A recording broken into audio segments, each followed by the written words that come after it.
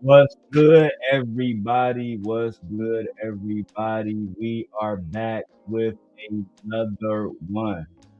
Hey, we are back with another one. Welcome to the Darrel Long Show. Go ahead and hit the like button for everybody that's coming in. We are back. All right. There's a few different things that I got to work on in the background, but for the most part, we should have a great day today. For the most part, hold on. Let me do this. Gotta take off these jogging pants. I'm too hot. We're gonna have a great day today, man. We got a few videos we're gonna break down. But first, before we get into all the messy stuff, I actually want to give you guys a great show. You know what I'm saying? Because we're about to actually get back, to 12-hour shows on a daily basis. We're about to get back to full-time content creation. Let me put it down now. We're about to get back to full-time content creation. And truthfully, I'm looking forward to seeing how far we grow. All right. I'm looking forward to see how far we grow. Now, I do want to have a conversation. Oh my God, now my sister calling me. Hey sis. Hello? Hey, what's up? Yeah, I'm good. I'm working right now. Can I call you back? Okay. I still got you on that Pokemon game too. I ain't forget about you.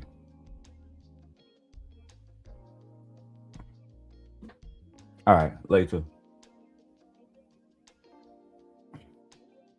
Look, I see my family be calling and checking on me, making sure I'm all good, making sure that a brother all good. Now, as I was saying, our country has been going crazy lately. All right, so let me get this straight. So I'm going to start off talking about Bad Bunny, and Bad Bunny's performance at the Super Bowl, which everyone liked. Listen, I showed my wife both videos last night, and she just was like, "Yeah, Bad Bunny was just so much more. It was just better. It was a better all around performance than the people at Turning Point USA, right?" And this is before I get into the Anton stuff, et cetera, et cetera. I want to make good content. And before we even get into the Anton stuff, I'm going to Corey Holcomb, right? I'm going to Corey Holcomb in the whole situation. We got Corey Holcomb on camera saying some very bad things. We got Corey Holcomb on camera saying some very, very bad things. And I support Corey Holcomb, but we got to keep it 100. And hold on, guys.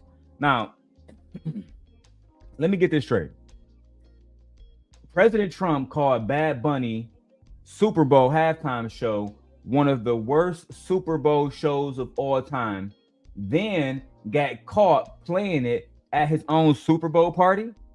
Yeah, we got footage of that. We got footage of Donald Trump playing Bad Bunny at his Super Bowl party while at the same time saying that Bad Bunny had the worst Super Bowl of all time. Imagine that. Imagine that. We got to have a real conversation. All right. My wife's, oh my God. My wife, hey, I need you to print out the Charlie Kirk work that you send me to my work email. Okay, man. 1 second. I got you. Don't mass text me.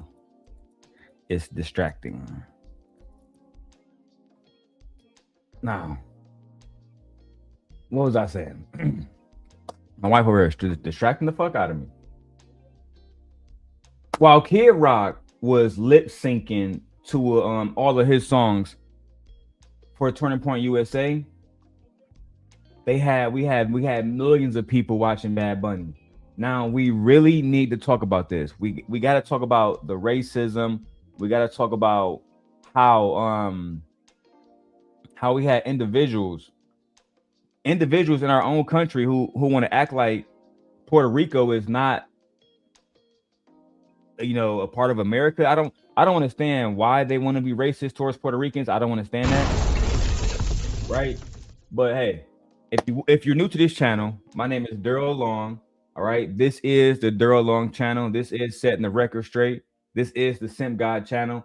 And today we're going to be breaking down one of the wildest culture war moments in Super Bowl history. Bad Bunny versus Charlie Kirk's Turning Point USA.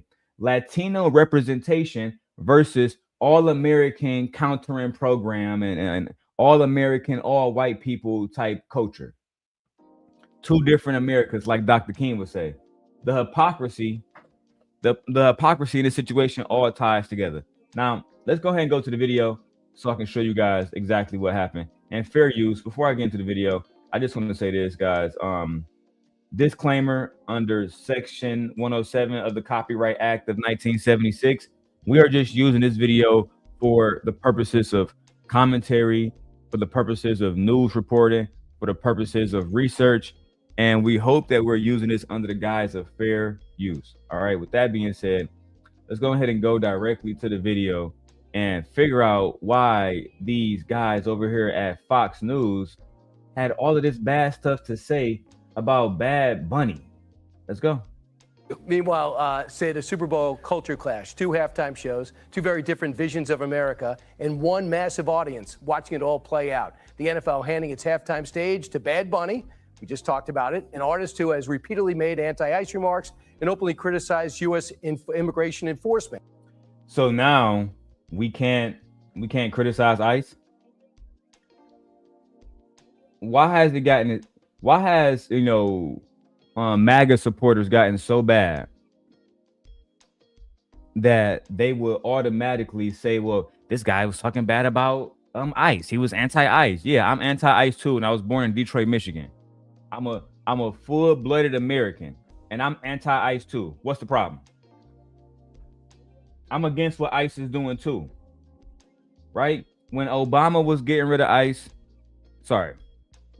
when Obama was getting rid of illegal immigrants and using ICE to do it, he wasn't doing it in a way that was destroying people's lives.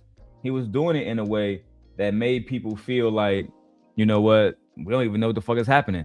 We got a person that's keeping us safe. It's not racist. It's not predatory. They're not chasing little girls down the street. When President Trump comes into office, now as Americans, we can't even exercise our First Amendment right to speak about how we feel about this organization because there's going to be some type of punishment for it. And this is why the radical right? The radical right is the major enemy of America, not just black people, but of America, right? Bad Bunny is an American citizen. Bad Bunny was born in Puerto Rico, which is a province of the United States of America. We know this because Americans like Jake Paul lives in Puerto Rico and is still considered the United States. So you know what? Let's go back to the video. I'm gonna show you guys more about what's been going on lately. The decision sparking backlash from critics saying this isn't just entertainment, it's a political message on America's biggest stage. In response, Turning Point USA rolled out their star-studded all-American halftime show featuring patriotic themes, conservative voices too. Watch.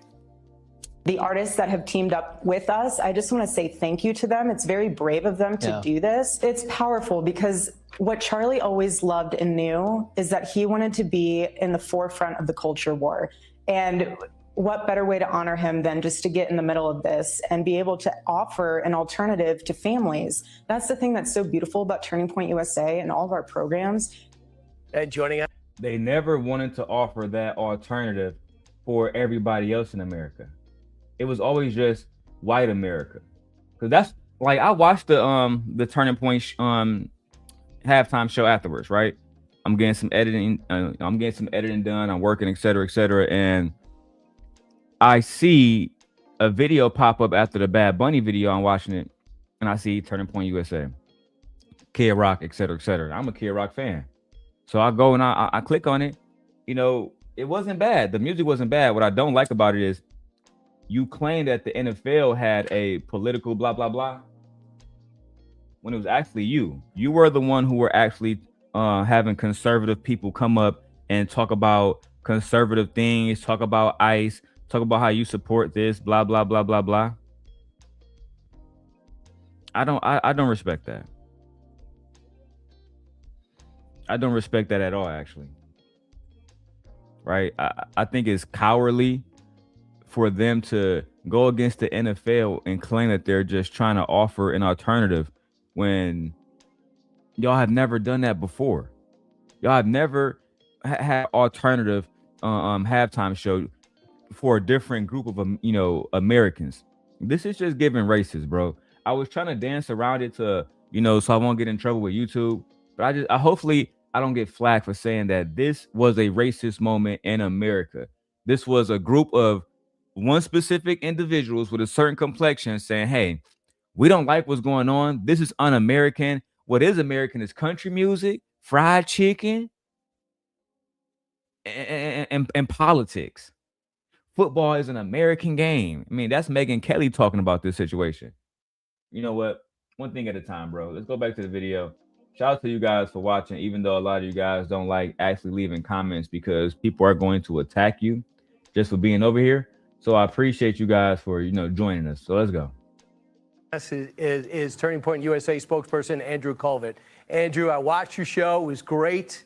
How did you do? Do you have a sense of how many people watched? Yeah, it was kind of blew our minds actually a little bit, Brian. And we saw at one point across all the different social channels, we saw over 10 million concurrent views. So that was adding up all of Rumble and all of our partners just on the social side. So I do believe that. I do believe that they probably got 10 million views. Listen, I believe that. I can see that.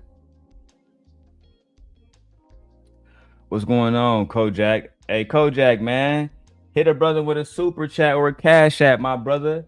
I be seeing you over there supporting other people. I'm not hating. I want you to support other people, but I need support too, my brother. Help a brother out. I'm going full time. So I'm leaving my job. I'm going full time, recreating Simp Nation and rebuilding it. That's why I didn't start this off with Anton Daniels. You know what I mean? We're going to talk about Anton, obviously, but we have to start diversifying ourselves. That way we can have genuine content and not just be known like Freezy or somebody else as somebody who's hating on Anton. So I appreciate it. The super chat should be open. The membership should be open. Merchandise is open. If you guys want to go buy a Simp Nation hoodie, I will begin rocking the merchandise myself again on camera. That way we can sell it. But anyway, let's go back to this. I do believe that they was getting 10 million viewers because the country is divided. The country is divided right now. Half the country believe that Donald Trump is doing the right thing. Half the country believe that Donald Trump is doing the wrong thing. Right? The country is divided, like YouTube is divided. Half the people feel like Freezy has the right to speak about that situation with Anton. And you get people like Kojak who believe Freezy a lame. Now, Kojak, put a 1 in the chat if you saw the video of Anton Daniels' son speaking out. That's right. We got exclusive footage of Anton Daniels' son speaking out for the first time. For the first time since all that Corey Holcomb stuff, I got the footage. He even called Anton daddy. You never saw that? Let's go ahead and wrap up this Bad Bunny. Let's go ahead and wrap up this Bad Bunny topic. We got to put this on 1.5 now because we got to go to that immediately. And now the numbers keep trickling in. I mean, right now as I'm sitting here, YouTube's numbers keep updating.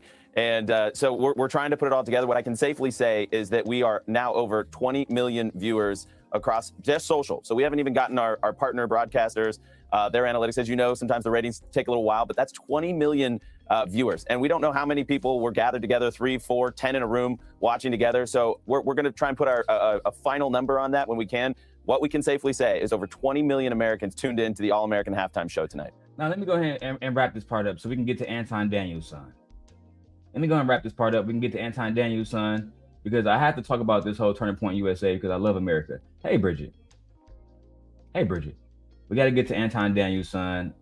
The homie Kojak want to see it. So look, let's go ahead and put it like this. All right. We had this historical moment, this extremely historical moment that happened at the Super Bowl on February 8th, 2026 at Levi's Stadium in Santa Clara, California. Bad Bunny made history as the first Latino solo artist to headline a Super Bowl halftime show, not just headline, but perform almost the entire Super Bowl halftime show, which was about 13 to 15 minutes, in fucking Spanish the entire time. It was absolutely amazing. I loved it. My wife loved it. The production was good. It sent a political message saying that we are American. Us in Puerto Rico, we are Americans. Okay. Now, I have a lot to say about that. I'm going to circle back around to that. Because we have something to talk about. Young black men are being lost by their fathers. Oh, Kojak said a little something. Oh yeah, the gaming channel gonna be lit, man. Shout out to Kojak. Now, hey, Bridget. Thank you, Bridget. And listen, shout out to Kojak for hitting us with that super chat, bro. I appreciate you. We are $90 away from our stream goal. Listen, man, I get in a good mood when people just support. And I appreciate you. I got kids, I got a wife. Support the Sim guy so we can get to this Anton Daniels content. Ooh, cash make the coochie go woo woo. Now here we go. Go share it. Share the video right now to all your friends. Y'all never seen this before. Anton Daniels' son speak for the first time. Now, we have a young man who was a bag chaser. He was a bag chaser thinking, my daddy Anton, he loves me. Daddy Anton loves me. He had never betrayed me. He had never talked bad about me. Bro. We got to break this one down. All right. Now let's go ahead and throw the fair use joint up. Because again, I don't want to get struck by this young man. He already in his feelings. I watched this video last night with my wife. He already in his feelings. He don't know what to do. Let's go ahead and watch, y'all. Happened to your little YouTube thing? Huh? Oh, hold on. The title of this video is Why I Stopped Watching Anton Daniels. Wow. The name of this video is Why I Stopped Watching Anton Daniels. Bridget says, is this his real son? Wait around and see, Bridget. Wait around and see. You're going to hear it out of this young man's mouth. You don't have to hear it from me. Wait around and see. Look, Kojak just spoiled the goddamn show. Adopted son, not his biological son. Goddamn. Let's go ahead and hear what Anton Daniels' son had to say. Fair use. What happened to your little YouTube thing? Damn. Huh? What happened to your little YouTube job? You said you was a content creator. Damn. Young man tried to come into YouTube, tried to be a content creator, and Anton shitted him. But this is a good one. Put your seatbelts on. Get your cup of coffee. I certainly have mine. Okay? I certainly have my coffee this morning. This one is going to be good, ladies and gentlemen. Let's go. Hey, man, what happened to your little YouTube thing? Huh? What happened to your little YouTube job? You said you was a content creator. You making $100 a month. Damn. Like, yeah. Nah, you making $100 a month. Not you making $100 a month. Not Anton shitting on a young man he adopted. YouTube thing. Huh? What happened to your little YouTube job? You said you was a content creator. You making $100 a month. I was like, yeah, I thought so too. You know, went from getting thousands of views to, you know, getting like hundreds of views. And you guys know that's how we get paid. By You don't get paid by the views. You do not get paid by the views. But if you want to learn more about that, make sure you tap into the Patreon link. Is in the. Look at that nigga still taxing you. How you adopt the little nigga to be your son and you still taxing him on the price? Hey man, if y'all want to learn more about how to get money on YouTube, hit that button right there, hit that QR code and join the Patreon. Okay, Join the Patreon, and I also will teach you how to get money. You see, I just got $10 out of Kojak. Well, we getting money over here. we getting big motherfucking money over here.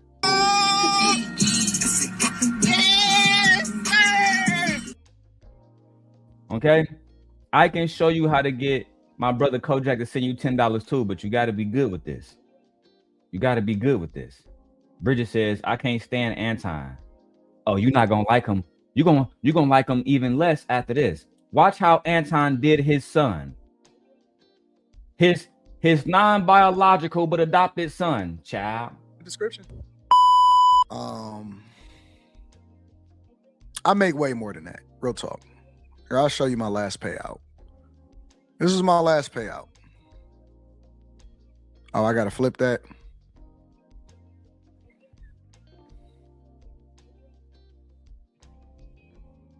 I do. I make way more than that. That's not even a question. Damn, not Anton showing y'all how much money he make on here. And I have a Cash App that just came through. Shout out to my brother Gary with his $5 Cash App. Listen, man, do you want to get money? Do y'all want to be a bag chaser? Then subscribe to Cent Nation. Yeah, we on our way to getting 172,000 in 1 month. I just need my brother Jerry to send $5, 500 more times. You feel me? I need every one of y'all to send $5, 500 times, and then we too will get paid like Anton. But we never gonna be adopted. Yeah, this is the same shit that happened to Freezy. Are you taking guests today? Yeah, come up. I am taking guests today. Look, I'll drop the link. I'm not like a a-hole. You feel me? I'm not an a-hole, guys. If you guys want to come up and we can be respectful and we can stay on topic and not disturb the content, then you guys can come up. But let's hear more from Anton Daniels' son. Exclusive.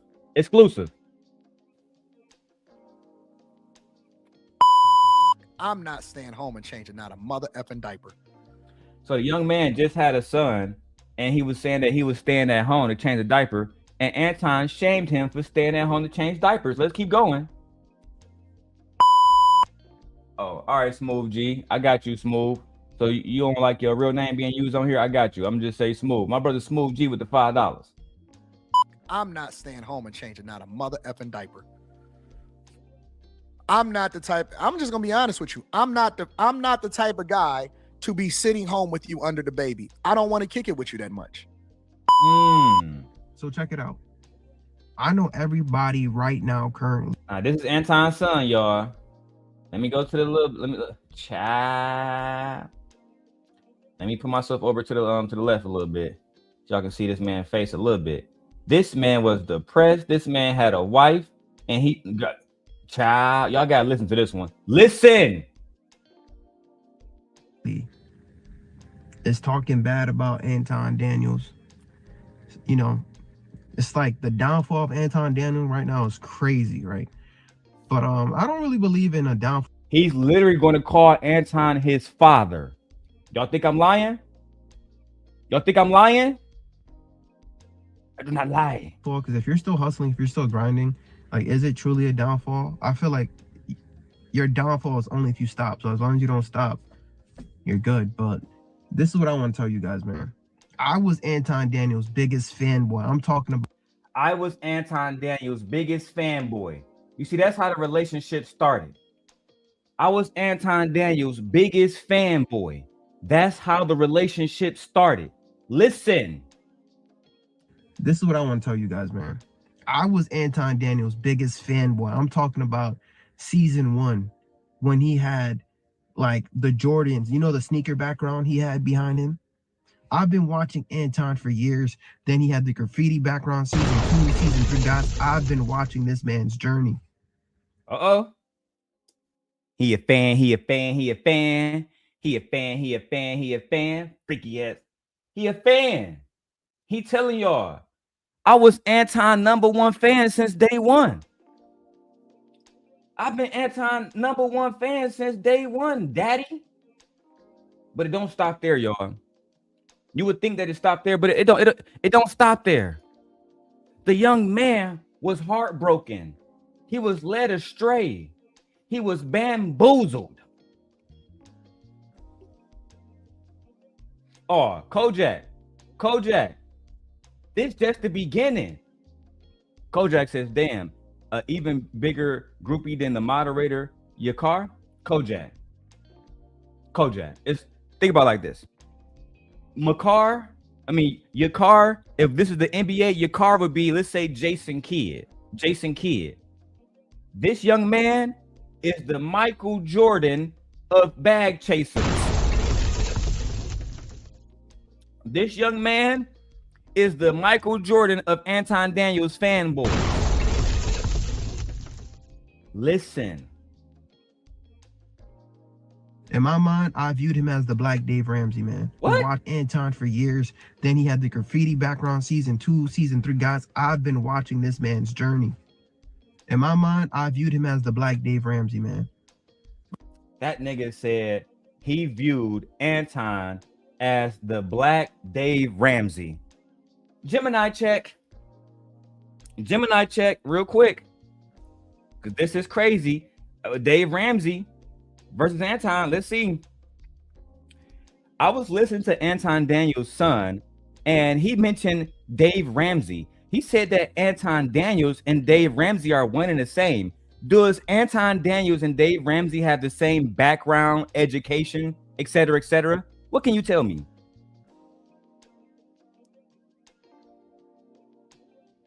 While Anton Daniels and Dave Ramsey share similar financial philosophies, their backgrounds and educational paths are quite different. Did Anton Daniels ever graduate from college? No, Anton Daniels did not graduate from college. He briefly attended the University of Detroit Mercer for 1 semester, but dropped out because he found it too expensive. Damn. He later studied software engineering while working, but he primarily attributes his success to self-teaching and life experience rather than a traditional degree. Damn. Does Dave Ramsey have a degree? Yes, Dave Ramsey has a Bachelor of Science in Finance and Real Estate from the University of Tennessee, Knoxville. Would you like me to look up more about his early career in real estate before he started his media business? You mean to tell me that Dave Ramsey was already successful before he began making YouTube videos about finance? Yes, Dave Ramsey was highly successful long before YouTube even existed. By age 26, he had built a $4 million real estate portfolio and was a millionaire. Although he lost it all and filed for bankruptcy in 1988, he rebuilt his wealth through a financial coaching business and launched his nationally syndicated radio show in 1992. By the time YouTube launched in 2005, Ramsey was already a household name with a massive media empire and several best-selling books. Would you like to know more about how he lost his first million or how he started his radio career? So, young man, Anton is not Dave Ramsey. Okay? Let's go ahead and debunk that in real time. I thought Anton was the Black Dave Ramsey, man. The nigga with no degree, with no experience, dropped out of college in 1 semester. You were bamboozled, sir. You was led astray, sir. And even worse, Kojak, I can't even blame Anton on this one. After you listen to the video, Kojak, we can only blame this young man. Yeah.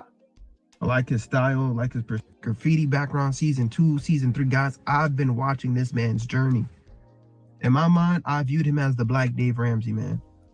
I like his style, like his persona. It was just cool. It was just a... Did you just say you like Anton Daniels' style? What does that mean? Like, do you like the way he dressed? You like the way he walks? You like the way he talk? Like, what do you like about Anton Daniels' style? I mean, like, were you getting fashion tips from Anton Daniels? Were you like trying to rock the Versace robe? Like, I'm just confused. Because usually when somebody is talking about Anton, the last thing they're talking about is style. Like, did you go buy one of the rich bully fucking hoodies from San Antonio? It's like, what the fuck is happening? This nigga's worse than Freezy, y'all. I mean, I said what I said. This nigga is worse than Freezy. I mean, I can't imagine being this addicted to somebody else. And then I see somebody in the back chat simply investing. It says your device not connected, bro. Yeah, you might have to cam up on your other laptop. Let's keep going. Cool older brother vibe I got from him, right? What? And it was just cool. It was just a cool older brother vibe I got from him, right? And Older brother vibe is crazy. This is why it's important for young men to have real life families, because as you can see, some of these young men out here today, they're misguided.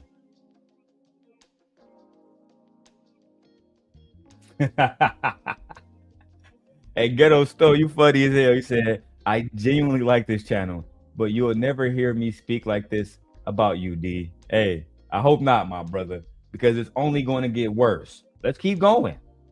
I know you guys are not, I know you guys know exactly what the hell I'm talking about, man. Like, watching Anton, it was motivational. You see how, you know, he grinds. He talked about how he got his money and whatnot and all this cool stuff, man. And guys, it got so bad to a point, I'll be honest with you, I put Anton on a pedestal.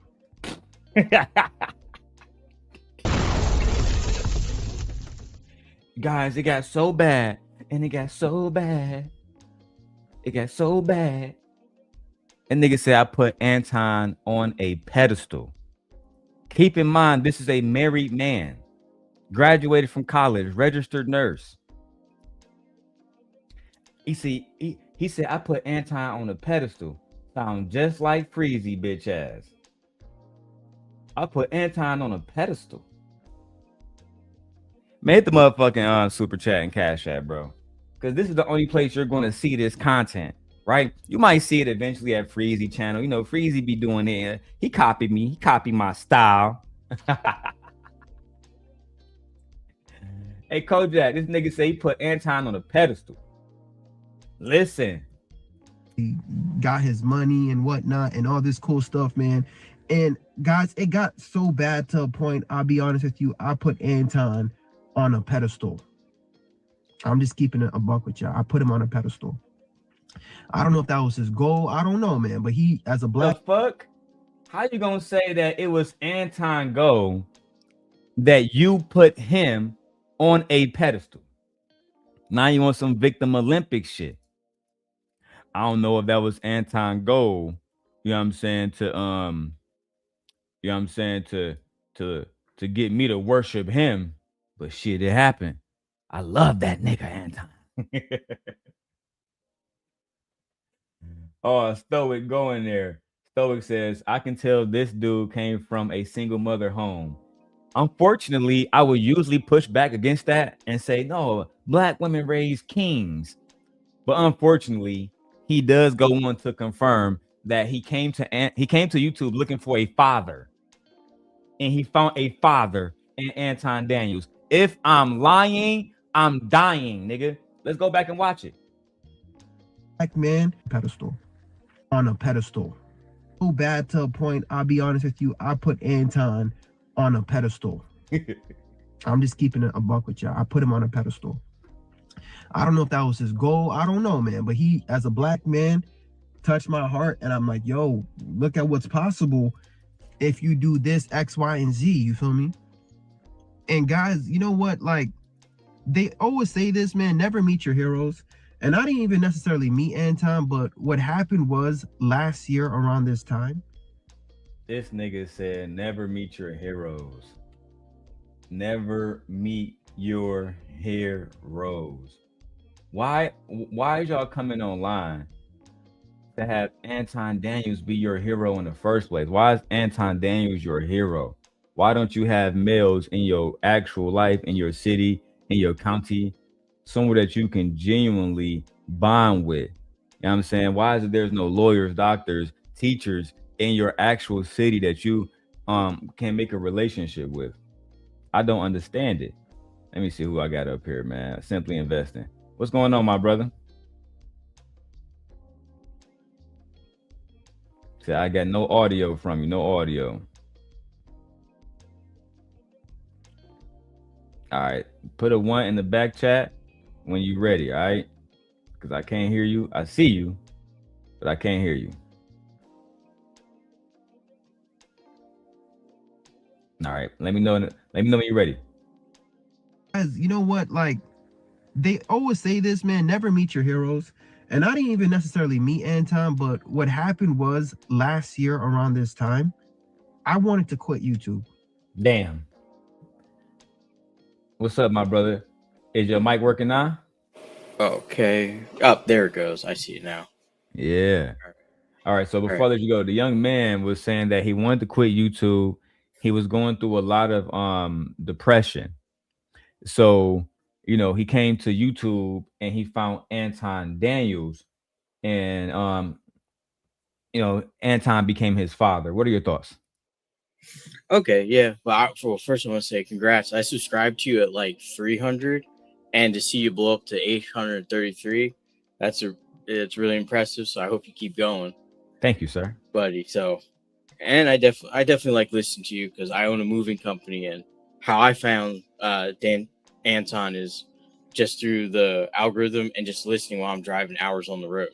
So, Okay. and I remember this guy's first video when he talked about Anton and how he joined his group, The bag chaser. one of his groups, the Bag Chasers, and like he got there, he got up to like 1,000, like somewhere between like 1,000 to 10,000 views for the videos he was doing, and then he was dropping off, and he didn't know why, but he wasn't getting good feedback. The video was like a year and a half ago, I think it was, for this guy. But I remember seeing him about being a nurse and being able to help take care of his wife and all this stuff and turning his life around. But to be honest, when I saw Anton Daniels, I think unfortunately this poor young guy was just used for Anton's platform, and it kind of like used both for his monthly payment, of course, but he was used as like an example. Like, here's an example. He has the Patreon, so he can get people to like keep watching his videos, which is like almost like a view botting without the bots. Of course. And they probably propped him up so he could say, okay, look what I did for this guy. But now that he's fallen off, you could say, hey, it's not my responsibility. And he just kind of threw him to the wolves instead of saying, hey, look, if you're going to be a real mentor, coach him, develop him, things like that. Help him say, hey, you're hitting a rough spot. You're going to hit this rough spot. This is how I overcame it. What are you doing? How can I help you? Things like that. If you're paying for one-on-one coaching on a Patreon, which I think his was like $500 a month for that. I think it was less than that. The Patreon, I'm not sure. Like, it's different tiers. I'm not sure, but I think the smallest one was like 15, then 40. Anything beyond that, I'm not sure. Oh yeah. So I know it was something like for one-on-one exclusive. Like one-on-one coaching. It probably was expensive. Yeah, it's like you for $500. Like if I invest $500 into advertising, I have to see a certain amount to get back. There's no way I can just keep doing that and get the bare minimum. All right, let's keep going with the video. As the young man said, he was going to quit YouTube, but he found hope in Anton Daniels, and my brothers in the chat believes that he might be going both ways. But let's not go there yet. Let's see what we got here. Because I was just depressed. I was just in a mental space, man, where I felt like giving up, right? I feel the same way this year right now. Damn. You guys already know how the economy kicks our ass, all the things, right, that's going on right now, guys. I'm a registered nurse, okay? And I still have to go through my struggles, right? So imagine somebody who's not even a nurse with a career, you know what I mean? Just your average person, man. I'm telling you guys, America is mad tough. So we come on this thing called YouTube sometimes looking for motivation and inspiration. And you know what, man? Like when Anton reacted to that video, guys, I got so happy. I was so excited. I told my wife to sit down, come watch my man Anton, you know. Hey, Kojak, this nigga thought he made it because Anton reacted to his video, right? only for Anton, right? Imagine sitting your wife down to hear Anton say this. Hey man, what happened to your little YouTube thing? Huh? What happened to your little YouTube job? You said you was a content creator. You making $100 a month. I was like, yeah, I thought so too. You know, went from getting thousands of views to, you know, getting like hundreds of views. And you guys know that's how we get paid by them. You don't get paid by the views. You do not get paid by the views, but if you want to learn more about that, make sure you tap into the Patreon link is in the description.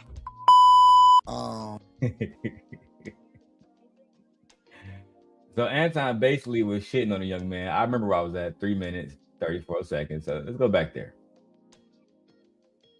You know what, man? Like when Anton reacted to that video, guys, I got so, man, you guys already know how the economy kicks our ass, all the things, right, that's going on right now, guys. I'm a registered nurse, okay? And I still have to go through my struggles, right? So imagine somebody who's not even a nurse with a career, you know what I mean? Just your average person, man. I'm telling you guys, America is mad tough. So we come on this thing called YouTube sometimes looking for motivation and inspiration. And you know what, man? Like when Anton reacted to that video, guys, I got so happy. I was so excited. I told my wife to sit down, come watch my man Anton. You know, I thought I made it, guys. I thought I made it. Like on like how I thought, guys, honestly, because I don't know if you guys know, I went on the That nigga thought he hit the lottery, y'all. He thought he won $1 million, Kojak, just by joining Anton Daniels' panel. Not even that, by having Anton react to him. The nigga really thought he made it. Stoic, what's good? Welcome to the show, bro.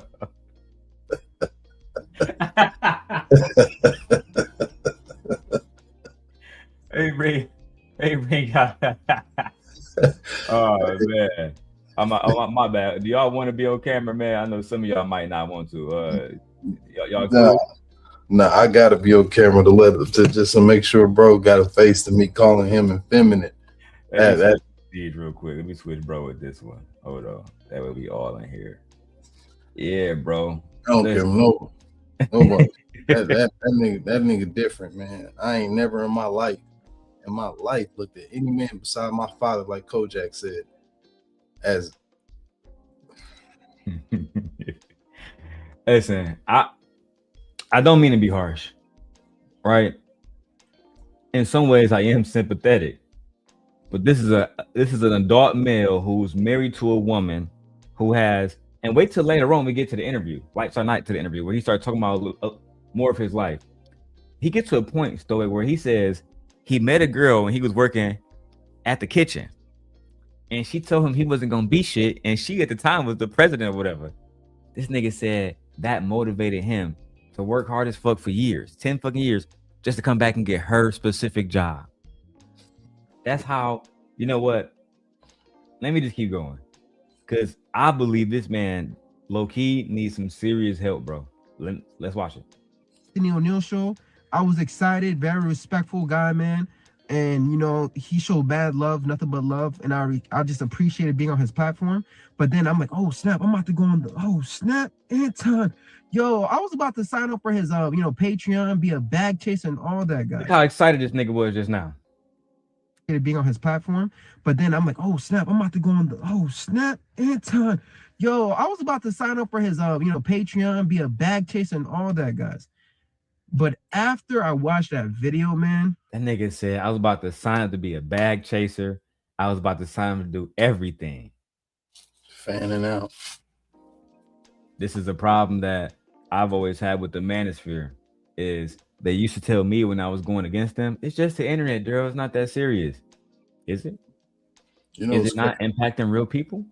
You know, it's crazy. He act like those followers off of Fresh and Fit. You see what they be saying in the comment section, man? They treat Myron and Fresh like they ain't the squares niggas that they are, man.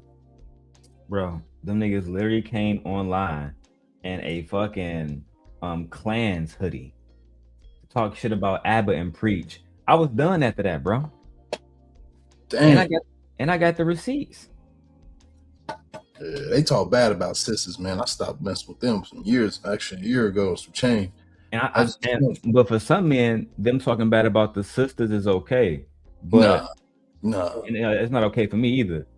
But if you're a black man and he's saying these guys are monkeys, man, or blah blah blah, Myron be going crazy on Twitter, bro. Yeah. So it's a whole different conversation. Let's stick to Anton Daniels' son, and why y'all should never, ever, ever, ever, especially as an adult male, it's even more as a husband, never put your faith in another man. You only put your faith in Jesus Christ. You only put your faith in Allah. If you don't subject yourself to a religion, then put your faith in yourself. Fact.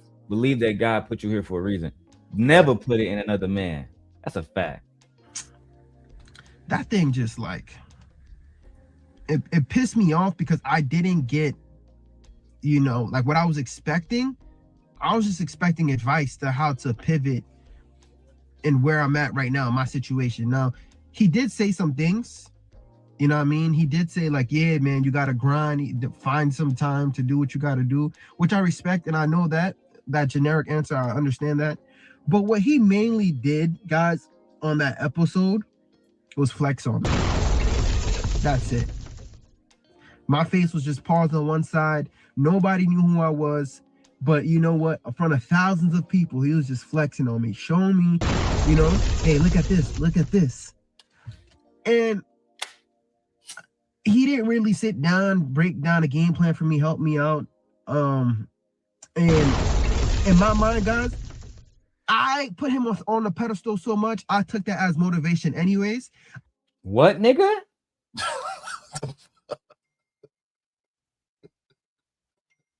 The nigga dissed you in front of your wife, and you still continue to put this man on a pedestal. Now, stoic. When black men are telling black women, you're supposed to respect all black men, all of them are leaders. We know now that that's a lie. That is a lie. It's a lie. This man is looking to be led by Anton Daniels. Some niggas is designed to be followers, G. Some niggas just designed to be followers, man. And for that reason alone, I don't think they allowed to be married. You're not allowed to have your wife. You need to donate her. I got something for her to do right here in my crib right now. I couldn't agree more, actually. This is actually genuinely embarrassing. I don't know what to say. I don't know what to say except, you know, good luck to that brother. I hope that he get all the help he need, but this was genuinely embarrassing.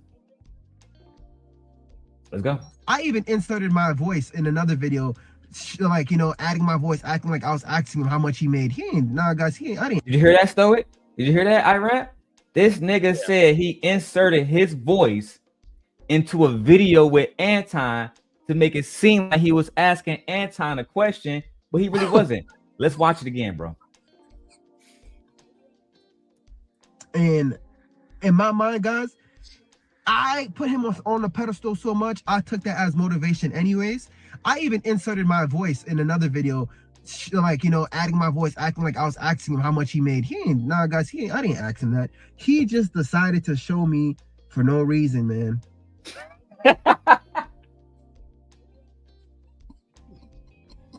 Well, this is what happens when you put your faith in Anton Daniels. Go ahead, Iran. It's a humiliation ritual, and I early on when he was just really getting going on YouTube, I joined his bag chasers for $5 when he first started it, and to me it felt like a farming event. Like he's just trying to pick people to get information. He was asking people. He was more like, it was like asking for advice from seeing what people were doing. Like to me, it felt like he was trying to find an idea to make money from the group of people while dispensing basic level information. Like the most common one that they all say is like, you know, you can get your G-Wagon and write it off for your business. It's like, but I own a moving company. First thing the IRS is going to say is, what does my moving company need with a G-Wagon? That's a fact. It has to be valid to that business. Now, if I bought like a Ford F-350, that has a valid reason. I haul trailers, I can do all sorts of stuff with it. But a G-Wagon doesn't make sense for a moving company, any other, like a furniture store or anything. It only makes sense for like if you're a hedge fund that has to cart your high-end clientele around, or you got an exotic car rental business. And it sets that surface level information. So that's why I just left after $5. You know, it's $5. I realized what it was, and then I left. But as I watched, there's so many people like him, but he's the only one that's made a video about what was going on. As far as I know, like that's been as in depth as this. But there's been a lot of people that had complaints on it. Like they joined, some have spent, and it's been more and more money over the years. And if you from 2021, I think it was, if you watch it, you see his Patreon goes up because more and more people are joining. He raises the rates, and then you notice the cars start coming, everything starts coming, and that's where I think he pulled him in, guys like him, because you see, like, because I know at one point he had like 4 cars, so he had an S-Class, a Taycan, a Tesla, and a Telluride, right? Right. And I used to sell back in the day Rolls Royce and Bentleys. I know for a fact, like, the one thing that they do in luxury is they make all the trims look the same. So if you're looking on the outside, you can't tell what is like $100,000 or what's $600,000. You don't know. You just know it's a Bentley. And so like his S-Class that he constantly promoted, and the Taycan were very basic models, which you can get a lease at the time for like $700. Yeah, that's a fact. So, but when other people see it, they're like, oh wait, he's got an S-Class. They're like 200,000 because you're looking at like the top trim is what most people advertise, most dealerships advertise. So they're thinking, okay, it's 200,000, but little you know, he probably was most common deal for finance deals when I sold those cars. You got the demo model, which had some features, not all of them, but some. And we gave it to you with like a 20% discount because it was getting driven every day, and we just had to get rid of it after a certain amount of time. And those are the cars he was getting, and then he would show them because they're all the base level trims. Like if you're going to spend $200,000 on a car, you're going to customize it a little bit. Yeah. But they're like red and white, black and white, black and tan. Like they're all the same generic trims that the safe trims that dealers buy. And I think that's what roped him in, because you see that's all he shows on his Patreon is all these cars. But now I started paying attention to him because like now my timeline's all feed up with all you guys calling him out on everything. Yeah. And all the cars are gone. Like I have not seen a video with the cars at all. So either he had to sell them or the leases were up.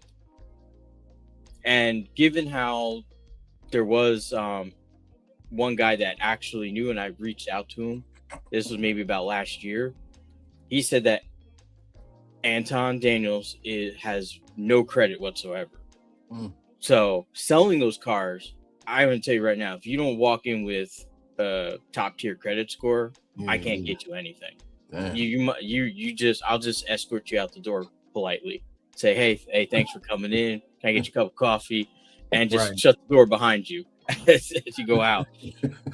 Like, there's nothing I can do. Like, for $100,000 depreciating plus asset, you have to have good credit, and we're already going to look you up. Like, we're checking your businesses, your net worth. I drive a Hyundai Palisade. You see. Hey, that's better than that Palisade looks good in the inside. When I was watching Izzy stream yesterday, my Palisade is super clean. I got every feature that you can get in the G-Wagon. Yeah, I'm just being honest with you. From massage seats, Apple CarPlay, Android Auto. Hold on, D. Let me compliment you real quick. Let me compliment you real quick, because I was about to compliment you. You gotta let me compliment you. Let me finish my compliment. I was watching Izzy stream yesterday, and D was driving, and I said to myself, "Why the fuck is he on the stream right now? He need to be focused on the road." and you're a grown ass man, so I can't tell you that, right? So I just sat back and thought to myself, well, damn, I'm looking inside your car. I said, damn, that's a nice car. And I didn't say nothing else. So now you bringing up the Palisade, and I was like, okay, this is the perfect time. It's very nice car. I myself, I drive a 2014 pickup truck because I come from poor background. I was so poor I couldn't afford the O and the R. I was poor.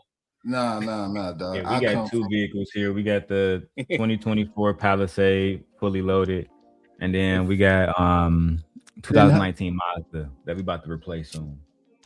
What you gonna replace it with?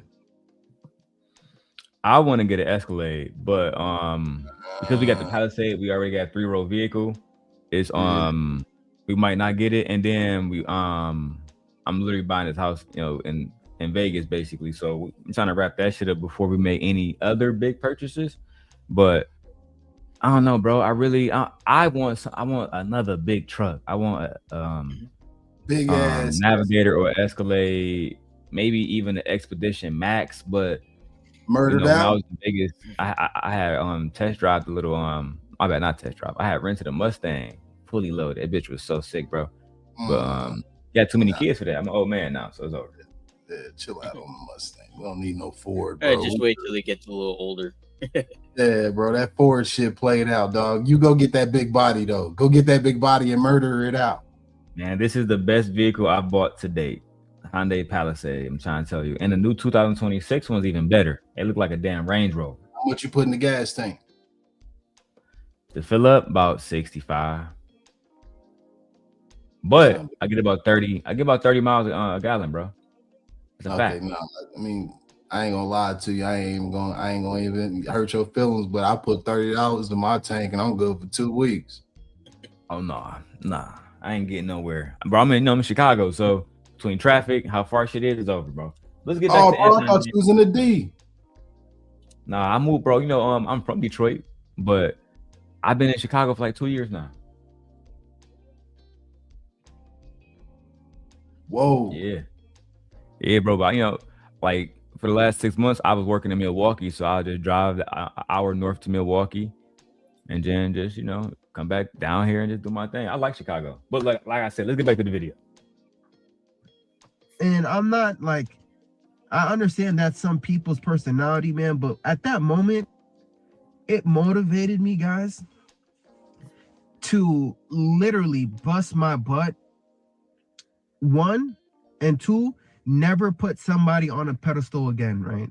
Fellas, it doesn't have to be Anton. You might come on YouTube looking at these alpha males, right? I'm not even trying to talk shit about fresh and fit, whatever the case may be, but you might look on YouTube. You're looking for a fatherly figure. You're looking for a daddy. What, nigga? Well, okay. Yeah. Hold on. Yeah, this nigga threw me for a loop. Hey, I was with him when he said that he ended up looking at him and was like, I ain't gonna put him on a pedestal. I ain't gonna do that no more. I'm like, okay, I retract my statement. You know what I mean, Rand? But then he hit me with a curveball again and said, we all look for daddies when we get online. That's like, what? We getting on here looking for a daddy. Nah, blood. What? I only got one father and I got one mother. That's the way God made it. I never can replace them. To come on, and this is where it get nasty. Because then he said Anton was my daddy. Oh.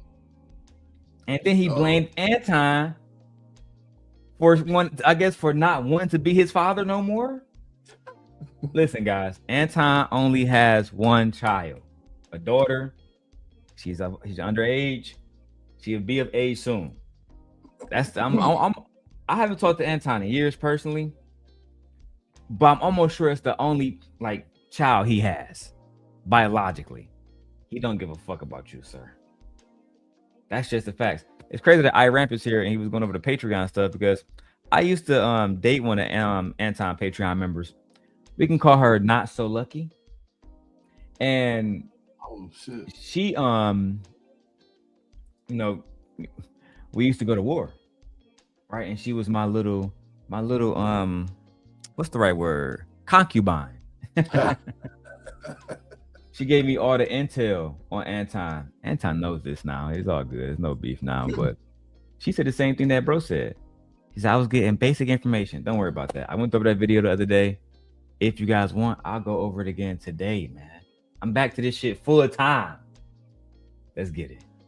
Looking at these alpha males, right? I'm not even trying to talk shit about fresh and fit, whatever the case may be, but you might look on YouTube. You're looking for a fatherly figure. You're looking for a daddy, to be honest. You might be growing up without a father in your life, so you don't even understand that you're doing this subconsciously, but you're... Stoic wins again. Stoic said this nigga did. He grew up in a single mother household. I didn't want to. Usually I got to defend single moms, right? I rant, but this look bad. Ladies, this look bad. Well, just because women are the reason why these dudes develop like this don't mean they still to blame. Because the reality is they doing subconsciously what they think is the right move. And that's really being intuitive with the feelings and stuff. But these dudes grow up, and that's what, and this is a product of being in tune with your feelings. You know what I mean? So, but let me ask y'all some real shit. And either one of y'all can go first. Y'all don't gotta go on mute. We all good. We just chilling, bro. Have y'all ever walked into a space and said, I'm looking for a new father today? No, definitely not. Definitely not. Definitely not. Never have. Yeah, I'm like my brother Kojak, man. I'm still down with my dad to this day, man. My pops is everything to me. And it's crazy because he told me, he said, when I was 5 years old, I stopped calling that nigga daddy. I don't know if it was off the tongue, it just didn't feel right. I don't know what it was, but he said, I just told him, can I call you Pops? And he was like, yeah, what's wrong? And he said that I told him, I just don't want to call you daddy no more. Nigga said, I can't use that word, bro. And he laughed and he was like, yeah, man, call me dad, pops, father, I don't care. And I called him. No, it's not masculine. I just can't. I don't know what it was, but keep in mind, my dad was born and raised Southside Chicago. You know, so he one of those. He one of those, you know, one of them. My wife was born on the west side. Yeah. He came from that background. Then he raised me in Kansas City, Missouri, which is another slum. If anybody knows. So Kansas City, a whole nother animal. Oh yeah. Do a lot of business out there. Gotta watch the truck when you're unloaded. It's crazy because we cousins to Chicago and Detroit. It's all Midwest, man. It's all Midwest. Yep. Yeah. Shout out to Anton's son. Hey, I guess you're looking at this time. Talk shit about fresh and fit, whatever the case may be. But you might look on YouTube. You're looking for a fatherly figure. You're looking for a daddy, to be honest. You might be growing up without a father in your life, so you don't even understand that you're doing this subconsciously. But you're coming here, you're looking for a role model, you're looking for a trend, you're looking for somebody who can influence you. And I'm not gonna lie, bro, black people, we are easily influenced, right? Hold on. Don't make this about black people. This is not a generalized thing. I rant never looked for a daddy. Stoic never looked for a daddy. And I never looked for a daddy. This is an isolated situation with you, sir. Thanks. You know what I'm saying? If I come on here, right, and I got to use extreme examples, so forgive me. If I come on here and say, man, I fucked the trans. I thought it was a girl, you know what I'm saying? But black people were easily influenced. Y'all gonna be like, nah, bro. I can tell the difference between a man and a woman. You're fucked. That was you, nigga. Right. You know what I'm saying? I hate when people do this, when they try to attribute something that they did that's embarrassing to all black people. I saw Anton do that shit after the Corey Holcomb shit. I'm a Christian first. I'm not black, nigga. So once Corey do that shit with his daughter, we need all black fathers to stand up. What the fuck? Don't try to weaponize us as a people for your petty ass bullshit. Every man has 2 feet, 2 hands. Get work and get busy yourself and rectify your wrongings by self-reflecting and realizing you put yourself in a situation. Anton never told you to subscribe. He never told you to become a bag chaser. Even if he did say, man, y'all want to learn everything, nigga, was no gun pointing to your head. You did this willingly. Right. So that means you gotta just take the consequences. That's with all of us, bro. Yeah. Right. That's unfortunately For us as men, we got to take the good and bad. Sometimes it get really bad, like what Anton did to you, which you're going to elaborate on, which is it's going to go from funny to very sad, low key. That's why I'm about to smoke now and have my fun.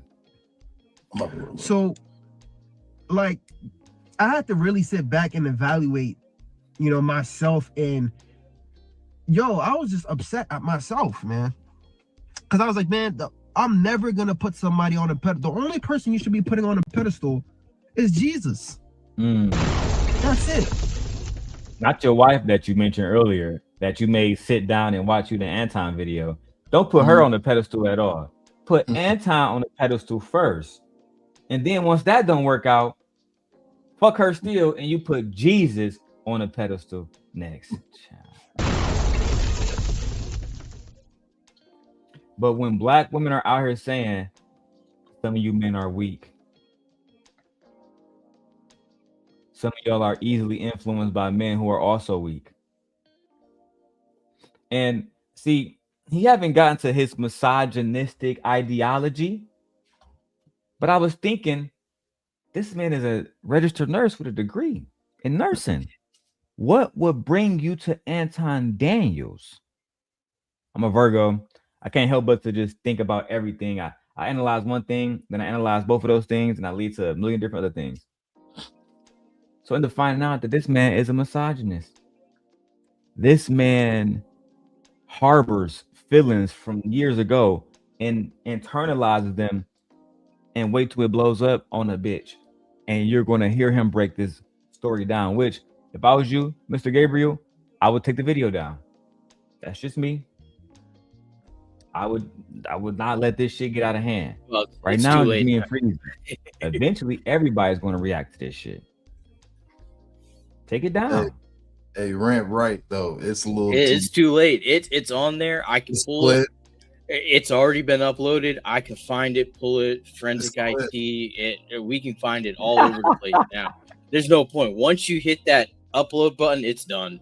You can do as much as you want. It's in. It's unfortunately, it sounds like he's been listening to a lot more than just Anton Daniels. But even Anton Daniels started to move into that market. Now I get it. I'm a mixed guy.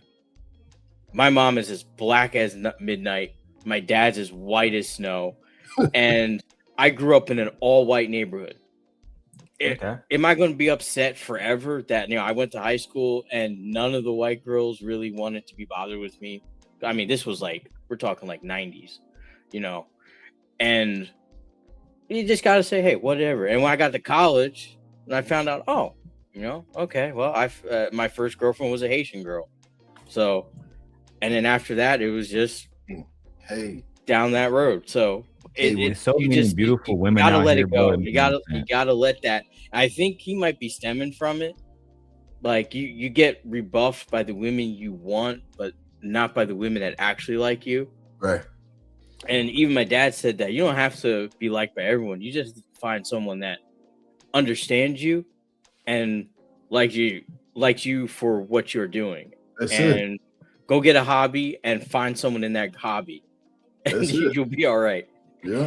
So, but if all roads fail, just go to Detroit. Guarantee you'll find a sister out there, no problem. I'm telling you, God put something special in the water in Detroit, man. The best women in this country is in Detroit. There's a lot of beautiful women I've never lived in Detroit, so I have to take the word for it. So. You would never know that to go look for women if you following Anton. But hey, let me show y'all this. Let's get it, man. Shout out to y'all for being over here in fair use, young man. I also tagged the young man, Fish Gabriel. So if you want to come up and explain why you became so obsessed with Anton and put him on such a pedestal, then I would love to have a conversation with you. That's the only person you should try to be like. You know what I mean? You're trying to be like these hip hop celebrities. You're trying to be like somebody from Hollywood, but you don't know what the heck they have going on. You don't know how they got their wealth. And this is no disrespect to Anton. I know there's allegations saying that he got his money from, basically a freak accident with his father. I don't even want to go into that. And I don't want to discredit his hard work, his work ethic, and everything he built up. Nigga just shitted on you, blood. Just shitted on everything you did. You brought your wife in there. He still shitted on you. It's the same But you thing. don't want to talk bad about him. I'm not a racist, but you know the next thing coming. It's like no disrespect, but it's gonna be full on disrespect. No, right. Of course. But hey, let's go. To now, it's just that at that moment, right, when you view somebody as a hero, as a role model, and you think, damn, they about to give you some key game advice, bro. My guy was making me feel bad for changing my son's diapers, man. I get what he was saying though, because he was like, oh, hey, bro, calm down. You know how Anton get down. He don't change diapers. He don't change diapers. Yeah, he made you feel bad about changing your son's diapers. In his mind, you can be spending that time making money, but instead you're taking care of your children. How dare you? Hey, for any of you guys looking, because I'm a single dad and I have a daughter. I'll tell you one thing, and I'm not even in the best shape, nor do I think I'm the best looking, but you a single dad and you're taking care of your kids, there's women just are attracted to that stuff. I don't know what it is. You gotta change your diapers, you gotta take care of them, you gotta be patient, you gotta do a lot of stuff for kids. There's nothing wrong with having to do it. I'm not saying you should have kids specifically for this. No. I get you. When you have kids, it's like I never looked and said at my daughter saying, I'm not changing her diapers. Like I gotta change it. If anything, I was more paranoid because I had a daughter. I was like, I gotta change this diaper real quick. I don't want her to get sick. I want her to do anything because anything that happened to this little girl. So I don't understand why it's not an effeminate thing. It's like you just have to do it. That's why there's a rule that says it takes two to tango. It's going to take two of you to raise it. Oh, it takes a village to raise a family. But no, you're 1,000,000% right, though. But I just want to say there's nothing wrong with what you're saying. You're not encouraging people to, you know what I mean, to have kids and everything. But what you are saying is women are attracted to responsibility. They're attracted to men that are responsible. Because the reason why they mess with dudes also in prison, it's not because he's in prison. It's because he took the time to take the discipline to work on his body. And that in itself is discipline, which is responsible for himself. That's actually a fact. Mm-hmm. I couldn't agree more, actually. That's a super fact. Let's keep going. You know, like if I had that or if I had problems, I'd be at work. I'm not changing no baby's diapers, bro. But like, you know what? What's wrong with changing your son's diaper? What's wrong with being there for your kids? Like, I do agree with things that he say, but you have to stand up and be honest and be like, yo, I disagree too. Because I wanted to make this video since last year, guys, but like I respected him so much and I had him on a pedestal for so long. I just couldn't believe it, so I just stayed quiet. But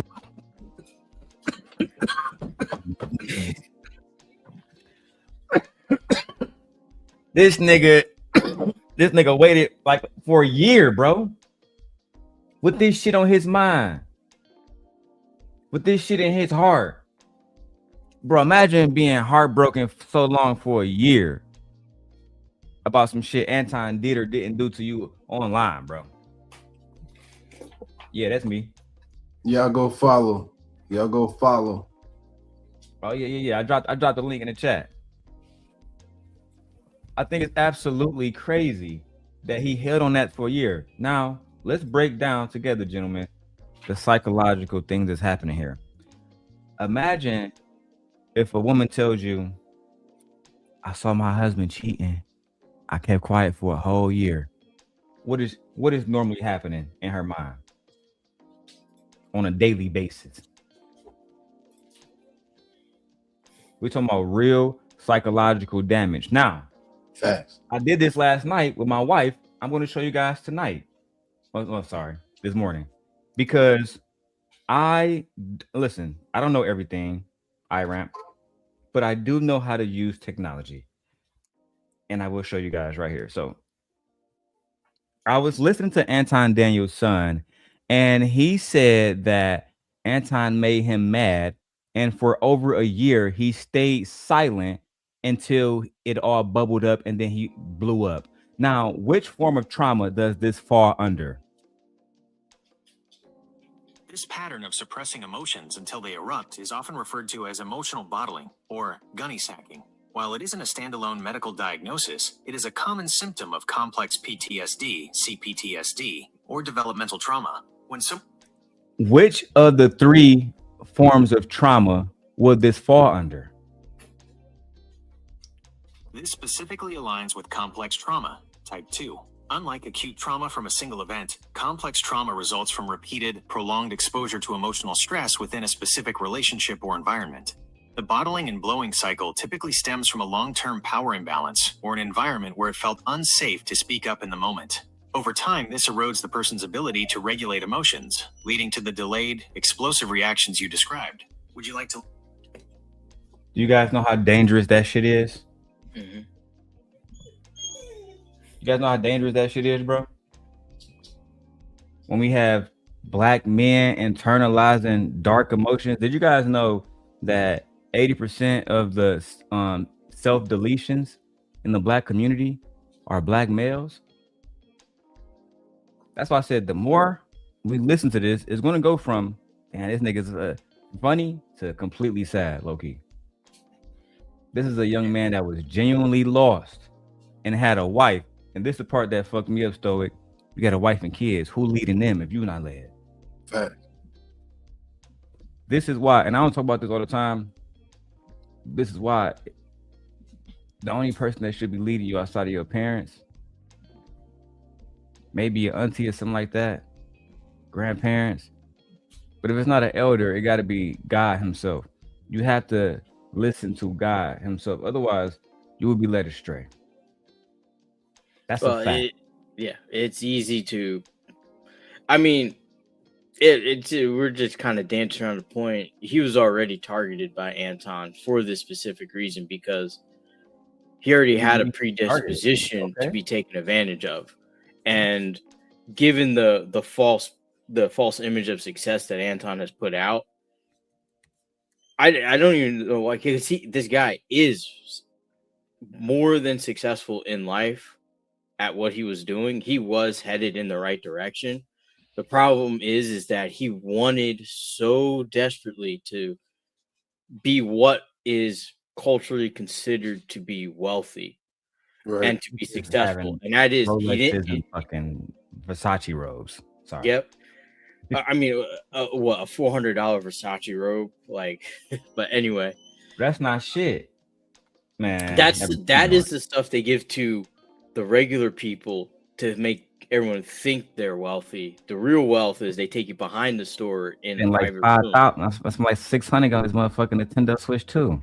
Mm-hmm. You know what I'm saying? I mean, everybody got expensive shit, bro. Let me show y'all something, because I don't think I showed y'all yet. But Ghetto, I got something new, and I appreciate you supporting the show. I hope you spend another $100, because the Simp guy gonna need it. Right? I got you real soon. Now look, soon. Y'all see what I got? I got the 49-inch OLED monitor, curve, bitch.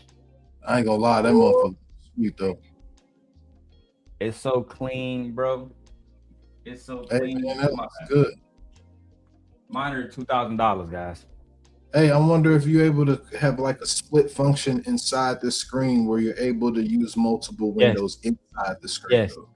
Yes, I can use multiple different. I can have one side of the screen, all my shit while I'm doing the streaming shit. And I can have another side connected to my Nintendo Switch, like I have it right now, or my PlayStation, which is over there. So if you want to do your YouTube purely on that screen, you could. Yes, that's what I'm doing. I'm doing it right now. Oh man, I'm gonna have to get one of them. Bro, yeah, that's clean. Look over here. Let me show you the other camera real quick. This camera. I got monitors everywhere, bro. I got a monitor for my other computer. This is my iMac right here that, you know, I kind of use for other stuff. Down here is my MacBook Pro Max that I'm using to host the stream, and obviously this is the monitor itself because it's big as hell. But yeah, and then this camera I use is an AI camera, so it follows me. Literally. I ain't gonna lie. You know what's more impressive to me for real, besides just the equipment, is the fact that you have great space utilization. I'm serious though. Hey, Rant. Hey, follow me on this one. How many people do you know you watch they stream you like, yo, it looks cramped up in there? Oh yeah, they're in like a little like a small section of a room. No, I'm not in a small space. No, that's what I'm saying. Great space utilization. That's what, yeah, man. Because now everything fits. It's not so much radiation on you. You're able to be healthy.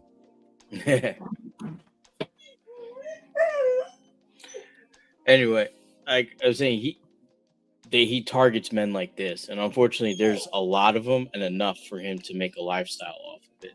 All right, let's talk about that for a second.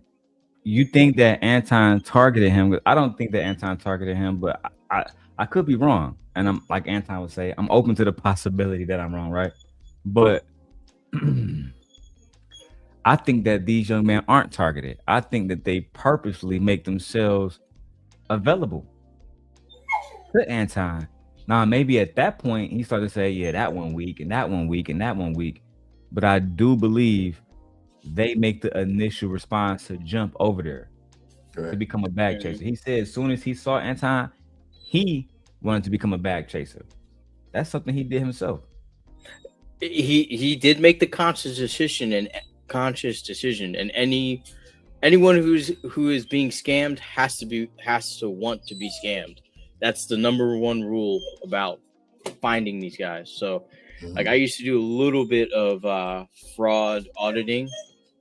Oh, sorry about that. I got a puppy here that I found at my warehouse today. So he's got to go out soon. Anton's not, I wouldn't say he's the smartest, but he's not dumb. He knows what to say, how to present, how to market to specifically draw in someone like this. Now he did make the decision. Like, you have to put in your card information. You have to set, I agree, I authorize. You have to do all that.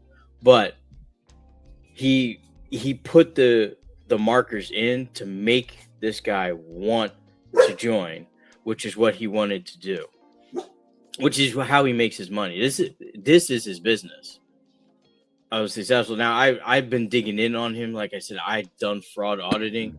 I found a lot of people have already stated a lot of, but there's like way more inconsistencies that even some of these people that are pointing out have yet to see on him. But the main one is that he goes after young men like this who feel lost.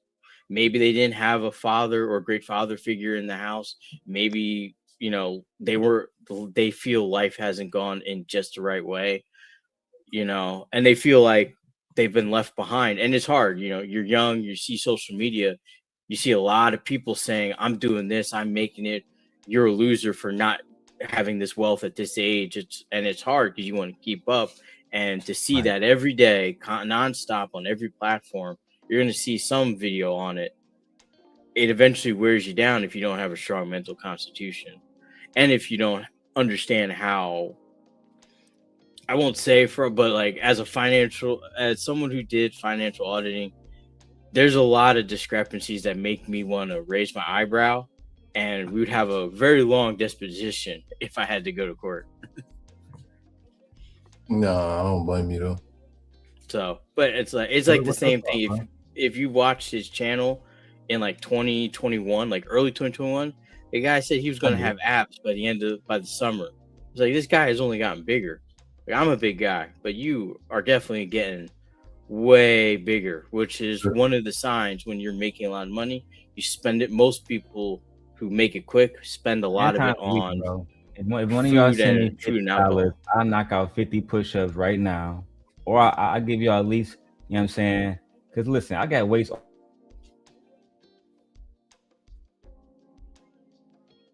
Did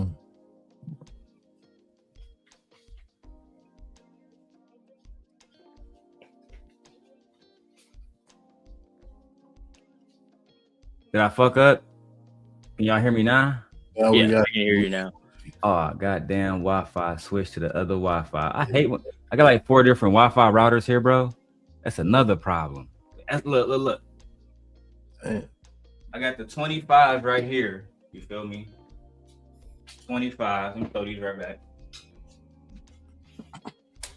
That's all you need, low keys. Them Curl 25. bar right here. Curl bar. That's a good one.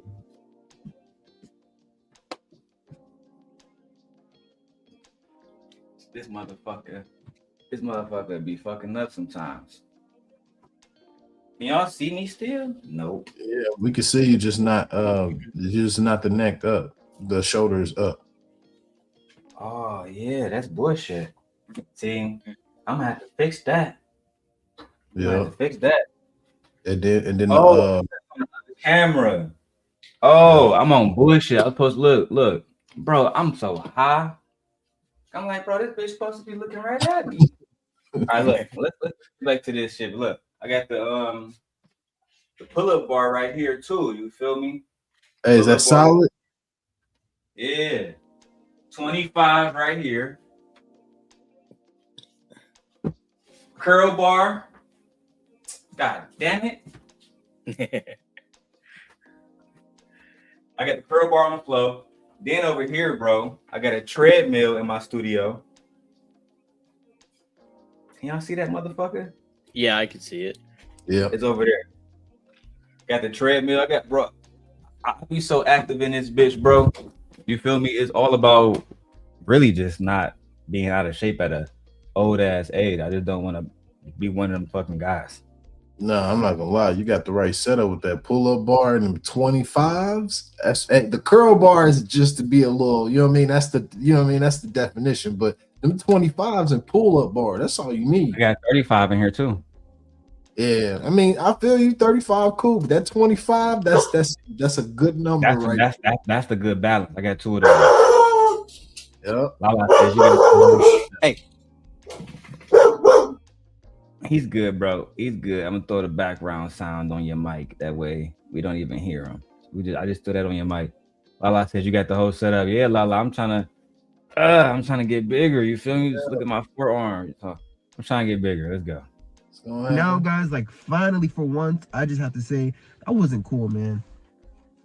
That wasn't cool, bro. Like I really expected like a real customized answer from you, man. As a big brother, I thought you was about to give me the game, bro. But I get it. You wanted me to go to the Patreon and then, be one of those numbers and, nah. You see me? When I see something, like I'm the type of person, right? Like, because I told you guys, when my director of nursing, I was in the kitchen. She violated me and she said I'll never be anything. Here we go. Lala, hit the link. I'm glad you're here. If you have a moment to spare, my lady, because I want you to hear this. I know you was here last night.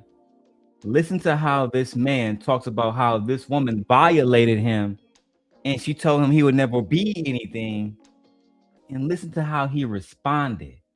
How long he internalized that hatred. This is why Black women are the most unprotected in the United States. That's a fact. And let me prove it, because I don't want y'all to say Darrel's up here simping and lying to y'all. Let me test myself. Gemini, I was listening to Darrel Long. How can I help you today? I was listening to myself and I said that Black women are the most unprotected of all the races of women when it comes to domestic violence, sexual assault, etc., etc. Is that true? It is a documented reality that Black women face disproportionate risks. According to the CDC and Department of Justice, approximately 45% of Black women experience contact sexual violence, physical violence, or stalking by an intimate partner in their lifetime, which is a higher rate than that of many other racial groups. It's over. It's over. That's it. So I don't just be simping. I tell y'all the fucking truth. It's the truth. What they used to say? Hey, Darrel, you okay? Hey, Lala. Hey, hello. It's my guy Stoic. She's like a family to me. You know what I'm saying? So the only thing I ask is that she get the same respect that I would get. That's all. Thank you, Darrel. In that case, sister. Now, I brought you up here because I needed your feminine perspective about this young man and the story he's telling about this woman. Let's press play. Like, I'm the type of person, right? Like, because I told you guys, when my director of nursing, I was in the kitchen. She violated me, and she said I'll never be anything, right? You know what happened? I was working in the kitchen, and then after that, guys, she motivated me so much. I went to school, I busted my butt. I ended up getting my master's in leadership and management, and guess what? I applied for her job after she got fired. I ended up not taking it, but you know what? I was only 25 years old, and at that point, I said, wow, anything is possible if you put your...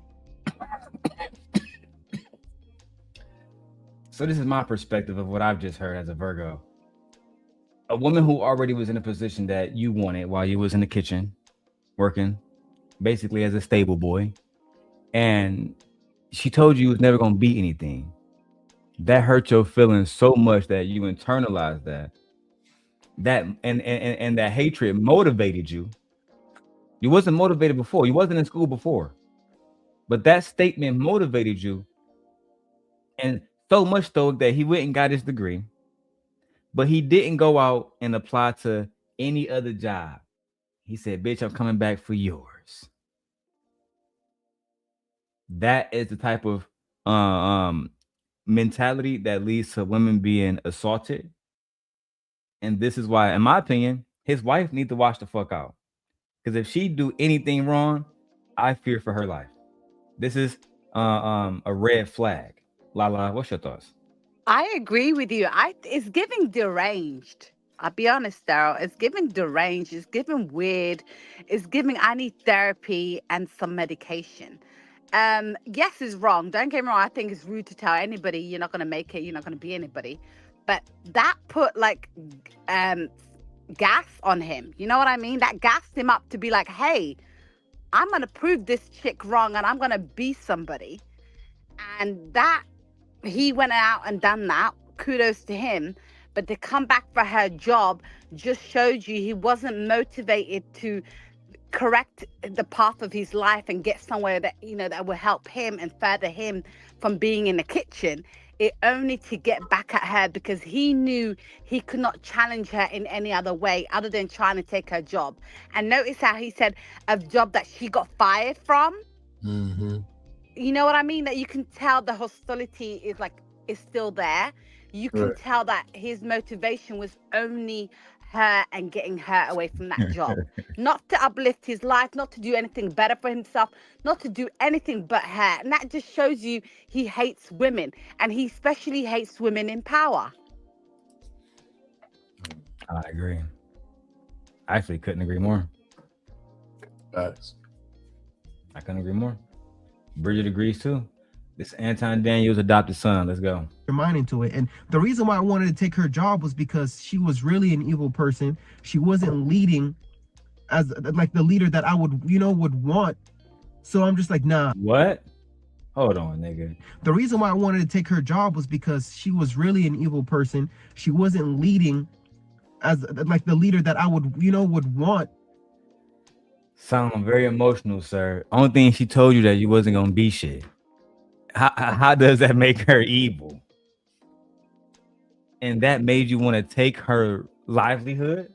Mm-hmm. Because she wasn't the leader that you desired? Yeah, you are deranged. He's very delusional. Very like, who are you? Like, we all have to work with people we don't like, right? But the leader that I don't want and didn't. But you're in the kitchen. What's that got to do with her leadership with you? You know what I mean? Mm-hmm. I just think he felt like he deserved it, even though he didn't have the qualifications or the experience, and he went out there and got it. But he's very delusional. I don't know. There's something wrong with this guy, man. I noticed it from last night. I was like, what is wrong with him? Me and my wife went through the same thing. Maybe he need therapy. Maybe he need to talk to somebody because it's getting very wicked. Very. There's no maybe, Darrell. There's no maybe. He needs something. He really does. It's like he's crying. He's crying, but there's no tears. I was highly disappointed. Super high key. I think you're right. I think you're right. You're right. At first, we was gonna be upset, kind of just hearing what you're saying, but now it is sad. I hope that women really vet to stay away from men like this, because again, this was somebody who was a part of Anton Daniels' stable to his own omission. You know what I'm saying? Let's keep going. So I'm just like, nah, I can do the job way better, and I know it's possible. You feel me? So that's why, like, how did you know while working in the kitchen that you can do the job better than the woman who already got the job that you couldn't even get after you got qualified? I mean, that don't make any sense to me. It's blatant misogyny. I can do the job better because I'm a man. That's why. But I've been doing the job already. What the fuck, nigga? No. You thought you can do this? Yeah, Lala, I can run the country better than Kamala Harris simply because I'm a man. That's all. Yep. And they've proven that by electing that clown. Yes, we have. You know what I mean? Hello? They elected that clown and he's in power because misogyny, like nothing will beat that more. That the hierarchy is always going to be a man up top, even though he's ruining the country. It's always going to be like that. They always will see men first, then women second, even though some women are capable of running things. But it's just jealousy. Jealousy is like, why do I not have it? Why do I not have it? It's just, I don't know. This guy's a weirdo, man. He's just, I don't know. I'm not a fan. You know, the thing that really made me think, because, you know, I'm a Virgo. I spend too much time over analyzing stuff. They made me think, Lala, that these are the same man because he was a part of Anton Daniels' stable, just to, you know, add relevance to the conversation. And they talk about women vetting and having a vetting process so they don't become baby mamas. So they should, you know, or you know, et cetera, et cetera. I then always wonder, if you expect women to vet, why didn't you vet Anton Daniels before you made him your hero, your leader, your fanboy, before you became a bag chaser? Why didn't you use the same tools that you're telling women to use when they're evaluating that they should open their legs up? It's ulterior motives, isn't it? He wanted something from Anton. He wanted that recognition and all that stuff. And when it comes to women, I 100% believe vetting, because no offense, like I'm not bashing, this is not all men, okay? It's just some.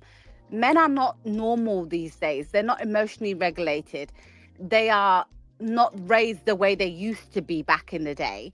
They have a different mentality, and unfortunately, they really hate their mothers to a certain capacity, that they take out their anger and everything on the women that they're with, and their, you know, abuse and all this stuff. That's only some men. But men like him, they would never, ever look at another man and be like, oh no, let me check him out. Let me do a background check. No, he's like, nah, he made it. He did this. And look, he says the same things about women that I say. Yeah, that's the one for me. That's the one for me. That's the dumb mentality. And I'm sorry, you have to vet men. Like, you have to. And women, vet the women too. Vet them, because if you don't, you will end up with somebody that is a psycho, unfortunately. You know, I don't believe in dating. I believe in, if you want to get to know somebody, you have to have a reason. What is your point of trying to talk to me? Is it marriage?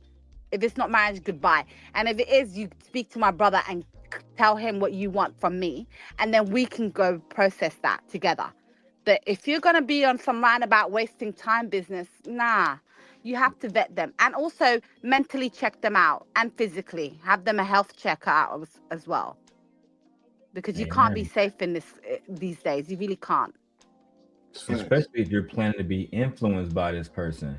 Mm-hmm. And because if you see somebody with some Jordans in a car and you think that they are worthy of, you know, your presence, like I try to tell my wife, I said, he moving like how they say the hoes move. Oh, he got a nice car, he got a nice watch, he gotta be that nigga. Let me go ahead and join the Patreon. Nigga, you sound like one of the girls, bro. Like, hey, men are now the new groupies, Darrel. Men are the new groupies. That's what Men it are the sound new like. groupies. Hey, Darrel, What up, dog? I want to put this out there. Lala, I want to put this out there. Y'all are 100% right. And not only are they the new groupies, but I have just learned, because I'm reading this book right now by Robert Greene, The Art of Seduction. Oh yeah, I read that in college. Right? And I'm learning that men have adopted female habits and traits a long time ago. So I'm just saying not to go too deep, but you know what I mean. Nope, I agree I with read all you. those I books. agree with you. And that is from, it stems from, oh my God, Darrel, you need to cover this another time. I'll come up. It stems from laziness. I'm sorry, men are lazy. They're lazy ass bums that do not want to do anything for themselves. And they see a woman getting treated, getting flown out, bags, house, car. And they're like, hold up, why can't I get that treatment? And they turn into groupies. That's exactly what it is. Because they don't want to work for it. Unfortunately, they just don't want to. But Darrel, you need to cover that one time. I'm going to come up for that because it really irritates me when I see men acting like groupies, wanting to be next to the rappers, wanting to be next to men that made it. Also, that guy that he's claims to be adopted him, whatever. Is he not married? He has a wife. He said that earlier. Okay, he has a wife, right? And so how do you follow a man that bashes women if you have a wife? That's a good fucking question. I don't know, but we also gotta have there's a thin line between it all, right? Because at some extent, it has to be acceptable to be able to follow somebody in what they're doing, as well as creating your own thing. Because then there'll be no value in me being following Darrel. But see, I think it's a difference, right, between you following me and me directly influencing you. So, like, like, or you come into YouTube in search of a father, right? Like, we just don't have those dynamics. Like, we homies, you know what I'm saying? We exchange ideas. We go back and forth. Our ideologies might not always align. Sometimes they might, but I would never be like, I adopted that nigga story. That's and like when niggas be mad because Anton be like, man, them niggas my children, but then a nigga literally said he came here looking for a daddy. All right, well, hold on. Let me say this on air. Let me say this on air before the future hits and they start messing with the ghetto stoic in my brain, saying that I followed Darrel and I intend on following Darrel. Do you understand what I'm saying? That's it. That I'll let it be known that I'm following. Hey, welcome to I ain't influenced. The nigga ain't my daddy, but I fucks with his channel. All right. I mean, I don't know. I feel like, brothers got to make that clear these days. You know what I mean? Just in case we have a future fight club or something. I don't want none of y'all niggas be my kids, especially if y'all gonna betray me like y'all betraying Anton. And Anton ain't shit anyway. Anton ain't shit. I can't stand that guy. I cannot stand him. I don't understand how he has a platform. But like I said, you're always going to have a platform because there's men like this that want to follow you when you're bashing women, when they can see their life. Oh, I had a woman at work that said, I ain't going to make it. I ain't going to be nothing. And, it's just dumb. Facts. It's just dumb. It's a dumb mentality. Is the world is always going to be full of good and evil. It's always going to be a fair balance. There's always going to be enough people on the side fighting for good. And there's always going to be enough people on the side, fighting for evil. And some people, it's all about perception too. They might not even see it as evil. But at the end of the day, it is. You know what I'm saying? And that's just what it is. That's just the way the world works. It's yin and yang. It's kind of weird. It's magical. It's all kinds of stuff. Let's get back to Anton, son, whatever. I went for leadership and management. I end up not even working, as in administration. I'm a bedside nurse. But when Anton did that to me, guys, you know what that showed me? It showed me that it's possible. It showed me that there's going to come a point in time where I'm going to be making hundreds of thousands of dollars on YouTube as well. But guess what? I'm not going to have to flex on anybody. I'm not going to have to show off, right?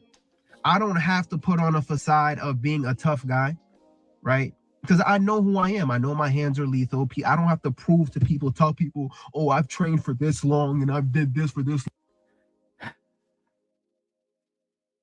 I'm here to tell you right now, we don't care. Let me tell you We don't care. We don't care at all. Are you back, my brother? Let me let everybody up on this. Bitch. Hold on, I got it. There we go. Yeah, glad to be back. But I was listening. Well, welcome back, my brother. Let's get it popping, Ron. This nigga's a weirdo. Oh, I'm a big tough guy. I don't have to pretend to be somebody I'm not. Guys, be you. As a man, be you. Put Jesus on the pedestal. Don't put nobody else on the pedestal. And that's what I learned. That was my lesson. You know what I mean? You had to get your heart broken by Anton Daniels in order to learn not to put another man on a pedestal. This is why it's important for fathers to be in your sons' lives. Very important. You could have learned this lesson in his adolescence. Hey, bro, only because my father taught me this. If you're not gonna look a nigga eye to eye, don't look him in the face at all. Just that simple. Every man is flesh and bone. And that's it. Flesh, blood, and bones to hold it all together. That's it. Well, yeah. They always say the devil knows the word too. Yeah. Yeah, my father Can't told worship me. none of these men. I respect people. I respect Stoic. I like Iran. I don't know him enough to respect him, but I respect everything he said today. See how genuine I am? I could have lied, like, I respect him. I don't know this nigga. You know what I'm saying? And he don't know me. We just get. I respect Lala. I've known her for a while. I respect Kojak. I respect Rooster. But I never would look up to a nigga and say that's my daddy. You know that's some whole shit. That's some weird shit. And you can follow behind somebody's lead. Like when I was working with Conversation with King, because it was his channel, I followed behind his lead. Never called a nigga my daddy. A lot of times we had a lot of conflict because we both was some would say alphas or whatever, but I don't get into all that shit. Right. The whole thing is this: is you a real nigga or you not? That's all I want to hear. Mm-hmm. And some of the times he wasn't being a real nigga. You know what I'm saying? Right. Kojak, right. Looking up to another dude is on some sucker shit. That is some sucker shit. I wouldn't look up to another dude. I couldn't do that. You know what I mean, Ram? I got Fucking numbers. Wi-Fi switched again. I get needing a mentor. Sometimes you need a mentor, but there's difference of like my dad's my role model. Yeah, my father's my role model, but like I had a really great mentor in business that I started working as like what was called an errand boy, which is you're in the office getting everyone's coffee, drinks. Sometimes through some of them, you're carting around their mistress or sometimes in their car, whatever they wanted you to get done. And you sat in the office and you learned a lot about business as you're in the meetings, you're in all this stuff, all the actions taking place in the business. But I wouldn't call that guy my dad, but I have respect because he was a World War II vet. Yeah, and he had he came from the poor side of Boston, grew up, and he did the hardest thing after the war, which was deliver all the dead bodies for another 5 years after. And then he built his construction business and then eventually an answering service business and stuff. And I learned a lot from him, but I respect him, but he's not a role model. He's just a mentor that I happen to have come across, and he helped coach me in a lot of ways to help business.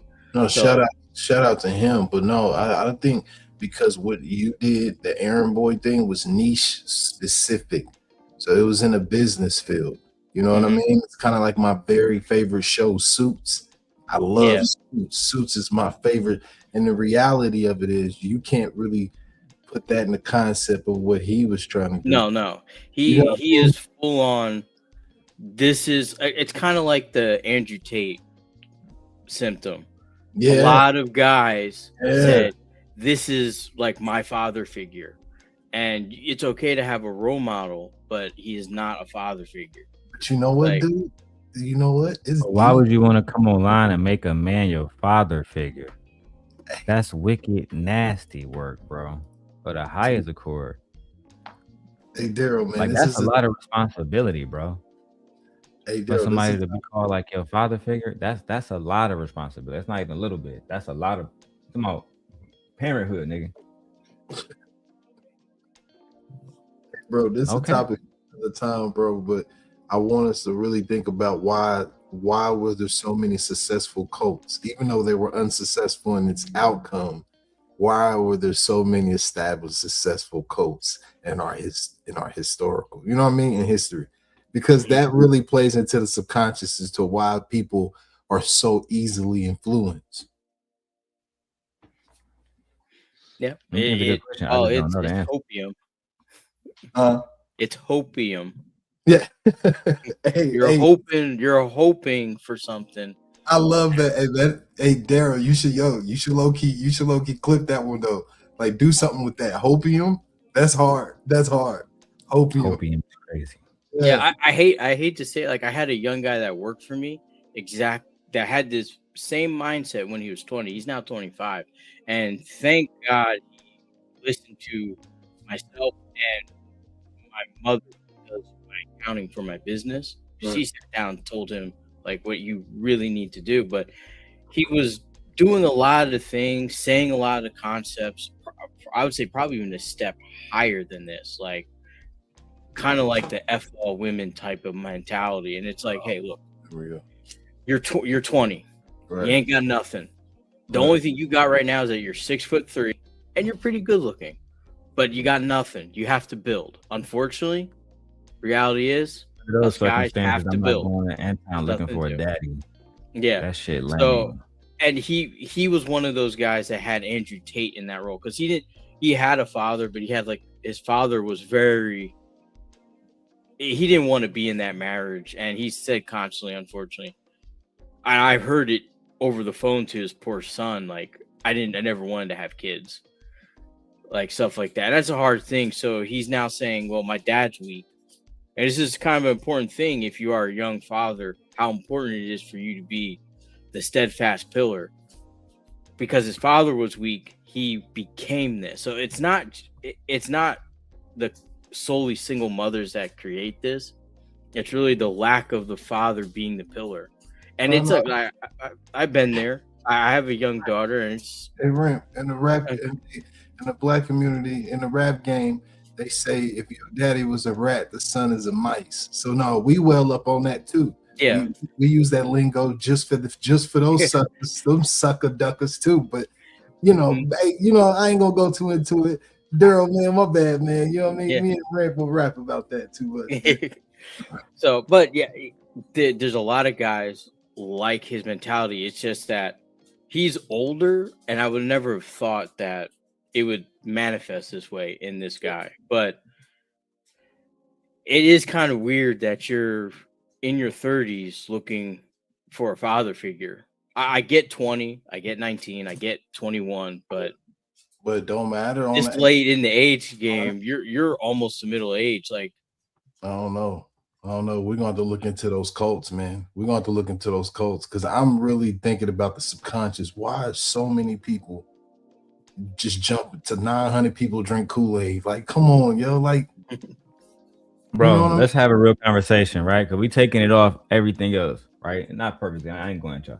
But we got let's keep it where it's at. Niggas are following Anton because they were losers and they wanted to live like Anton. I told my brother this because he's trying to get his hey, I'll mute you for a second, bro. My brother has a channel about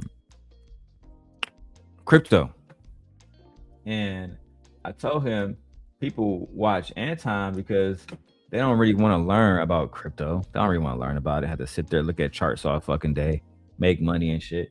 What they want to do is live a lifestyle.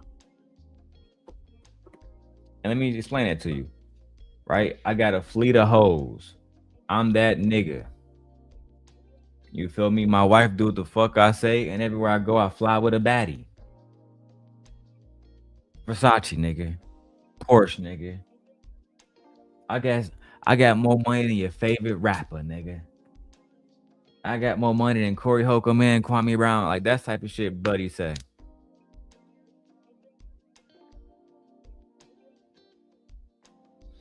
It makes some of these young niggas that never been around people that had money. Like when I first met Anton, I showed that video. I was already living in nice ass, you know what I'm saying, penthouse type shit in East Lansing. I was living good as hell. And then, you know, a whole ass nigga like E Black would pull up. No, Darrel was living at Chandler Crossings. When I first moved to East Lansing, yeah, sure. But eventually, nigga, high ceilings, all of that shit. And I actually miss high ceilings. I love high ceilings.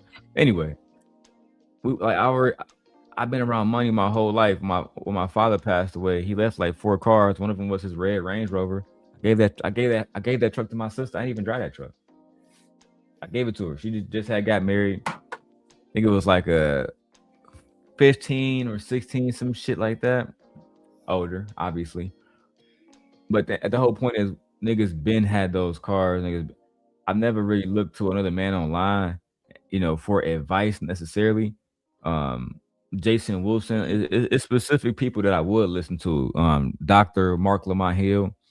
But I would take advice from them. I wouldn't look to them as a father figure. And that's why I think a lot of the people go wrong on here is because they genuinely lost as men. They don't know what to do and they hate women. They feel like they're not getting enough pussy. It's a million different shit that be wrong with these niggas. And the whole time, instead of them going to a fucking therapist or, bro, this nigga got a wife. He got a wife, Stoic. Why not go to your wife and say, babe, let's go to therapy together. Let's do this. Let's do that. Nope. Nigga became a bag chaser. A bag chaser, bro. That was that nigga's solution. Yep, it's easy to hate. I don't be on this bitch try to tell y'all niggas I got all the answers because I don't, bro. But if somebody else tell y'all they got all the answers, run away. Oh yeah. It's easy to hate instead of putting in the work.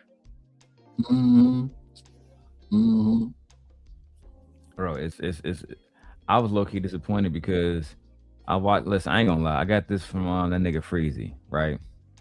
I'm watching this nigga Freezy channel.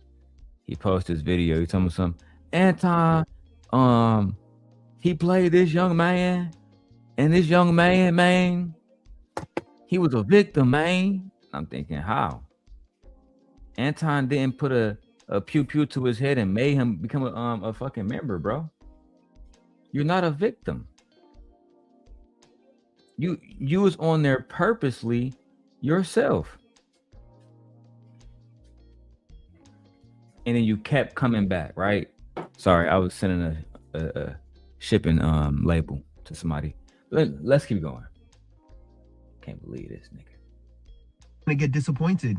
You're definitely gonna get disappointed, man. And anything is possible because now, even though there's times where I want to quit YouTube, there's times where I don't want to do this, man. I always close my eyes and I could see him, guys, just, you know what I mean? Just flexing on me. And I'm just like, wow, bro. All right, bet. It's up. It's up. Did you hear this nigga, bro? He said he closed his eyes. Mm-hmm. He said he closed his eyes and see Anton flexing on him. That's where we at. He said, I close my eyes and I see Anton flexing on me. So fuck it. It's up. It's up and it's fucking stuck. Forever.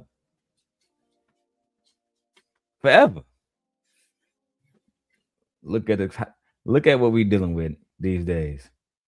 Look at the type of shit that women have to deal with from so-called quote unquote men. This is embarrassing. Utterly embarrassing, bro. And y'all should be embarrassed for wanting to be around niggas like this, man. I'm gonna get my hoodie. It's kind of cold in this bitch. It's fresh play, man. Fair use. I'm gonna do that too, and I'm gonna get to a point where we're running it up on YouTube, and I don't even have to be that type of person. I don't have to be like you. You know what I mean? I don't have to violate anybody, and I'm not even trying to, like, you know, attack him, but I could be a loving father. I can be a present father.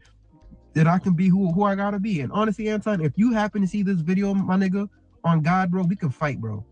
We can fight. And honestly, bro, listen, man. Ooh, I'm not even gonna listen, that bro. boy? That I can be who I gotta be. And honestly, Anton, if you happen to see this video, my nigga, on God, bro, we can fight, bro.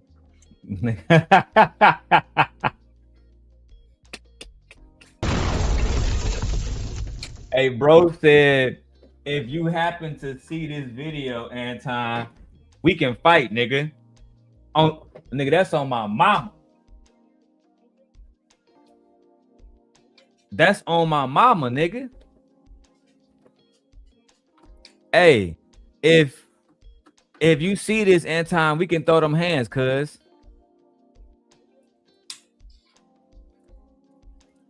This nigga talking gangster, bro. That nigga said he ready to throw them hands, nigga. Oh, of course. Let me just look, hear it again. And look, y'all. Tag still on this bitch and everything.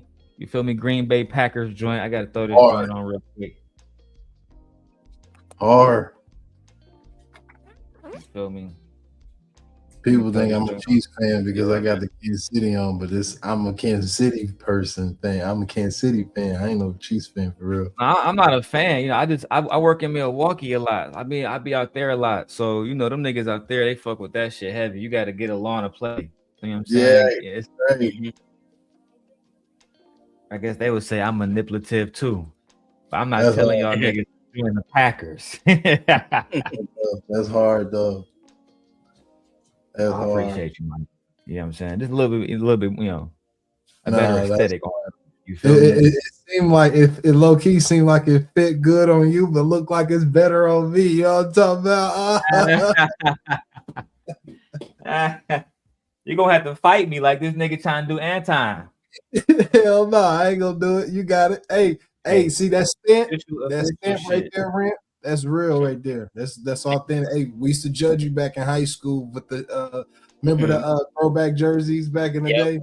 Oh yeah. Oh yeah. Oh yeah, I definitely remember.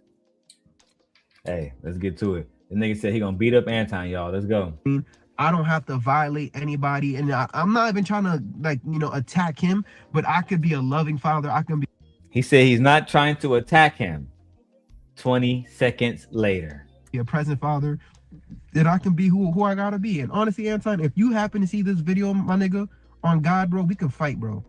We can fight. And honestly, bro, listen, man. Ooh, I'm not even gonna listen, bro. I'm telling you this right now, bro. I need just one round with you, gang. Just one round with you. I know Corey home and you guys were screaming in front of each other. Listen, bro, this is gonna be the easiest knockout for you, gang, because bro, you could break my jaw in 3 places, gang. Just like Jake Paul, man. If that contract is nice, oh, we lit, bro. You can show. This nigga still. You want to get knocked? I'm confused. You want to fight Anton, but you want to also let Anton break your jaw, as long as the contract is nice. Let me go back. Wait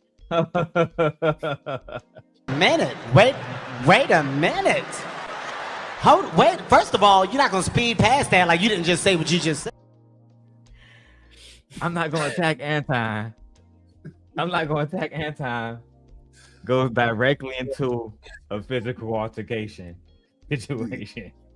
Then says, instead of you getting your get back, you still bag chasing because you want a fucking contract. You can't make this shit up. Kevin. God damn it! You can't make this shit up. Rest in peace, Kevin. The manosphere will never be the same. These niggas are lost without you, Kevin. They're lost. Loving father, I can be a present father. That I can be who I gotta be. And honestly, Anton, if you happen to see this video, my nigga, on God, bro, we can fight, bro. We can fight. And honestly, bro, listen, man. Ooh, I'm not even gonna listen, bro. I'm telling you this right now, bro. I need just one round with you, gang. Just one round with you. I know Corey home and you guys were screaming in front of each other. Listen, bro, this is gonna be the easiest knockout for you, gang, because bro, you could break my jaw in 3 places, gang. Just like Jake Paul, man. If that contract is nice, oh, we lit. We lit, bro. You can show people how gangster you are, how you from Detroit. I don't give. I'm gonna take it, gang. I'm gonna take that shit like a man. Boom. Ah. You gonna take it? You gonna take it like a man? And look, man, I don't want to hear nothing else about what women are doing for money out here. This nigga just said he want to take it to the face from Anton Daniels. And let me not, wordplay. He said he gonna take a fist to the face. And he's willing to just to chase a bag. But 5 seconds before, he said, I'm gonna get rich and I'll make $100K on YouTube and I don't gotta do none of that bullshit. You see how conflicted you are even right now, my nigga? Even when you trying to convey a message to us, how conflicted your spirit is, nigga. You don't know if you want to be a bag chaser or if you want to believe in yourself, nigga. You conflicted. Yep. Shout out to Joe. Hit the like button. Hit the like button.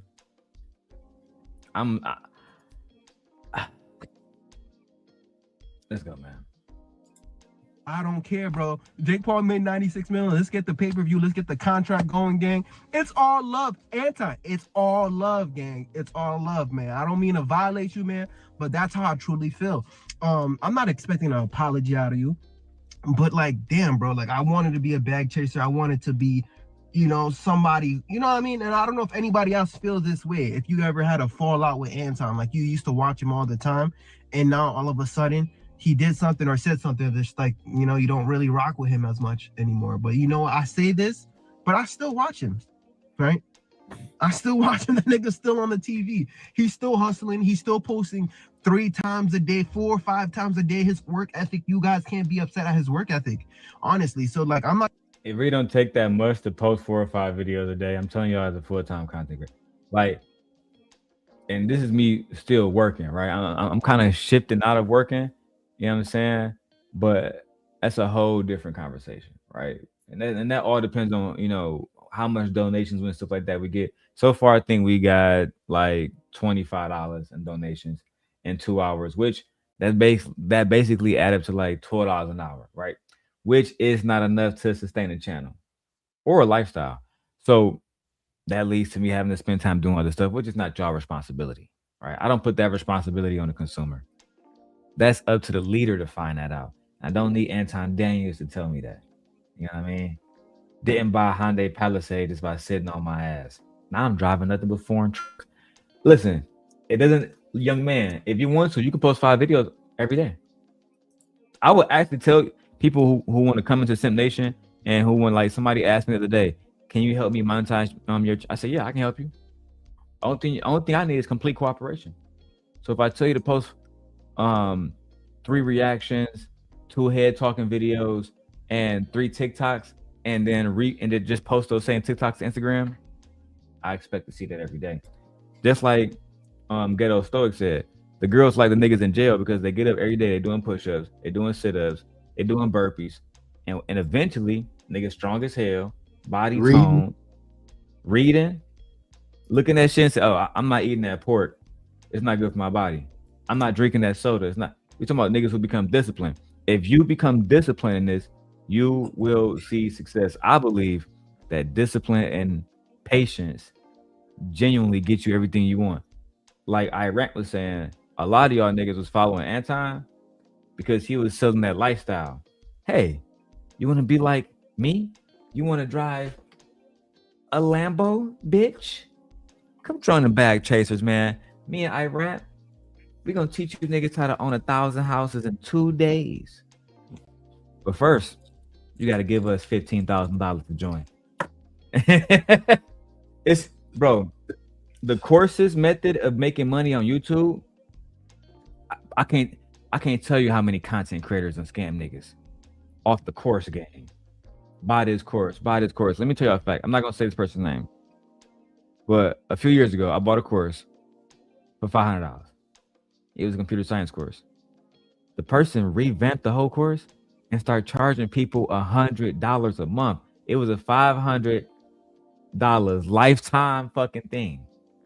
I go back, I log in. I said, let me go ahead and log in and finish this shit. whole server down. I contacted bro, and he said it's $100 a month now. I said, nah, I'm gonna need my 5 back then. He said, this is what we can do. You pay into the $100 one, and then after that, I'll give you 5 months for free. I said, I don't know, because the original thing was a lifetime package. I mean, once I pay this, I never got to pay nothing again. Right. We're still working out those terms, but there's so many different people out here that is selling those type of packages. That is a fact. You feel me? The only difference between him and Anton is this guy actually works at one of the big companies, Google, Microsoft, et cetera, et cetera. He actually has been on CNN Money, et cetera, et cetera. So he's legit, like super legitimate. But that still don't take away from the fact that he was trying to make money off the people that wanted to just learn something from him. You know what I'm saying? And I really didn't like that. But he was a gentleman about it. And he felt like, well, people have a problem paying $500 all at once, so they pay $100 a month. All right, I mean, it's still fucking bullshit, but you know, it is what it is, bro. Let's go. I'm not gonna sit here and hate on him. I'm not gonna sit here and talk bad about him. And I know this video sounds like, nigga, do you rock with him or not? I don't have beef with nobody, guys. I don't even think Corey Holm and Anton's beefing, bro. I don't think any one of these people are beefing. I feel like they're just all just in a system where they call each other and they're fake beefing and they just making money at this point and they're playing for emotions, man. Shout outs to Ringo, man. Playing with y'all emotions. Nigga, we not emotionally tied to what Anton and Corey Holcomb doing. The fuck you talking about? That's that female shit, bro. That's that female tendency shit. Matter of fact, I got a video from that featuring Anton. Nigga, you ain't telling me shit. My spirit recognize your spirit, and my spirit identify you as a hoe, nigga. Let that hoe loose, nigga. Yeah, free that bitch, nigga. Yeah, free people. Yeah, let that hoe up out of you, nigga. I heard that hoe knocking. I heard that bitch knocking. Let her go.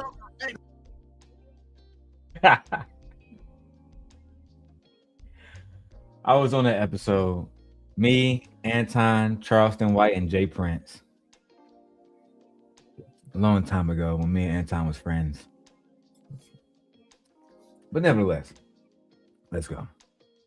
Ringo TV reactions, because honestly, I went on his live stream because around that time, you know, I was really down. And honestly, I watch Ringo anyways because he's just mad wise and he just be dropping gems, just left and right gems. And he's been on YouTube for so long. He gave me so much advice, guys, in like a 5-minute live stream. And I was just like so shocked. His advice is what motivated me to continue to just do YouTube. You feel me? To not give up. And guys, I'm at a point right. You wasn't motivated to take care of your family, take care of your wife, buy a house, you know, provide, protect. Those things didn't motivate you. It took Ringo TV and Anton Daniels to motivate you to follow your dreams. Bro, we lost. I told my wife all the time, they don't make men with they, you know, the way that they used to. They used to make us much more stern, much more responsible. Right now, responsible, but almost like we was responsible. I guess that is the right word. Like responsible for our own purpose. You know what I'm saying? Yep. I never let, like, my father was a chef. He owned multiple different businesses, but mostly he was a chef and, you know, real estate owner. I could never see myself walking down that path. That was what he loved to do. Yeah. I like computers. I like technology. I like engines. Stuff like that. Everybody got to make their own paths. I have no doubt that my sons are going to graduate college, but what I do believe is they're going to all have their own paths, all have their own things that they love, et cetera, et cetera. And it don't have to be attached to me. What I don't understand about this young man is I don't see nothing that set him apart. It's almost like he don't believe in himself and he need affirmations from other people. Why do you need, like, if Ringo TV and Anton didn't exist, would you even be on YouTube? Would you continue your dreams? Would you be motivated? Self-motivation is more important than anything else, right? That's probably why somebody like him not in shape, because if Ringo TV not there to tell you to lift the fucking weights, are you gonna lift them? What happened when you got, and this is why again Stoic said niggas in jail got more discipline than you, bro. That's right. Hey, yo, Joe, man, we here, we see you, man. We said what's up to you, man. How you doing, brother? Yeah, Joe, we said hi to you earlier, Joe. Yeah, you can always tap the link, man. You can always hop on, man. You know what I mean? Hit the face cam. You got to follow the rules. Make sure you donate. Make sure you like, man. I personally didn't say anything to you, Joe, earlier because I think you're a troll, right? But in good spirits, welcome to the show. Okay? Oh shit! Lord have mercy. Right now, where it's not even a money thing, bro. I don't even necessarily care about, like how, because honestly, guys, you get to a point where you make all that much, you make that money, and then it's just like, oh, how much do you need to really be happy? What's your lifestyle? If you're living a frugal lifestyle, does it take that much? I'm all down with building my net worth and leaving an inheritance for my children's children. But guys, I'm not trying to just work my life away just to flex on you, just to show you guys that I'm better than you. I think, there's so much more to life. And I feel like your character, right? Literally having a character, a valuable character, and people rock with you just for who you are, not leading with your money. I feel like that right there is more valuable than anything, man. Man, y'all niggas always act like y'all didn't know who Anton was. Yeah, I hate that shit. Yeah, but Darrel, man, hold on. Flag on the play. I apologize. I didn't know this nigga was a troll, man. Hey, man, my bad, man. I ain't gonna step out of pocket on the stream like that to give a damn. I thought. No, you good, because he might not be, but there's a chance he might be. You know what I'm saying? Shit. I never know until he hit the link. Bro hit the link. Iram hit the link. You know what I'm saying? All I'm saying is this, right? To the video. I hate when y'all be acting like y'all didn't know who Anton was. When y'all, Anton was this, Anton was that. No, bro, Anton exactly was, he was the same person that we always covered, bro. Let me put this what you call down. He was the same person that we always covered, bro. From day one, he always been the same guy. Y'all just didn't want to listen. I'm not even mad at, bro. You know, made niggas rich and all that kind of shit. That's cool. But acting like you a victim, I just can't get with that shit, bro. I don't like that shit at all. Really him. Really him. You're a victim. Here we go, CSI. Especially from somebody who was claiming to be a bag chaser. I know a lot about my enemy, Anton. I know enough about him to know that he would say something like this. This nigga sound like he's running a race in the Victim Olympics. That's what he would say. He would say that you are one of the weak. He'll probably align you with the left just because, you know what I'm saying, just to shit on the left right now. He's probably one of those weak, black soap, extreme leftist, cool with the LGBT community type niggas that will allow, reparations type niggas. We're gonna get money no matter what. Trump, Biden, Kamala, don't fucking matter. This nigga making excuses. That's probably the lump sum of what Anton said about your video. I haven't even watched his fucking reaction in total. I don't need to. I'm pretty sure that's exactly what he said. And before I, because we're about to close out on this part of the video, I'll be done with this nigga. My final thoughts is this before I let the gentleman say their final thoughts on this topic. Anton didn't want you around because you're weak. I wouldn't want you around either. Truth be told. You're weak. They don't want to tell you. So I'll tell you. All that stuff you was talking shit about, yeah, I got these hands too. We don't believe you. You need more people. We don't believe you. You're emotional. Now you want to throw hands because a nigga didn't give you advice on a YouTube channel.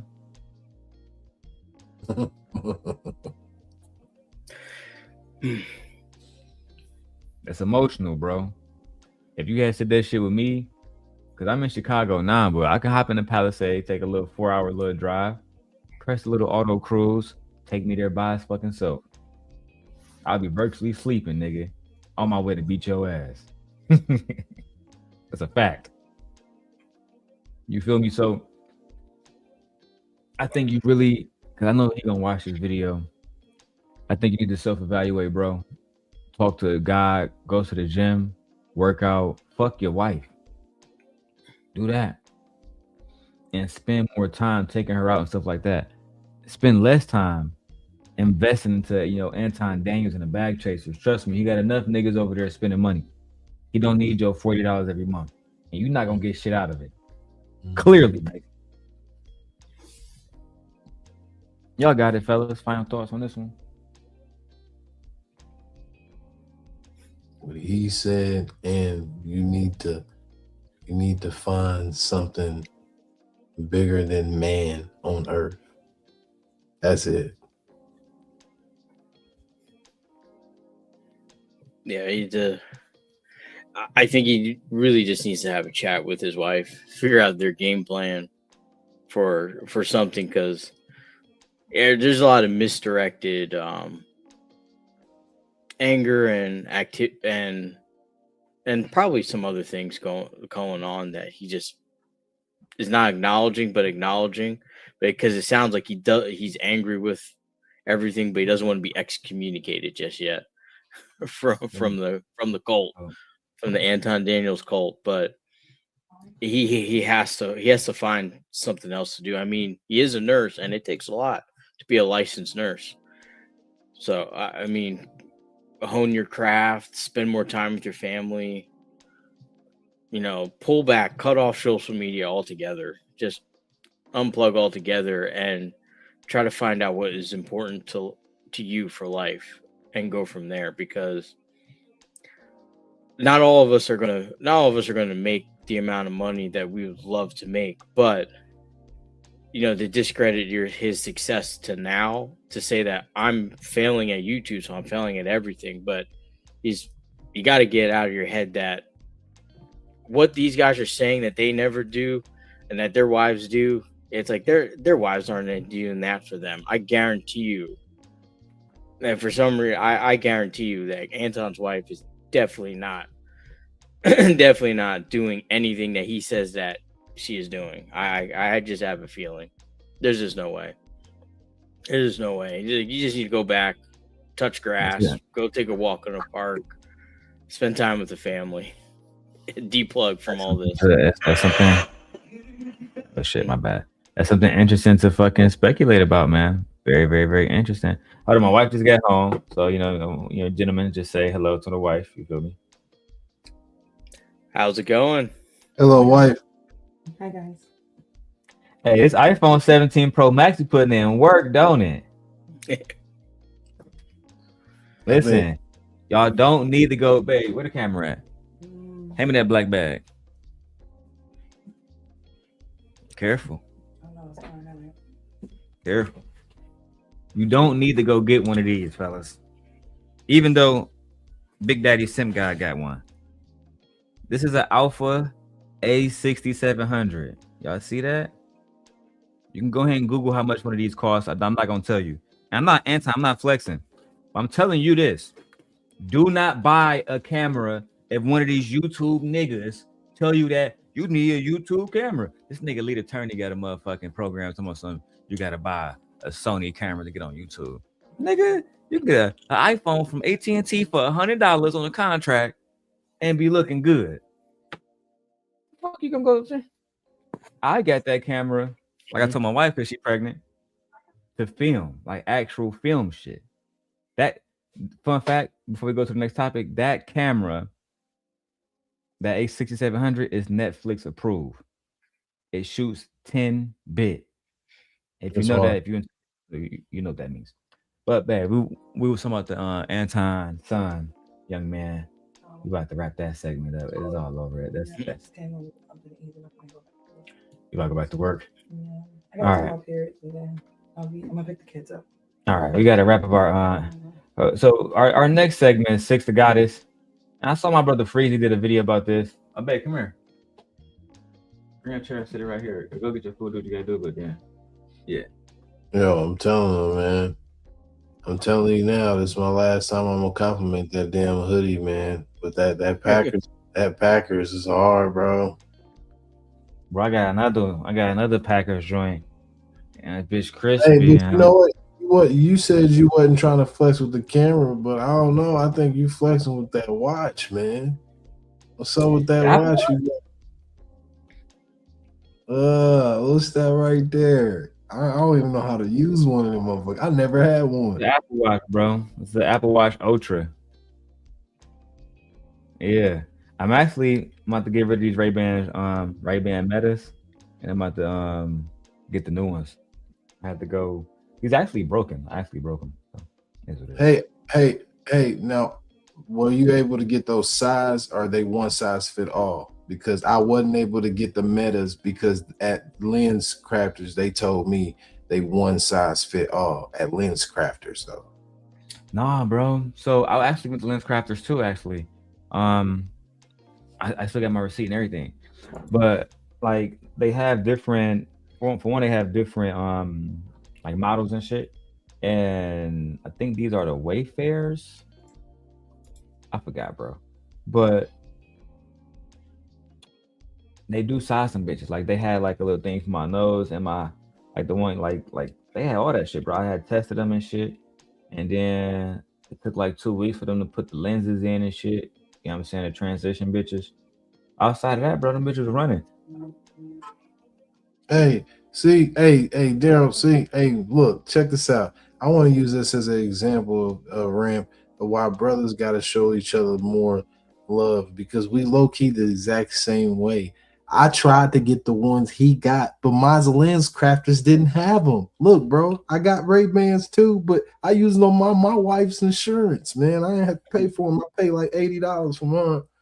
You know what I mean? I paid like $5. No, I almost paid like basically $600. Yeah, they about $600, $700, $800. Nigga, I saw the receipt, but the insurance that we got, I paid about $73 for them, and that's all I had to kick out. I was prepared though to pay about something. I thought something. But Yeah, I like them. They got an Oakley pair now, Ray-Bans. No, yeah, man, yeah. If y'all fuck Shout with out the to my Oakley. wife, man. Shout out to my baby, man. Yeah, she her insurance just she damn near can lock all you niggas up. All right, let's get back to the content, get back to the business. So we have 6 to guide us here, right? Yeah, we shitting on Anton further before we get to other topics. All right, I gotta stretch this out for 12 hours. I don't give a fuck if I got 3 people here. That's the hustle. That's a fact. Big fact. Keep running the views up until the algorithm pick your shit up and share it to more people. Those 6 to guide is Danica Marie, Anton Daniels, friendship over due to his affiliations with Just Pearly Things. Yes, the white one. I beg your pardon. I beg your pardon. Let's go. With me saying that due to your stance on Pearly, okay, which you are entitled to have, you a grown man. What is wrong with me saying due to your stance on Pearly, I just don't want to deal with you anymore? Why would I have to call you and say anything for what? You made it clear how you feel, and I just don't want to deal with you no more. And that's cool, but we agreed that we would say that directly, and we Why wouldn't do do I that need to say publicly. directly? For what? That nigga think that he got an agreement with somebody else chick. I ran thinking that she had to tell you anything, Anton. She had to tell you shit. You took a stance on Just Pearly Things after she was calling black people monkeys and shit, and had Nick Fuentes over there going crazy, bro. You should be ashamed of yourself. That was one of the things I just couldn't believe. Yeah, I it's just couldn't well, believe. yeah, no one owes you anything. Like if they just stop talking to you, it just is what it is. So, or they just stop dealing with you. But the way he sounded just in that clip, it sounded like he took, like there was a great offense to her rebuffing him. Like it'd be just interesting. Like it's like if your wife doesn't want to talk to somebody, she doesn't have to talk to somebody. She doesn't have to really consult. She just says, "Hey, look." She just tell you, "Hey, look, I don't like that guy. I don't like what he's about. He's got all these anti-black people on. I'm just not going to listen to him. I'm just not going to be present or just walk away or not talk." But she doesn't owe anything to that guy. that she's like, I don't understand. But I don't even know why they want to associate with them. They're gonna cut them off in a heartbeat. I mean, look what happened to Fresh and Fit. They couldn't even get into the damn convention center. I agree. Hey, Taz going crazy on Anton right now. Anton Daniels come right back with his own Predator support video with people supporting R. Kelly.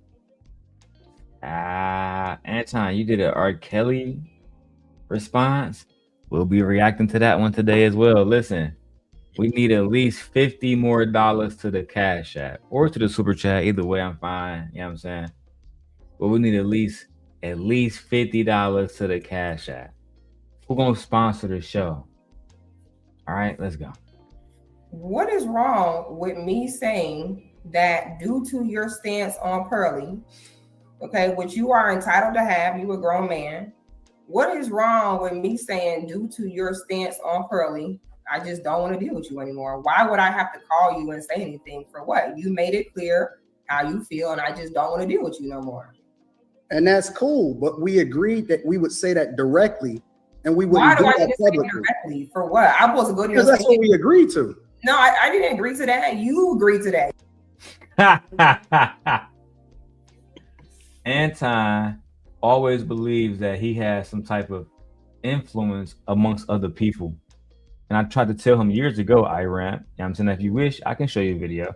But years ago when me and him were cordial, I tried to tell him, hey, these people don't really fuck with you. They use you for the money. Six the Goddess, she's one of the most beautiful women that we have all seen. That's a fact.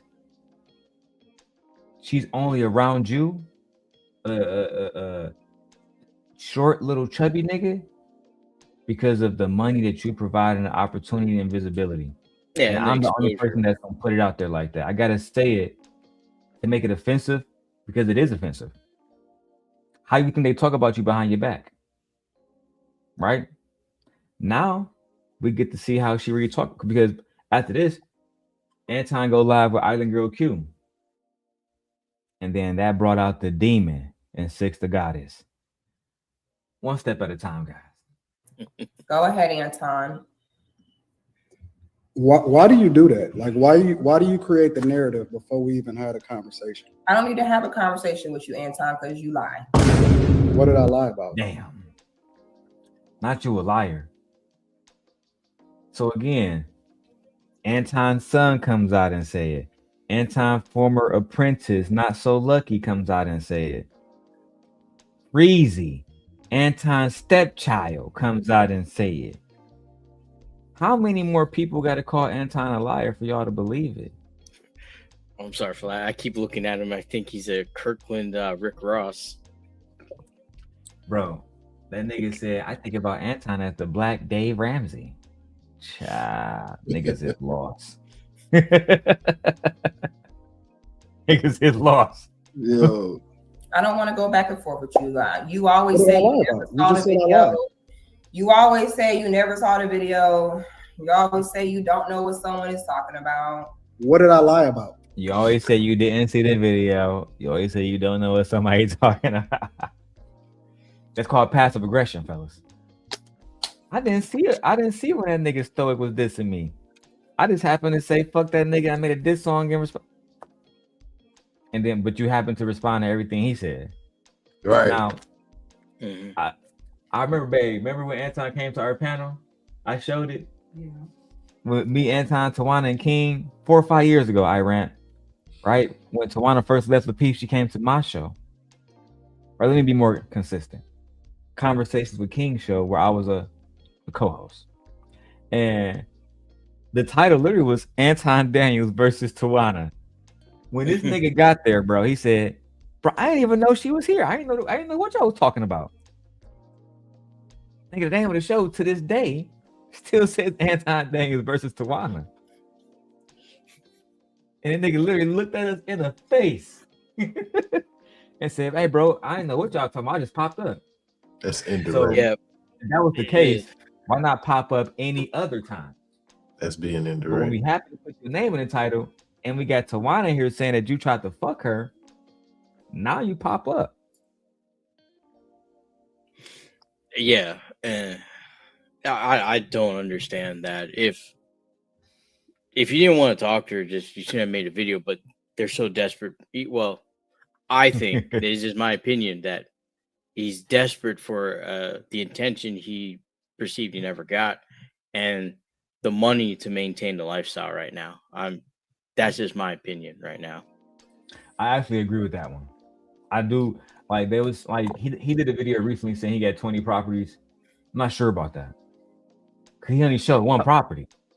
Okay, I know it's your show. I don't want to take it off the tangent, but I did not find 20 properties. Now I did find 7 properties that were titled to him as a second holder. So if you get a mortgage, or if you're trying to get a rental investment property, if your credit isn't equal, or your contribution to the deal isn't equal, you're going to be what's called a secondary holder on the deed. So every time he is like right under, there's like a main holder, second holder, but the property's sold. Main holder, second holder, as like all the properties were sold. So I don't know how he got into position, because like I figure like maybe your first deal you might be that, but your second one and you're going on, you should be like, you should own it. It should say it, or it should be in a company that you own, that you says it. Like you can look at my company, it says my name, the address where I registered it, and if you had an attorney set up everything, it'll say the address and name and telephone number of your attorney, or a tax or accountant that set up everything. But there's nothing. All I see is just a record of selling. And the only thing that he ever had like an actual ownership of was his father's home. And that was sold. So I like at some point I couldn't see the records of when things were sold, because you could do a private real estate transaction, and all I could see is just that it was sold at some point. But I think he was liquidating to pay for the lifestyle. But then when you look at all the things in there, all the assets he had, the ones that he did have, they're all under Rita's name. Now let me ask you this, Iran, put you on a spot right now. Anton said I got 50 bands for you. Only thing I need you to do is go stab that nigga simp guy. You down for the cause or not? Nope. Those I'm not that type of guy. So I don't need that much. If you're gonna ruin my life with yours, then I need to see 10 figures behind that. If you take that contract. Yeah, I'm going. Yeah. My life, I'm going down with whatever that is, no matter what. And that's not a price for me to do that. I'd rather, like, I've been poor. I'm happy to stay poor if that's what it takes. Look. I actually at my mom's house, I have chainmail. Y'all know what that is? No. Iran, you know what that is? I kind of remember what it is, yeah. But go ahead. Wear under their armor so they won't be pierced by knives. And in jail, because you can't have steel in jail, they put phone books around you. Right? So they find the thickest phone books they can find, they strap it to you and shit.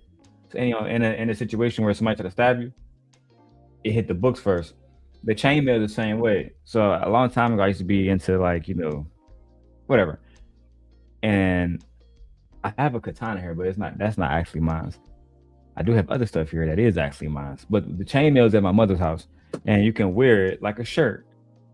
But if somebody was to try to shank you, it'd be almost impossible for them to get it through this. Like, they would have to have a specific type of metal or like a hollow tip. You know what I'm saying? It'd be so hard for them to take you down. But yeah, y'all should look into that. All right, let's go back to the video of her shitting on Anton. Specifically. What did you come on here to say, Anton?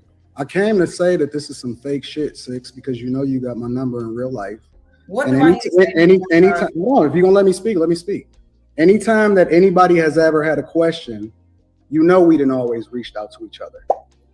I even when motherfuckers that I was rocking with, that I was paying, that I was having conversations with, when they was coming against you, I never turned on you. I never turned. And no, hold on.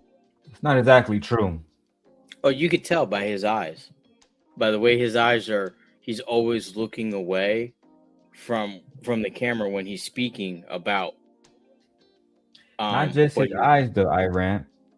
I have a video of Six the Goddess, and maybe my wife never heard about this. Maybe you haven't either. But one time she hopped on Lapeef where Chaotic Truth was there, and he began talking about her vagina. And you know, Chaotic Truth, he identifies as a white man, even though he's a black man. So you know, he really be going at black women real hard.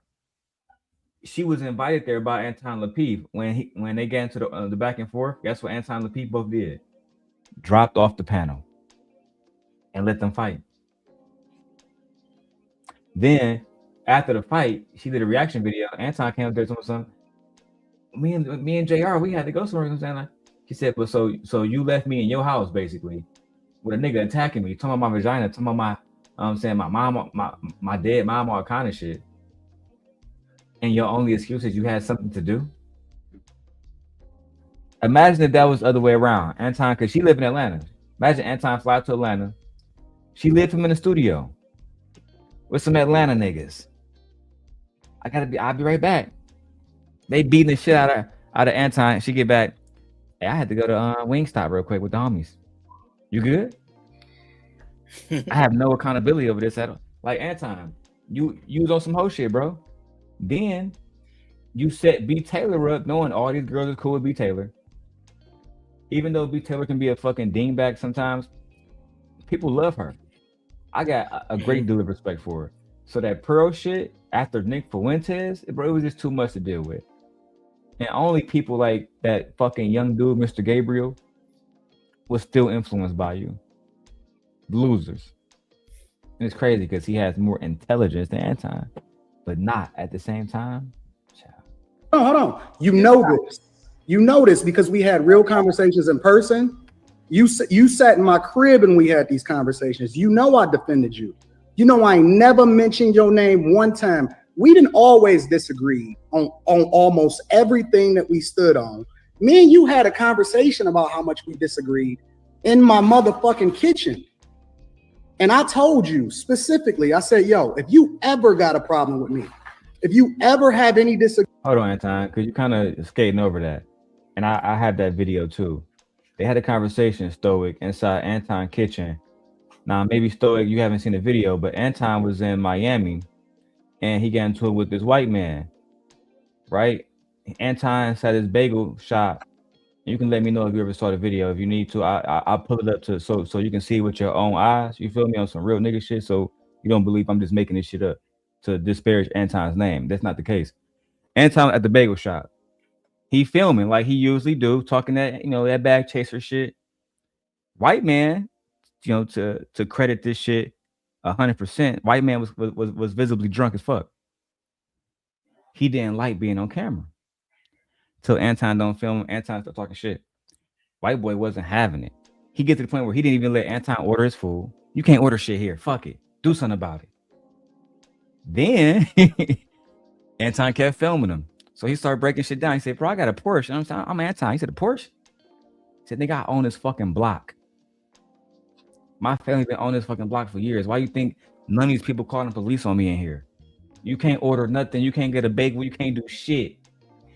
The goddess said at that point that she felt like Anton was a hoe because you talk all that shit about smacking black women and shit, but that white man got in your face and you ain't do shit. Yeah. That's a fact. It's a different story when you're in person. It's a different story. I mean, yeah, bro, because that dude, he probably would have. I ain't gonna say. I really think Anton probably would have beat him up. No cap. Yeah, but he would have looked like Denzel Washington off of Training Day, touching that man. Exactly. It would have came back on him a 1,000-fold, bro. That's how I felt about that shit, bro. Let me see if I can find that video real quick because I remember seeing that. I was like, yep. Oh, all you that remember seeing bravado shit? online, and you're not going to stand up to Nah, yourself. For sure. Nah, I remember seeing that shit too, bro. I'm gonna have to find that shit. It was absolutely diabolical. All right. Anyway, let's go back to this video for now. Agreement with me. All you got to do is hit me personally, and I will tell you to your face whether or not I got a disagreement with you. And then the next thing you know, I look up and I see my name in your mouth publicly. And it's like, wait a minute. How is my name in her mouth publicly when specifically me and you agreed that if we ever had a problem with each other, we would call each other directly? I don't understand. Like, how you gonna say one thing publicly and then move differently privately when me and you personally had a conversation and we agreed how we was gonna move when it came to each other? I ain't never talk smut on your name. I ain't. 1 second, Mr. Daniels. You're doing a lot of talking, my nigga. But let me just show the people how you be when you have white men in your face. Shout out to Michi X. You feel me? I want the little version of the video. Let's go. He was finna deal with Corey or anybody else who want to catch a fair one. Wouldn't be giving you this information at all. What's going on? We can't communicate. You're talking. Well, good for you. I don't really care about whether or not you can. I don't care about what you're talking about, bro. I know you do because you're the new generation. None of you guys care what we think. Why don't you record? Yeah, I want to hear what you got to say. None of your generation cares what we think. Okay? Mm-hmm. You said that yourself, right? You're talking about being considerate, but yet you are very inconsiderate as I cannot hear what's going on. How did you address it? Podcast said on the motherfucking web that I helped build. Let me ask you, can I ask you a question? Yeah. How did you address it? Podcast said on the motherfucking web that I helped build. Let me ask you, can I ask you a question? Take care of yourself. Can I ask you a question? Strawberry cheesecake. But see, Ignore that nigga and order a strawberry cheesecake right afterwards. Diabolical, nigga. Imagine cussing a nigga out. All right, yeah, fuck you, bitch. Nah, nigga, give me that motherfucking Starbucks frappuccino that I need, nigga. Hey, bro was really in his bag. let me ask you, can I ask you a question? Take care of yourself. Can I ask you a question? Strawberry cheesecake. But see, no, you can't because you can't afford my fucking time. You And he ain't lying. He ain't even flexing. No. He's dead ass serious. He looked him dead in the eye. Like he was Didn't dead ass stray serious. away. He said, and Can I ask you a question, sir? Hey. No, you can't afford me, nigga. he got his Negro card. His Hey, Negro bro. wake up call right He there. got cooked. He ordered a Look. milk. the motherfucking web that I helped build. let me ask you, can I ask you a question? Take care of yourself. Can I ask you a question? Strawberry cheesecake. But see, no, you can't because you can't afford my fucking time. You're a little boy compared to what I grew up in. I grew up in Hollywood, Florida. My grandfather owned that fucking corner. I grew up in Grosse Pointe, okay? On Yorkshire Street, 2 houses off fucking Jefferson. Where do you fucking live? Now you can't record. You know your people can't hear now because I'm being considerate. I'm gonna make you famous. Considerate. I'm gonna make you famous. Make me fucking famous. James Francis Alul Jr. I'm in Facebook jail right now for talking shit like this. It's called reality. My grandfather helped build this motherfucking city. And you know what? The people who see me on this recording are gonna laugh their fucking asses off. They're gonna fucking laugh. I'm gonna Oh, how he was right. Shout out to the OG for exposing Anton. make you They're so gonna laugh famous. so fucking hard. They are. I can smell the alcohol on your breath. So I know you're I drunk. just got done drinking scotch. I You can know tell. what? I I can tell. just got here from New Jersey. That's why I'm taking I into just got here consideration from- who you are. I just I know got that you. I know that's you're right. a drunkard. You know, I was So I'm not president even. of Ford. You know I don't- James D. I don't really Donaldson care of about. Ford? I don't care about. You want to over talk? You want to be a cool man? Look at I him. was a consultant at Delphi, EDS, Ford Motor Company, General Motors, CBCC. Look at that nigga. Listen to Anton. Now list off your resume. Bag chaser. Tell that nigga. You started Fight Club, The Morning Show, Room 9. You never been a part of no real company. You've been lying, niggas. Something. I used to work at University of Michigan. Prove it. Well, he did as a help desk. How about to say? As a As a help regular IT guy, just saying, hey, Can you help me log into my email? I got you. I don't even think it was that from what I looked up. I think he was like a receptionist, like just an online Somebody receptionist. just there watching people sign in and Yep. He just helped you answer questions, stuff like that. Not I don't think he had it. Work at University of Michigan teaching and shit. Damn. Fraudulent. How about that? Anything else? Fucking crazy, isn't it? Yeah, I'm going back home to Florida next week. Been in New Jersey 4 months, business consultant. What makes us not listen to old people, and I'm gonna say it in front of him because I want him to understand. Oh, we don't do teddy bears, suckers, safe spaces, corners, and blankies, all right? You can be a man and look at my face and tell me. You don't have to look at me. Corners and blankies, all right? You can be a man and look at my face and tell me. You don't have to look at me. Meanwhile, he's telling us about how he's in Facebook jail, but he's so rich. Yeah, okay. I am. No. What does Facebook jail have to do with you being rich?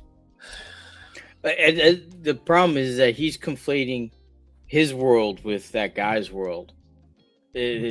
Completely different types of people. Completely. Right. To him, it's all clout. That's the most important thing. So being locked out means you don't have access to the revenue you can create from clout. But to him, he doesn't care about that. It's just some gadget that everyone uses. That's all it is to him. He's making money in the world, producing a value for overall society. And from his voice, it sounds like he's doing a pretty damn good job of it and has made a considerable amount of wealth to be just hopping around to wherever he wants to go. So I would concur. Anyways, the point for preaching the Constitution because soon he's broke. He's broke. I live in Florida. He's gonna be walking down the street shortly. We're not concerned about it. For some reason, they think that their word means so much more than everybody else's, and this is why people don't listen to the older generation. Notice Anton still haven't ordered his food yet. Let's keep going.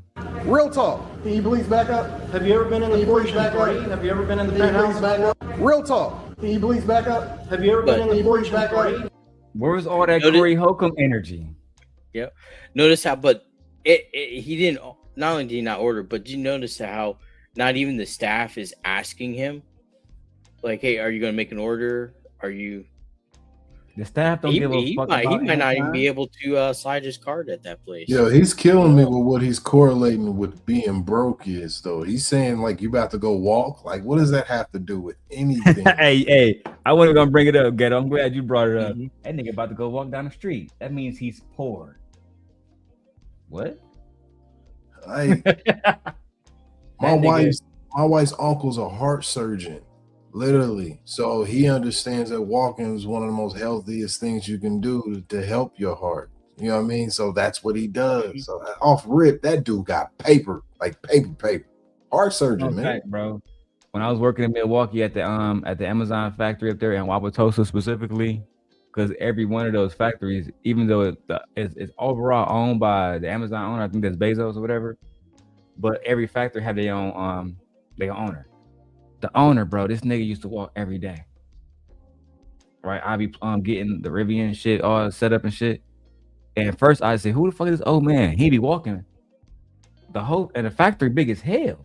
Yeah. Again, it's walking the whole bitch, bro. Yep. In circles. Found out this nigga is a motherfucking owner. And not only was he doing it for workout, but he was actually watching the drivers, the packaging people, the motherfucking security up front, the big 16-wheeler driver niggas, and make sure that they shit getting. He was watching everything, bro. Yep. Watching his money make money. So all of that, and about him walking, another fun fact. That nigga drove one of the white Amazon vans to where he told us that. He said, why would I drive my car? It was a Ford Ecoline. He drove a fucking van today to work every day. Yep. You would never know he was the richest person there. Yeah. That's a fact. Actually, the best person with the best car, I can't even say that my pilot said it was really this guy. He had a Mercedes truck. That bitch was clean. But he was just the warehouse manager. Literally. That was it. Yeah. He can get fired at any time. The owner, I don't even know what kind of car this nigga have. 'Cause I only see him in the rented vans. I'm just saying, bro. You never know who really got cheese. Especially, I learned that in Wisconsin. Everybody got cheese. Bro. Wisconsin might be low key the richest state in the United States. I never been there. Somebody told me that the most billionaires live in Wisconsin and in New York. But you know what? I've never seen as much money ever than when I went to Wisconsin. Anyway, let's keep going, man. Have you ever been in the penthouse? Dude is a drunk. And this is why people don't listen to the older generation.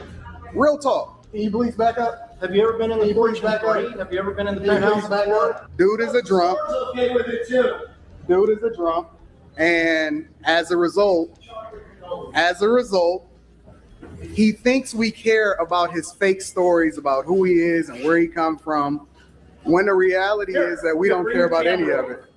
When the reality is that I'm gonna show you pictures of my fucking life. You want to see me on that 80-foot? I know you broke, bro. The beauty. I'm gonna show you pictures of my fucking life. You want to see me on that 80-foot? I know you broke. Nigga said you want to see me on an 80-foot yacht. Anton, all that I know you broke shit.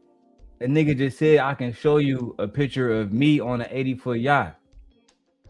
Let me ask y'all something. I ran. Stoic. When the last time y'all niggas been on an 80-foot yacht? Never. Never.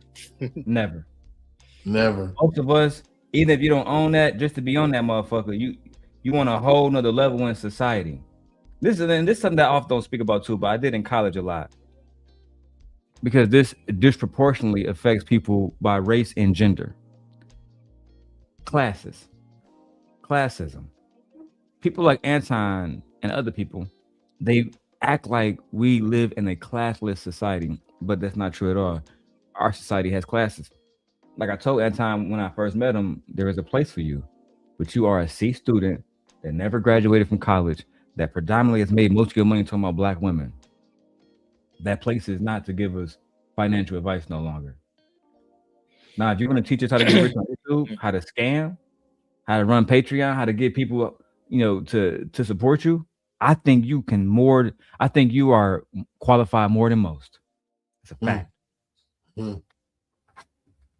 Anton is more qualified than me to give y'all advice on YouTube. That's a fact. That's just a fact. But what he's not qualified on is to teach y'all about stocks, to teach you about real estate, even at an investment level. Again, that's just what I know about Anton. Maybe I ran for somebody else knows something different. He's not qualified. When bro said he was a black Dave Ramsey, that's disrespectful. That's like saying he's a black Warren Buffett or some shit. There's different levels to this shit. It's so funny to call this dude this dude that. Like, it's crazy. And we always show this video because bro got in his face right in his shit. Can you please back up, sir? Listen, bro, I tried to tell y'all like a long time ago. Real Detroit niggas, when you get in their face, don't watch Anton Daniels and think you can get into you can go to Detroit, get into a nigga face, and think he's gonna say, please back up, sir. Bro, I'm trying to tell you, you playing with your life. If y'all really trying to mimic this man, and listen to me. If a dude press you in Detroit, I'm in Chicago now. If a nigga press you, if you want to go home, hey, bro, I'm good. I'm not from the city. I'm not banging. I'm just chilling. If that's not a sufficient answer, then handle your business, because clearly there's going to be a problem. But do not, under any circumstances, think that you can, because Anton did this with an old white man. If this had been a old black OG, this would have got real rowdy, real fast. I'm just keeping it 100 with y'all. Bro, the beauty of it is that I caught it in real time for you guys to see. I seen his beater. I seen his broke car. I seen how broke he really is. And now he want to show me some pictures, right? And he's drunk. So we gonna continue to have matter. Anytime I got a video of you drunk right now, I can show Stoic at any given time. Only thing you gotta say green light. I go get a video of you flirting with a bitch right now, drunk to the motherfucking flow. It's a fact. So you can't shame somebody for being drunk when we get videos of you being drunk. And we all adults. That's like me shaming Ramp for getting pussy. Oh, bro, you fucked 3 girls this week? The fuck, nigga? I don't know, bro. I can't even say certain stuff like I used to, but that's giving real rainbow vibes. I'm saying niggas be all in other niggas' business and shit like that. Worry about if they getting drunk or what they doing. You need to worry about why that nigga in your face and not letting you order your food. You know what I'm saying? I'm hungry, nigga. Or why no one's addressing you. Yeah, and nobody said, sir, Nobody please has said. Nobody else has said a word to him. Right. Like that. That is the strangest thing. This nigga supposed to be the king of Detroit. You would think somebody step in right stoke and say, "This is Mr. Daniels, nigga. You don't know who you talking to?" You know what I'm saying? That nigga think he Bumpy Johnson back in New York days. Nigga don't look like that. We gonna have this conversation. Hey, can I make my order real quick? Fucking while excellent. he's talking. No, I don't have this conversation. Watch this. Hey, can I make my order real quick? Fucking while excellent. he's talking. No, I don't know. I'm going to talk loud now, so you can't communicate with these Whenever people. you're ready. I'm going to interrupt you. You need to go home and reflect on this video as a young man, because that's all you are as a young man. If I wasn't rich, I would care. I wouldn't even care about what you were saying, bro. What street? I'm gonna drive from Yorkshire. I'm gonna drive my beautiful Porsche home. My Porsche. I'm gonna go to my huge home. And we know you. He said those fucking Porsches are fucking shit. Bro wasn't impressed. Porsche. Nigga, my daddy been driving those bitches since I was in diapers, motherfucker. That's how them niggas be in Wisconsin too, bro. Like, I was out in Oconomowoc, Fort Atkins, Watertown and shit. Bro, I'm seeing shit I ain't never seen before. Like, no cap. And because I had the Ray-Bans on, I take pictures of this shit, bro. I'm gonna post some of this shit on my Instagram just to show y'all. So go tap in. Bro, I've seen houses I've never seen before. Hold on, like, okay, so hold on real quick. Back in Florida, they got this properties called the 818, and they really stretched out. They're like really wide. So is in Wisconsin, is yours like vertical? Is it like tall? Like when you say you seen really big cribs, right? Was it like, you know what I mean? Was it like that? Because I'll be curious, because I always told myself if I got a certain amount of paper, I go back to those cribs in Florida. You know what I mean? Them beach houses, but I don't know. Wisconsin might be it. I'm gonna see if I can find it real quick in my photo battery. I'm using my iPhone like I told y'all earlier, so let me see if I can find it. I see it turned you into a Packers fan. Bro. Yeah, I right. They really hold they people down. But it's one particular house. Right? But I got so many of these bitches. Oh, hold on. This it. Nigga. Let me show you this bitch, bro. See it. Give me 1 second, bro. Cause I said I had the Ray-Bans on, so I used to be filming while I'm driving and shit, bro. You feel me? On some content creator type shit. Oh shit, where is that shit at, bro? Oh, hold on. I got it. I'm on some blow shit. Damn, which one? Here we go. This is it. All right. And put the bitch on the full screen. Oh man, look at the vegetation. Bro, do you see this motherfucker? Wow. Bro. So I delivered a package to this bitch, bro. I couldn't believe this shit, bro. Wow. I said, this how much money these niggas getting out here, bro. Damn. I'm talking about a lot of money. So I started focusing, I started linking up with people in Wisconsin, in Milwaukee, et cetera, et cetera. You know what I'm saying? And truthfully, that's how I was able to, get a little bit of cheese and shit. But let me go back to the what we talking about? This nigga Time Dog getting dog walked by. Oh man, it's crazy. You're gonna go to. Do you have that that video of him when he's getting ready for a day, talking about how he gets ready as a millionaire? Come on, the small apartment video. Yeah. I'm like, there's no. I'm pretty sure we can bring that up. There's no way you're making these statements saying I'm gonna go back to my big home, and you're having videos of that. I wouldn't even say it was a luxury apartment. It was just a regular like complex. I'm tell you, bro. I was one of the first niggas to really expose the fact that that nigga was always poor. You feel me? Because I found out what apartment that he lived in, the apartment you're talking about, we found out where it was. Bro, we exposed it all. Bro.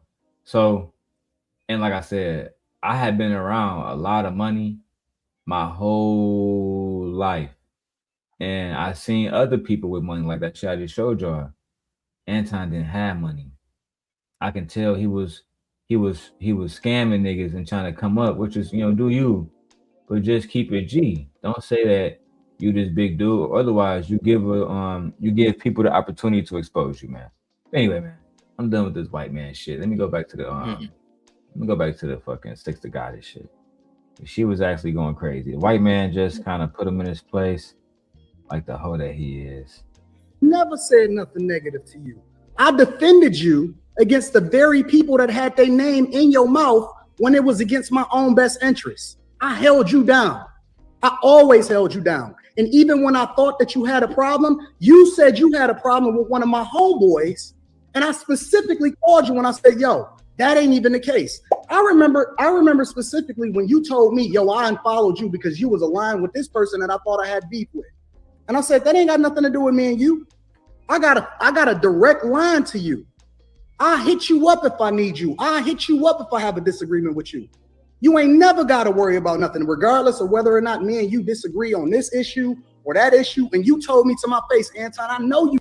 I was gonna say, the fact that she's sitting there being submissive and quiet and feminine, god damn, that motherfucker fine as hell. Shout out to Six the Goddess. Lord have mercy. Disagree with me when it comes to this whole black issue or FBA or whatever, but I understand you move differently because your actions show that you actually support black people. You married a black woman. You got a black daughter. You showed me love. I flew you first class to Detroit. I put you in the best suite. I had. Hey, Time Dog. Women don't like when you brag about that type of shit. It make it seem like you trying to flex, and that's why she had to put you in your place. She didn't want to seem bought and paid for. Can't have that happen, can we? I don't know if you know the other sister, but shout out to the other one too. She don't look bad either, G. I ain't gonna hold it. The Nika is beautiful. She's married. Yeah, she's strapped to the T. Yeah, not to spy on, you know, I'm married too, but you know what I'm saying. She look good. Yeah, of course. I'm married too, so. Yeah, we just having gentlemen talk up here. Yeah. Had you in my kitchen. We talked directly, face to face. You kicked it with my wife. You text back and forth with my wife. And now you want to sit here and act like we ain't got a direct line to each other. And then I look up and motherfuckers like, yeah, Six is saying this and that about you or whatever, so on and so forth. I'm like, oh, wait a minute. Let me hit her up. I look up, unfollow me on Instagram, the whole 9 yards. I'm like, what the fuck happened? I thought we had a direct connection and we didn't let none of this online bullshit get in between us. If I have a problem with you, I'll call you directly. If you got a problem with me, you call me directly. I ain't never put your name in my mouth. Ever. Never in a negative way. And you know this. You know it to be true. So what's happening? Like, why would you do that if you know me and you didn't have this conversation personally? Are you finished now? Can I talk? Yeah, absolutely. Okay. What is wrong with me saying that due to your stance on Pearly, okay, which you are entitled to have, you a grown man. What is wrong with me saying due to your stance on Pearly, I just don't want to deal with you anymore? Why would I have to call you and say anything for what? You made. Because he is a narcissist who believes that the people around him that he is spending money on, that's why he had to mention that, to add, hey, I did put you in the first class suite, bitch. I did I fly did you this out. for you, yeah. Exactly. Well, That he was. means I don't mean to cut you know off, you. but he was using her as a photo op. Of course. Like course. because now that she's not in a circle, because when he said, I always have a fine chick with me, it's like we don't. It's like from a picture you can't tell like this was just like either stage event or they were just on some show. But if he like just a simple picture of him with her, it's like, oh, hey, I'm always with this I'm gonna type put of it out women. there right It's like, now. If you believe that Anton was hitting this, you a fool, nigga. Right. I know he wasn't, but I know he wanted to. And I ain't talking about you. And that's why he's mad in this Anybody who video. believes that. Because if y'all believe that, if there's anybody in my chat right now that believe that he was hitting 6, and that's how you get down, then if you send me 700, I'll send you 6 numbers, right? I mean, if you I don't know, I can sell you niggas anything at that point. I feel like you can sell raid to a bug at that point. I don't know, bro. I wouldn't see a picture of Stoic and 6 and be like, that nigga for sure fucking. Right. Unless he's sitting on his lap, tongue kissing the nigga something. Right. And he don't be moving like that. He'd be walking down the street with 2 hoes and they'd be like, that nigga's a player. Well, I also think that if you really had women in your lifetime, certain type of women and certain type of men don't necessarily match, even though they might coexist as far as communicate. You know what I mean? You could tell the intimacy. Yeah. Nah, dog. They exist on a business realm. She not calling her friends like, girl, I got a nigga like Anton and friends and all his friends. They all short and fat too. We all about to. Nah, they don't want that. And that's exactly why I think that Coogee sweater that he's wearing in the video should not be allowed to be sold to fat lame niggas like him, and it should be only sold to brothers like myself, because it's like the women ain't gonna even look at you and really compliment you. They only gonna compliment brothers like me and Darrel and rant with you know what I mean, if you get that front part, you know what I mean, and we in there. Yeah, y'all new here, but like I said a long time ago, I made Anton Daniels. He had a squire. She was a beautiful woman, still is, but I made her mine. I snatched her right up like Trump did fucking Maduro. You know what I'm saying? Hey, let's go. Made it clear how you feel, and I just don't want to deal with you no more. And that's cool, but we agreed that we would say that directly, and we wouldn't do that publicly. Directly for what? I'm supposed to go to because that's what we agreed to. No, I didn't agree to that. You agreed to that. You said, hey, you could just come to me. And I was like, okay, I never said, oh, Anton, if we ever fall out, I'm going to come to you. There's no reason to come to you. You're a grown-ass man. I can't tell you what to do. Rita, no. Did she not say this directly in our kitchen, in our crib? Anton, let me ask you this. That's crazy. Who was this video about? Now, as I just told y'all, Anton had an apprentice and other women that was on my team that was betraying him for the team, and they end up exposing all of his business to the simp god. Now, this video, he's gonna make it seem like it was about B. Taylor, but I'm just gonna let you guys listen to it. Because I find it very interesting. It was no. It was specifically. You want to know directly? No, name names. No. Name names. No. Because I find it very interesting that 24 hours before you made this video, I did a video about how white people need to keep black people issues out their mouth. The next day you made this video. Who was this about? Specifically, it was about Courtney.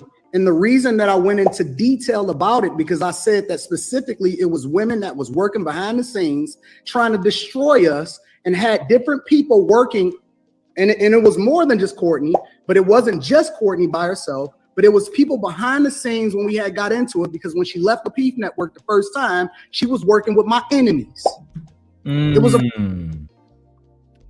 Story, would you hear today? I did the Not So Lucky video, Anton Apprentice, when she broke down how they was sending me information. Yeah, beginning of it, I was. Were you here? Was you here? I ran. You was? I remember. I think I remember that. Remember that from a Okay. while ago. I think I actually saw some of your content way back. Not because now that I remember. Patreon. I'm gonna go dig into the Patreon real quick. The best thing about this fucking 47-inch, 49 inches, I can just put so much shit up. Hey, But- Darrel, Yes, sir. can you do a is there any way, is it possible you can make a lifetime membership or you can't? It only allows you to do certain tiers. Yeah, I I was only just, make it through the monthly, man, unfortunately. oh, okay. But what I will do if somebody wants to do like a lifetime membership, because it's hard to do it like and actually have you on like to actually have you as a member on YouTube. You know what I'm saying? Because they're still gonna charge you a card. YouTube want their percentage, blah blah blah blah. The only way I can maybe do that is like give people access to like fucking Patreon. They want to pay like a flat fee of, and I don't like listing those prices because I can say 500 or 200 whatever. But to me, I always tell people this: if you just want to support me, send me whatever you want to, and then whatever you need from me, just hit me up about it. You feel me? I'm very accessible. That's all. But Anton said that it was women working with his ops, and that these hoes was telling his ops everything. Now I went back and I showed this the other day. I don't really want to go into it over and over and over again. But where is it? Let me go ahead and find it really quickly.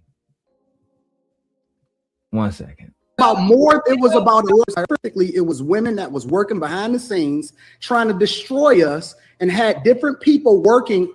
And it was more than just Courtney, but it wasn't just Courtney by herself, but it was people behind the scenes when we had got into it, because when she left the Peep Network the first time, she was working with my enemies. It was Okay. Found it. Very easy. Now, would you believe I rant? Would you believe? Because he said Courtney and other people, right? Did y'all hear that part? Mm-hmm. Oh yeah. Okay. Now, would you believe that Anton's former apprentice, Not So Lucky, and Courtney Michelle came up to have a conversation about the simp guy and about betraying Anton? Oh, it's here on my Patreon if y'all want to watch the full 5-hour episode. But let's go ahead and break this down. Oh, let's say I am Courtney Michelle right there at the bottom, gentlemen. Let's figure out what happened, because Anton Apprentice was accusing Courtney of sending me information. Courtney said, "Bitch, oh, is that me up there?" Wow. I'm not a narcissist. Let's get my part. Let's get my part from now. Let's let the ladies defend my honor. Fucking simp guy. Anyway, I'll show you guys what Anton was talking about, because I like to give context. You know what I'm saying? I rant and stoic. That way you guys can say, oh, what was Anton talking about? Now you know. Let's go ahead and go to the video right fucking now. From what me and her talked about, it wouldn't be beyond her, just like I'm sure she probably believed it wouldn't be above me. And I haven't. And I don't know if she's been getting attacked, whatever. That's for her to talk about with you. Hello. Hello. Hello. Do you want to chime in? Iran, you said you was around back in the day. Was you watching Lapeef when Courtney was there? Yes. Yeah. So you would recognize her voice.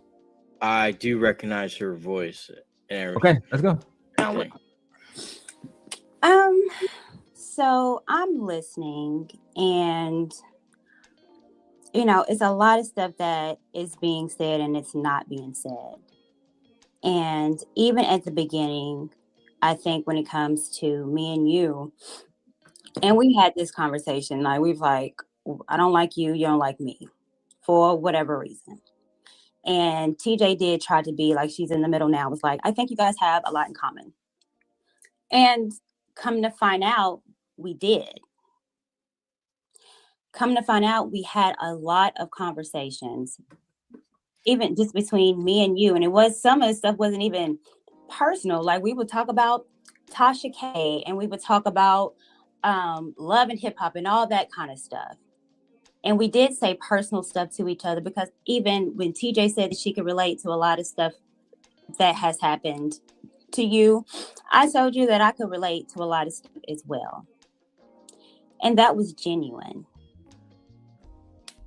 When you told me that you were going through some emotional stuff, and I don't have to say what it is, I didn't know what to necessarily to do. I called TJ. I was like, we need to cover Lucky. I called Bolo. We need to cover Lucky. Me and Bolo called and we prayed for you. See, these are the stories that are not being told. We prayed for you. I cried for you. That was genuine, Lucky. But these are the stories that are not being told, because it's Courtney's nice, nasty. And call it whatever it is, but when we talked, we were honest. When I cried for you over some things, that was true. And it was honest. When I saw how Darrel was moving. Oh my God, why I gotta always be brought into stuff? Why me, Stoic? Just because Anton Apprentice wanted to ride this pony all the way back to the West Coast with me. These older women like Courtney was mad. They lied after they gave me evidence to use against Anton, as he said. But let me not spread a narrative, right? Receipts. True. And it was honest. When I saw how Darrel was moving, it was the complete opposite on how I wanted to move. And I told you this. I said, Lucky, Darrel moving crazy. I'm trying to build my platform. We tried to do the woman thing where we was like, let's just content create and put out positive stuff so Black women can look good. TJ came up with the Womanati, and I thought it was an amazing plan. You did not have a channel. Say the story about who championed you to get a channel. Lucky, go ahead and make your channel. I think you're very smart when it comes to what you was, as far as with money and financial. I was the one that championed. That's why she was Anton Apprentice, because people thought that she was good with financial things and money too. And she wasn't. She lives with her fucking parents. Not saying that you can't have wealth and live with your parents. I'm not here to bash her. That's not the conversation. I'm just making it clear that it was one blind person following another blind person, which is why I was able to snatch her right up from Anton. For my own purposes. That for you, Lucky. These, again, are the stories that you're seeming to miss. I don't know if you want me to be the villain. What makes you think I missed that story about starting a channel? We just kind of started. TJ came and we started to talk about the meltdown part of it. But because this happened beforehand. These stories happened before all this crazy stuff that is unraveling now. This is the reason why we was like, Lucky, this is messy. This is not what we need. This is why we wanted to do the Womanati. Because we wanted to. Let me just pin that. And I'm not cutting y'all off. As you can see, I'm very open to a conversation. I would have been open to a conversation if I was not Black. But let's just talk about it. And because I told TJ and everybody certain sacred conversations, Courtney, whether you believe it or not, nobody knows. We know what we have in common. And like I said to everyone in Tarilla, I like to believe at one point you liked me. So any other things that I felt, I moved past that. Now, no, it does not make any sense to say, yeah, Courtney amongst TJ, amongst Lauren said, hey, you should get your channel. Because Courtney, that makes no sense as to me just saying you're supportive. I'm letting you guys listen to it fully without any interruptions.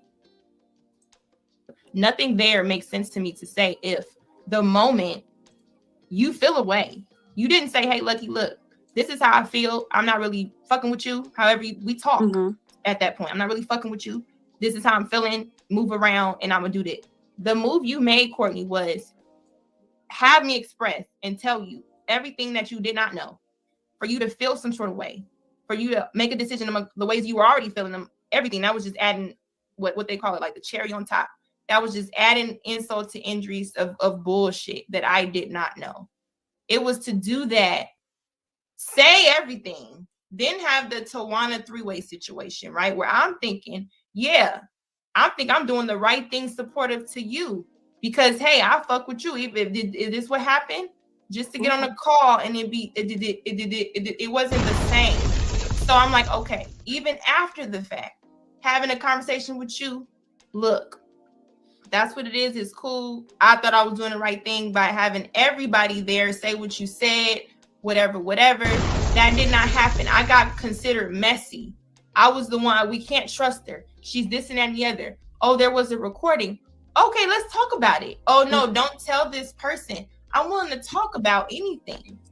And the thing is once that happened, no conversations was made. It was, okay, I'm back on Lapeef and fuck Lucky. Everybody is blocking me. And now TJ is now feeling closer to that.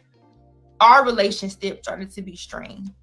So then I'm like, okay, what is really going on? It seemed like a pick a side. How dare I get used to then tell you anything, Courtney? Or what was the point of you saying, want to know any of that information, to go at Lapeef, to send this to Darrel, to do this thing, Courtney? Or what was the point of you saying, want to know any of that information, to go at Lapeef, to send this to Darrel, to do this, to come at them? We worked for months, fellas. I'm telling y'all the truth. Put this on I swear to y'all. We worked for months, devising surviving Lapeef to go against Anton. Only to have Courtney come in, get upset, and tell that nigga JR Anton everything. Next thing you know, no more information, bro. All I'm saying is this, right? Because I'm not about to drain y'all with that video. But when Anton was talking to Six, and he was saying that video was about B Taylor, and it was about fucking Six the Goddess. It wasn't. B Taylor wasn't on the team at this point. She wasn't a part of that. That was a lie. That video that he is doing right now was specifically about, like he said, Courtney and somebody else. It wasn't about B Taylor. He just threw that in just to shit on her. I'm just being honest with y'all. It was about a lot of different women, and it was more than just Courtney. Specifically, it was about Courtney, and the reason that I went into detail about it, because I said that specifically it was women that was working behind the scenes trying to destroy us, and had different people working, and it was more than just Courtney, but it wasn't just Courtney by herself. But it was people behind the scenes when we had got into it, because when she left the Lapeef Network the first time, she was working with my enemies. It was about more. It was about a lot of different women, but it specifically, it wasn't about you, and it was not about Crimson Cure. I have never watched any of your streams about this whole Pearly thing. Okay, so you still were willing to throw another black woman under the bus to put Pearly above and to take up for Pearly? And if it's busy, he thought that because it wasn't about her, he was gonna slide. So you gonna throw another black woman under the bus to fuck with the white bitch still, nigga? We still giving you no credit.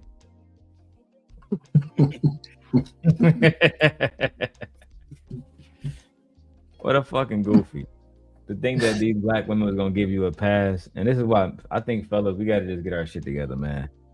You know what I'm saying? We gotta either grow up or just stop playing games with these women. And truthfully, he didn't have to come up there and to expose himself. He could have just, again, stayed in the chat. You know what I'm saying? Right. And now you got to deal with the consequences. Now we got the clip 3 years later, nigga. I'm just saying. Now Freezy got the clip, and Corey got the clip. Everybody got the fucking clip now. You know what I'm saying? The little homies who want to get their channels up. I ain't gonna lie, I got monetized talking shit about Anton. That's a fact. Oh, yeah. Hey, here we are, man. YouTube, we love this opportunity. No, you're just collecting the money he drops. About me, then why did you say? Oh, my this? bad. Who said something? Oh no, this is me. I see you're collecting the money as he's going down. It's dropping out of his pocket. Hey, it's falling. send me more cheese. I'm working very hard. I got a big family, and I just appreciate more money. I love y'all, nigga. Let's go. Towards the end, go be getting it. Part of my very, very thankful. Stop being envious. Stop always looking to criticize, but instead look to add value and get your ass to work and push. When everybody else is grinding, you just sitting there twiddling your thumbs, talking about I'm on vacation. I'm not shooting no content. now That's about B. Taylor. B. Taylor specifically. That's very interesting because I have you in a DM conversation with me saying, why haven't you been streaming? And I said, oh, because I just got back in town. I spent this week with my dad. I'm back on it. How long ago was that DM6?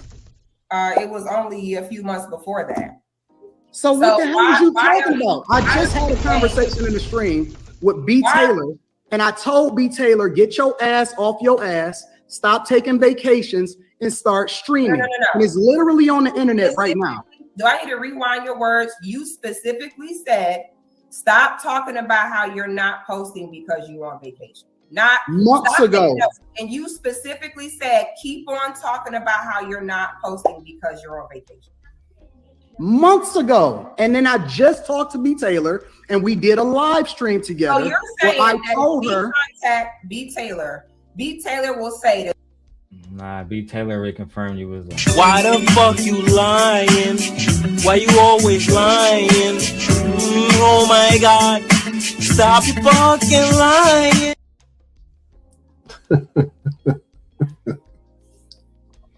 Just tell the truth, dog. Truth will set you free. Man, because it gets worse and worse. Well, I think that day he learned a valuable lesson. No matter how much money you have, it's still not going to buy the women that you want. Yeah, because everybody knows that the guy who buys like we was talking about earlier, the $80 million yacht, 80-foot yacht. Yeah, that's cool. We respect the guy that buys it, but we respect the guy that knows how to build it more. I just honestly think the respect is in the skill, man, not in the build. But man, nigga Anton gonna watch this shit and clip you. You got this dusty ass nigga over here talking about something. He respect the nigga that built it more than a billionaire that owns it. We bag chasers. That's what he gonna say, bro. No, that's cool. Oh, he probably is watching right now. No, that's ninja watching. No, that's cool. I hope he clip it, but he'll see my Instagram followers and see I'm working. So I ain't worried about him. We can't afford to worry about. You got a stoic nation on my side, man. For me, to be perfectly honest, I'm over here getting my content done with you guys. Over here doing my Coursera stuff. I'm really close to being done with my Security Plus CompTIA license. I just want to get done with all this shit, bro. You feel me? That way, really, I can just keep focusing on my, my money offline. I get it. We all work pretty much paycheck to paycheck. I don't even expect everybody here to come in. Like how Stola gave me that 150. I don't expect him every day to throw a nigga 150. That'd be fucking absurd. Well, you know what I'm saying? You don't know.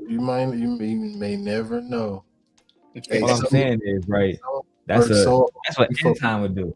I saw Sharon over there saying, "Oh, y'all don't want to support me, but y'all support Anton. Y'all support all the bad guys." I don't know, bro. That's just some whole shit.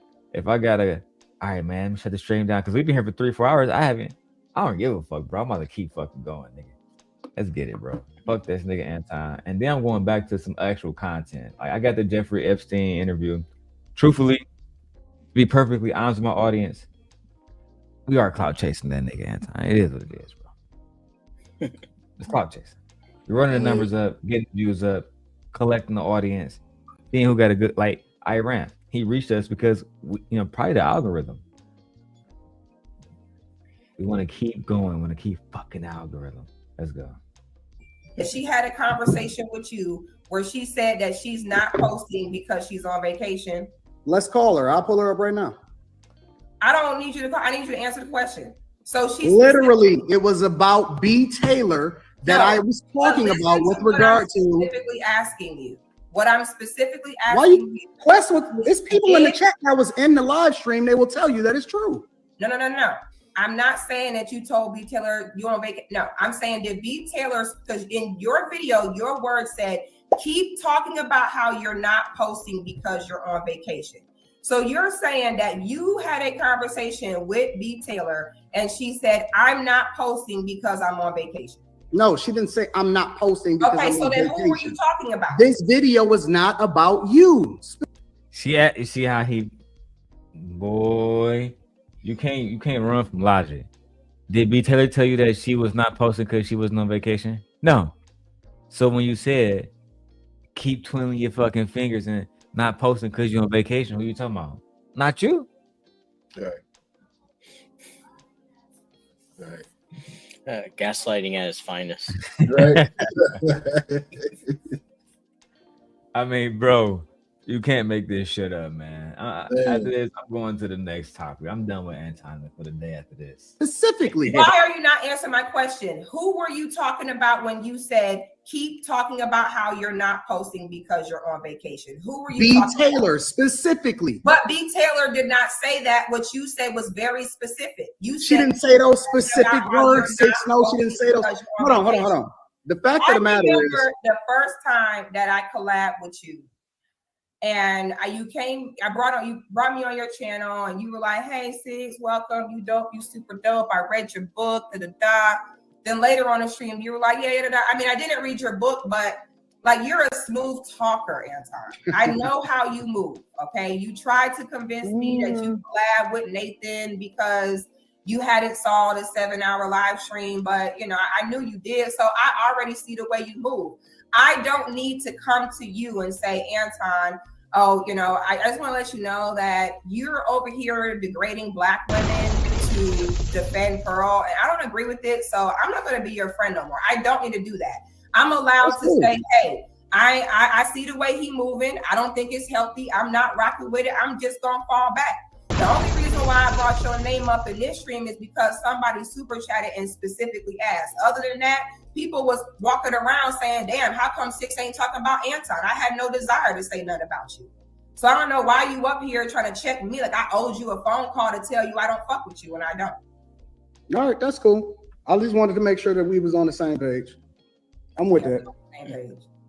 All right, cool. Y'all have a good one. Have a great life. You know what I'm saying? That nigga have a great life. That's when you know a nigga done with you. I don't want to see you ever again for the rest of your fucking life, nigga. I can't believe that shit, bro. Hey, listen, shout out to Six the Goddess for standing on business. Shout out to y'all. Listen, do I have any? I got a few cash apps that came through earlier. Shout out to y'all. We need memberships. I want to get at like 300 members before I get to 1,000 subscribers. It's a big reach, but I still want to do it. If I need to change the membership to 99 cents for y'all, then fuck it, so be it. Just let it be known. I ain't trying to hear that bullshit. All that nigga, I'm not trying to hear that. No, nobody got the answer. I see what you specifically said. And I'm not gonna try to end it. I'm not trying to put myself in it, but he didn't exactly say it wasn't about you either. When I'm asking him, who were you talking about? He still ain't answered the question. He was like specifically her, but it could apply to all of y'all. It's pretty much what I got. But hey, Charlie outworks us all. Her African outworks us all. What does this say, y'all? Why haven't you been streaming? Let me put it on a big screen for those who cannot see it. Okay. Why haven't you been streaming? Oh, because I just got back in town. I spent this week with my dad in North Carolina. I'm back on it. Heart. That was the last message Anton got from Six the Goddess.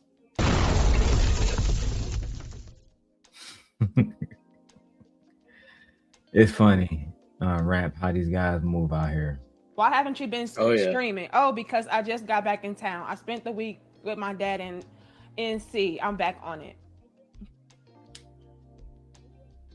Okay. I specifically told him that I was not streaming because I was on vacation. I was on holiday.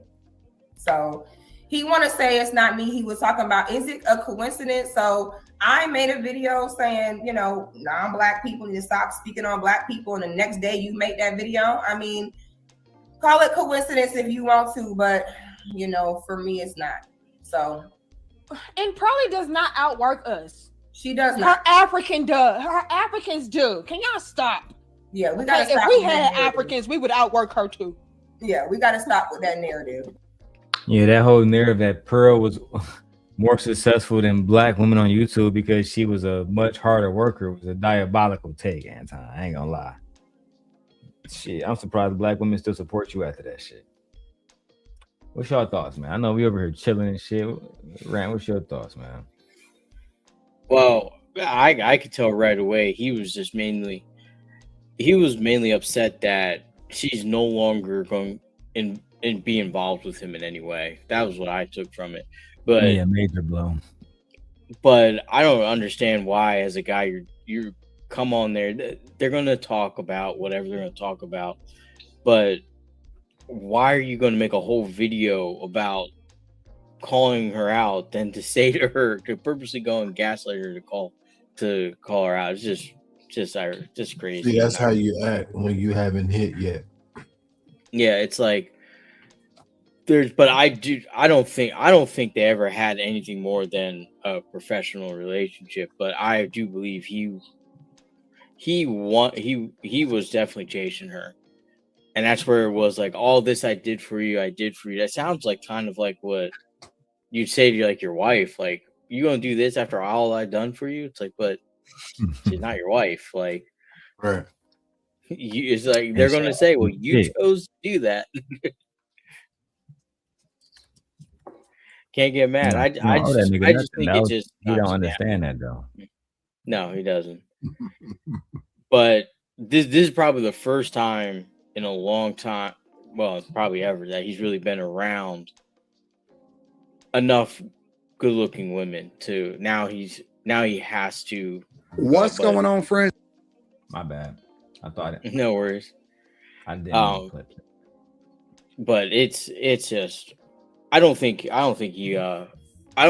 understood that a lot of what he was trying to keep underneath was coming out. That's all. I agree. Even though I say I was done, I did get word that they had a conversation about the R. Kelly situation, and they saying that Anton and the homies was basically defending a PDF file.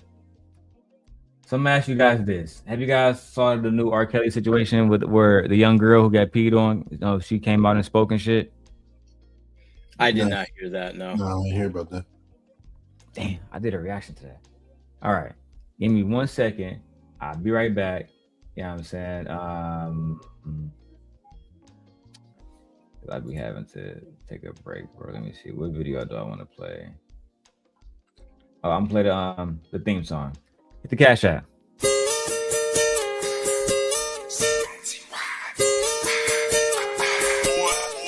It's time for the circulator. It's time for the circulator. I'ma shake my money. I'ma shake my money. It's time for the circulator. It's time for the circulator. It's time for the circulator. It's time for the circulator. I don't know how to dance but can lean and maybe get a bitch put their hands on their knees. I don't know how to dance but can lean.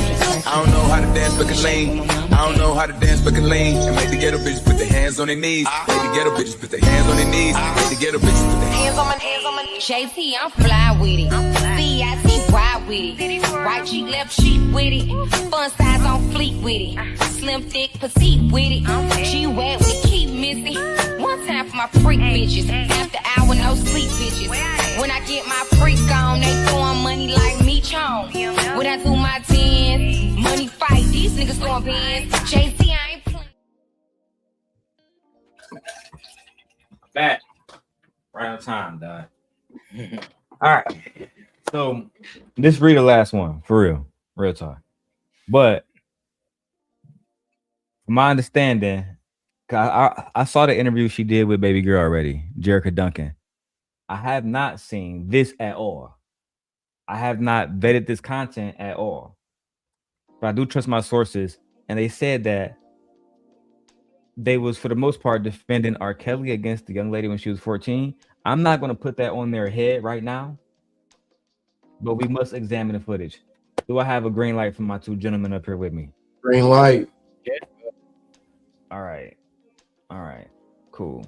So recently, I'm pretty sure we're all old enough to remember that R. Kelly was in a situation where he allegedly urinated on a 14-year-old girl. Do you guys remember that story? Mm-hmm. Oh yeah. Well, for years she's always been Jane Doe until recently. Recently, she came out with a book talking about what happened that day when she was urinated on. She has since gotten married, had a kid, etc. But she was talking about how she was traumatized because the video got out in the first place, how it happened, how other black men who are adults was around. I think it's best that y'all just listen to it for yourself. This is the original Jane Doe from the original R. Kelly tapes back in the early 2000s. Because it's Anton and this is a fresh video, I gotta throw up the fair use, guys. You feel me? I'm gonna cover the top and the bottom anyway. But let's go. If you're watching on like the vertical, come to the widescreen one. And she's back, and I believe she also has a new book. This is some of what her interview said. But you describe at length how it started. You mentioned your aunt, the artist Sparkle, who used to work with R. Kelly. I want to read some of it from, I think it was page 18. You say in the book, the next time we're at the studio, this is what you say, Sparkle said. You say your aunt told you the next time we're at the studio, you should ask Robert to be your godfather. Aunt Sparkle explained that I should sit on his lap and rub his head while I asked him to be my godfather. This instruction seemed sort of weird since I hadn't sat on his lap before, but I didn't question it. When you think back, is that where it all begins? Is that the start? That is the start. That is the start of him entering into my life in a different way than just being an artist or hanging out at the studio. Y'all see what Anton, y'all probably can't see it, but his chat over there saying, "Let me piss on you." You know what I'm saying? The motherfucking Dave Chappelle song, famously. Drip, drip, drip. How she had to maneuver through shit. It was bad, bro. I'm talking about real bad. But go ahead, Stoic. You got it. No. I said drip, drip, drip. Child. Yeah. Became more personable at that moment. Because you yourself were an artist. You were a part of a rap group. You had toured Europe. You'd been to Europe. Mm-hmm. And it was your aunt, you said, that introduced the family to R. Kelly because he's this successful artist from Chicago. At this time, he's really starting to blow up. He left the group that he was in. Mm-hmm.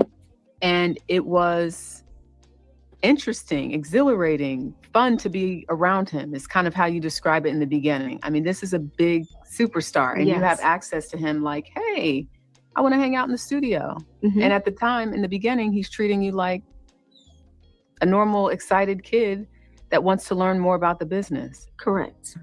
So when do things turn? And I know you go into great detail, the early stages and why this is so complicated, your mindset at that time. Well, during the time that I met, the fact that like she talking about their relationship, like she wasn't a 14-year-old girl, just made me just made me feel uncomfortable because baby, you was 14. There's no reason why you should have been around that man. And I feel like I would never blame you. You know what I'm saying? But at the same time, I just remember myself at that age. I knew not to be around certain adults, especially in certain situations. That's just something that I knew. I don't give a fuck how much money you got. Anyway, we can keep going. Anybody got thoughts, just let me know. him, I'm also a teenage girl who's going through puberty. And so some of the things that I was thinking or feeling were just normal expressions to, you know, my maturity level at the time. And so it starts very innocent. It starts, you know, being mesmerized and, like you said, like admiring this person. And then, you know, it kind of gets a little deeper or more complicated when that person is able to, you know, see what you can't see, the way you're developing, you know, your conversation, your personality traits. So it kind of became more complicated when he started analyzing me and, you know, the things that I was going through and who I was becoming as a person. And again, I was excited and mesmerized to, you know, be under his wing and to be a part of his habitat. So that's how things kind of unfolded. All right. So before Anton and them start going, do you guys got any thoughts? Hey, Fear, Bridget, King Picks. You guys got any thoughts on what the young lady said about how it is that, you know, her and R. Kelly relationship began to flourish into something darker? Yep, she realized where it was headed. I think she just kind of got caught up. Like, here's this well-known artist pulling me along with his journey, and then she finally realized what it was as it got darker. I think though he might be wrong in inside of it. She's grown. She's an adult. You know what I mean? Mm-hmm. Right. So at some extent, there's got to be, you know. Yeah, she's grown now, but when the shit happened, when she got pissed on, she was 14. Well, let's see. That's another thing too, man. Like, yo, man. Like, all the females in my family, dog, are so protected. I just think like she might just been a product of that environment where she might not have been, you know, as carefully watched as she should have. You know what I mean? Typically, I know they like to say, like, you know, I know our black women are most unprotected. That is a fact. But I think she's a part of one of those unprotected, you know, households, one of those unprotected upbringings, because that's the only thing that makes logical sense as to how you can get somebody like this. I think actually, bro, that you're right. I think that not only that you're right, I think that motherfucking, what was I about to say? It pays. It pays to shit on, you know, black women. Literally, no bullshit. Like, if I came on here tomorrow and was like, man, fuck these black women, child support, they don't do them, you know, bro, I get so much money and subscribers because I never understood why, but there's a certain group of men online that genuinely, I guess, just have issues with women to the point where they have grown bitter, bro. Yeah, you're not lying. No, you good? Go ahead. No, I'm about to say, no, that's real shit. I mean, it's a lot of brothers that do that, man. I mean, it sucks because my algorithm, I tested a lot, man, when I make my little reaction videos. And I noticed that when I say anything positive about the sisters in the video, you know, maybe, you know what I mean, you know, the obvious way of me trying to bring, you know, the fellas into the content is to show, you know, her endurance. You feel me? To show her curves.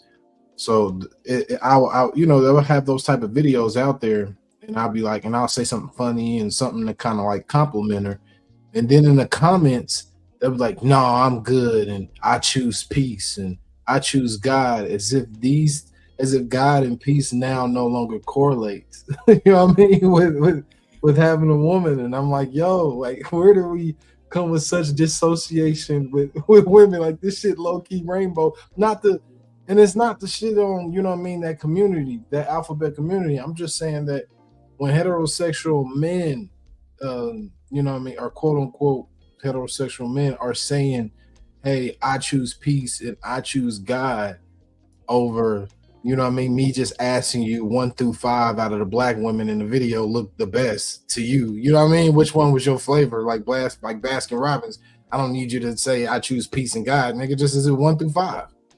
You know what I mean? Which one is it? I agree. Yep. I agree. Get straight to it, bro. All right, let's see what Anton and the crew had to say about R. Kelly. Thoughts on the now adult Jane Doe speaking out about her R. Kelly experience and how she was mesmerized as a teenager that was going through puberty. And then ultimately that resulted in everything else that we know that it resulted in. Thoughts? Everyone failed her. Sparkle trash for that.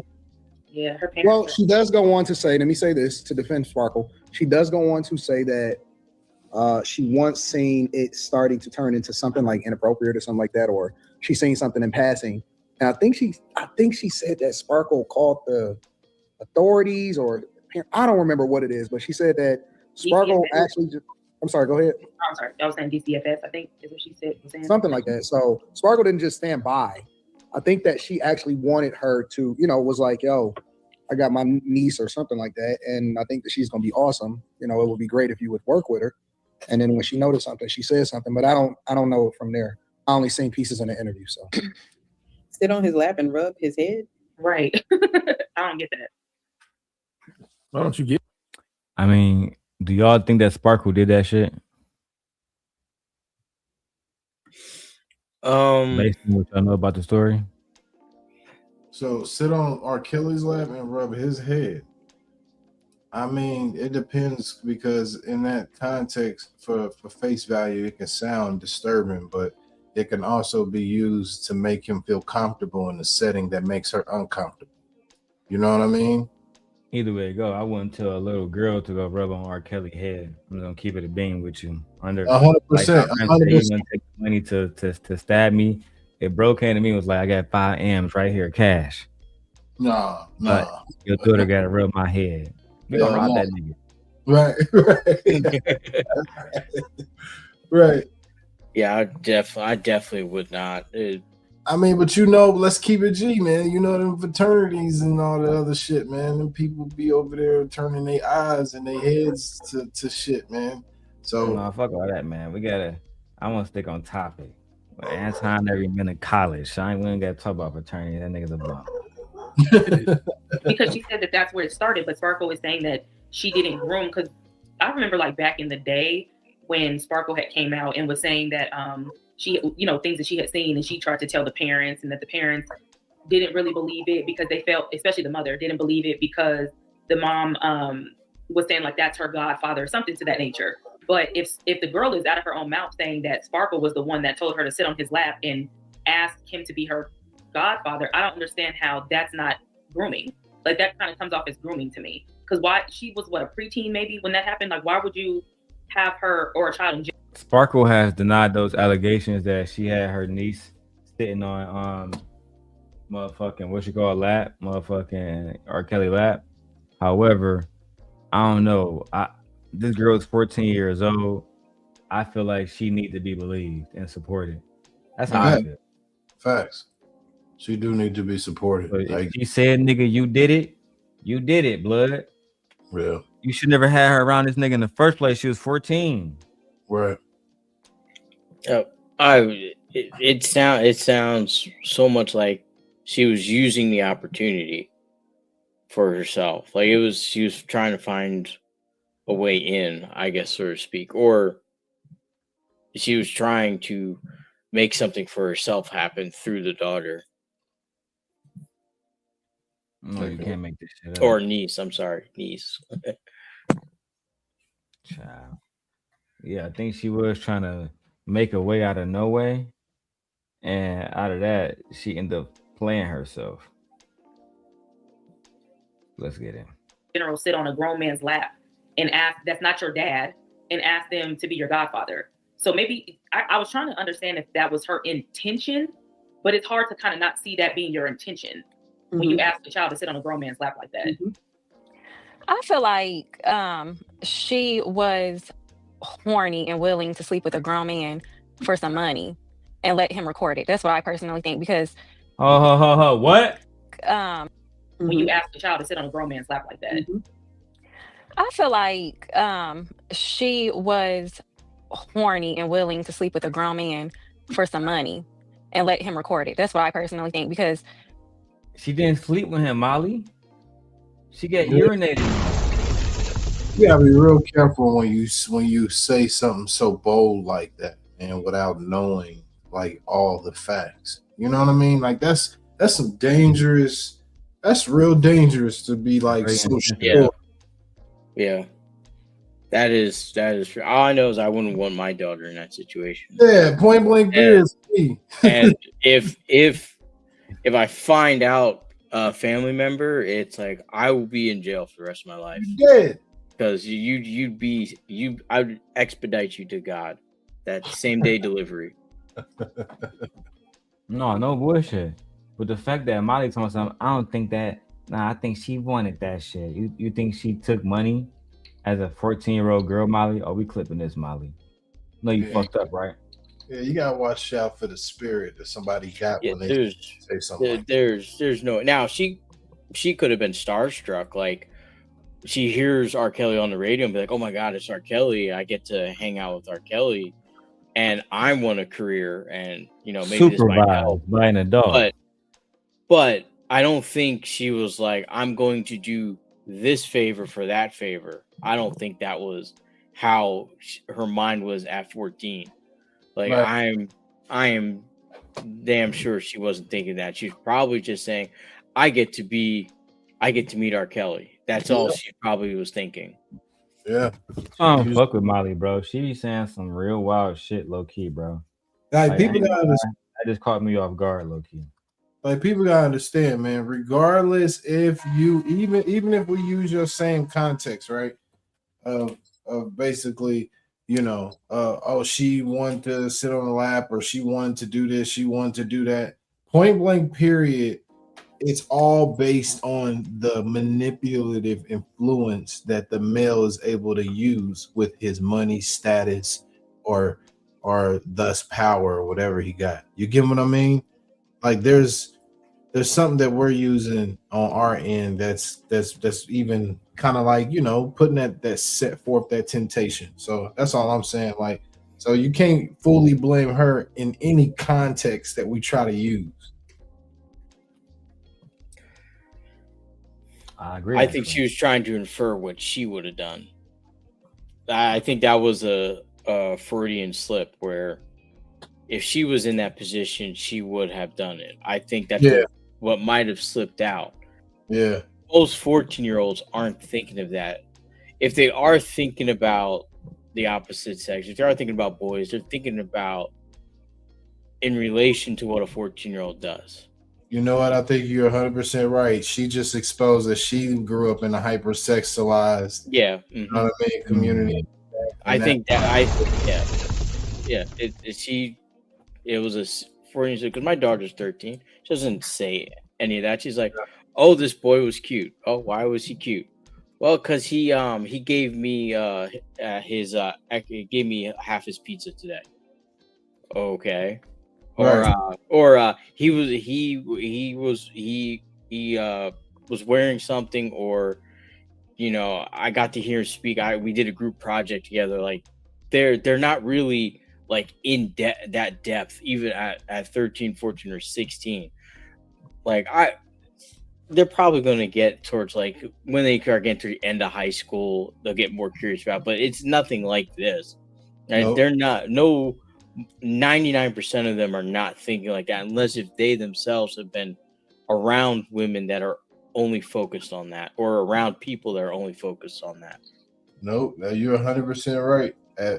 That's it. All I have to do is focus on, have taken a tablet time away from mine. So, like it's not. Those aren't their focuses. You know what I mean? If you're actually raising your children, like that, you'll never. That's kind of not at the stage I'm at, so I'll say that. Yeah. I agree. Let's go. And guys, we're gonna need $60 away from the stream goal. I got anonymous $10 super chat. Cash app. Thank you so much. That means we $60 away from the stream goal. But either way I'm going to Hole 12 because I want to get all of my modules done for my computer science. I'm at least doing 3 a day. And I just finished one of them. Oh, okay. Okay, for that CompTIA, right? Yeah, bro. I'm trying to get this shit done. I swear to God. Hey, my wife was telling me, she was like, once you try to get something done, bro, I don't give a fuck. I don't be want to have sex. I don't want to do shit. You know what, man? That's shit so I can get more money.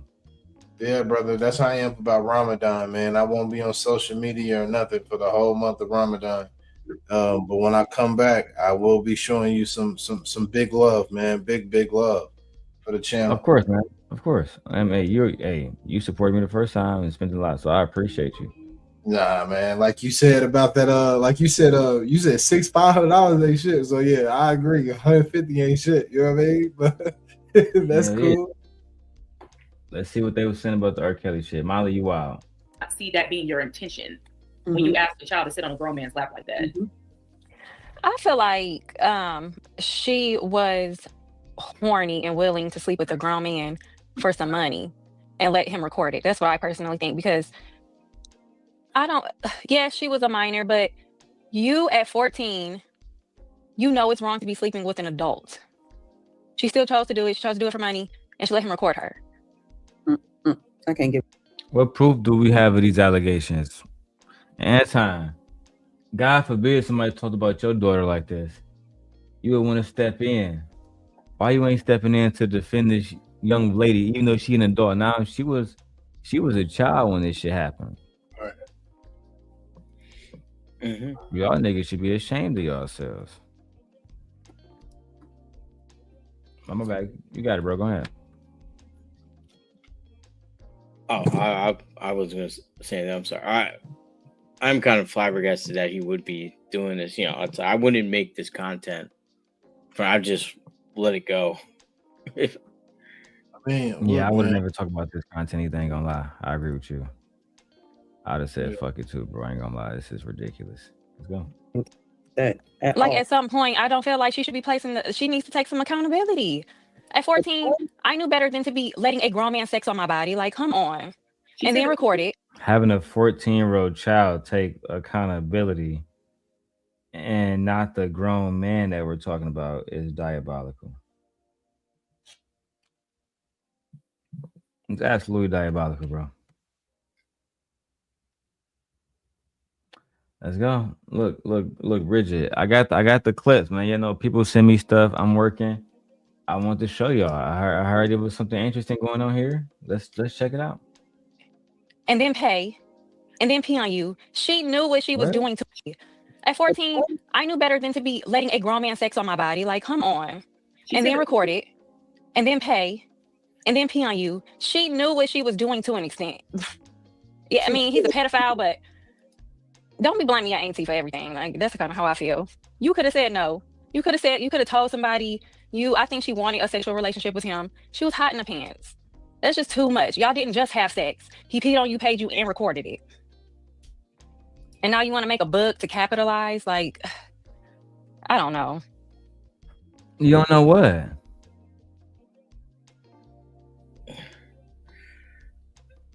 I don't know. I wouldn't want anyone to say that it was my daughter's fault if it was in a situation that. No, I wouldn't either. That is. I mean, like everything she's saying is right. If you grew up in a hypersexualized, if you grew up in that, but it's a hypersexualized community, then yeah, you've been butt hunching since you was fucking 11, 12 years old. Oh yeah, which third generations of cousins in them. And then all I'm saying is that's what the product of what she's talking about, and not everybody lives like that. So for her to assume that's just the jacket that she needs to wear is kind of fucked up. Yeah, and that's the loud minority of what actually happens. Most kids are not thinking about this, right? At all. Not even it doesn't really start occurring until 18, 19 years old. Man, I'm telling you, dude, I don't know what age it occurs because my daughter ain't gonna never, ever, ever sleep at nobody's house. No. Trying to get some time away or whatever. Hell. No, like the whole point is they trying to blame the young lady. You know what I'm saying? They're trying to blame this young woman for things that occurred to her and her lifestyle, whether she, accepted it or not. Let's entertain the fact that Molly may be right. She wanted it. It doesn't fucking matter because he is the adult in the situation. Exactly. So it don't fucking matter. Yeah. See, at the time she was 14, she has no ability to consent to anything. Exactly. And There's nothing. It's all the onus is on every adult.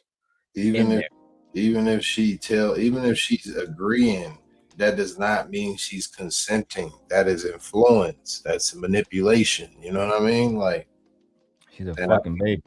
She's trying to play it like just because she might have agreed or whatever the case may be. She's trying to play it like, oh, she knows what she's doing. And it's like, even if you think she knows what she's doing, at that age, she don't truly know what she's doing. You know what I mean? Like, it's hard to explain, but I just don't. I don't know. It's like what context? Right. I do have to get going. So, but thank you so much for having me on the stream. I didn't want to cut short. I do have to get going for work, but I appreciate it. I'll have to watch this later on. But this is. I don't even know if I could watch it. Like, it really, really pisses me off. Like I would not, even if I had a young son, I would not want you to say these things about my kids at all. Nor would I be a father sitting there letting someone saying something like this on air, because you are indirectly saying my daughter is exactly like that. That's just terrible. That is terrible. I mean, all of us lived our own lives. She may have lived that life or been around that, but that does not mean every Black girl is like that. Right. Hey man, I appreciate you coming through, man. It was nice meeting you too. Nice meeting you too. I've been watching. I've been kind of in the shadows lurking, but I've been a subscriber for a while. So I hope you keep growing, and hope you hit 1,000 pretty soon. That's what's up. Appreciate you, brother. And All right. man, you be safe out there, bro. Hey, yo, D, man, I'm gonna go ahead and step off the chat thing, but I'm gonna be still in. I'm gonna still be in the chat. I just got some other stuff to do. All right, man. Take your time. I appreciate the time, bro. All right, brother. All right, peace. Hey, Black Dahlia. Hey, bro, what's up? Welcome to the show, girl. What brings you up here today?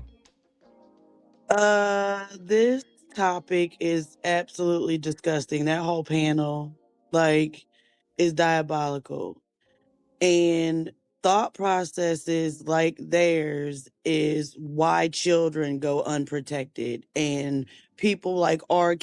Kelly and Epstein and Diddy and all of them, they get away with what they're doing because enablers like them make excuses for what they do, and they blame the children. And this is also why victims don't come forward. I agree.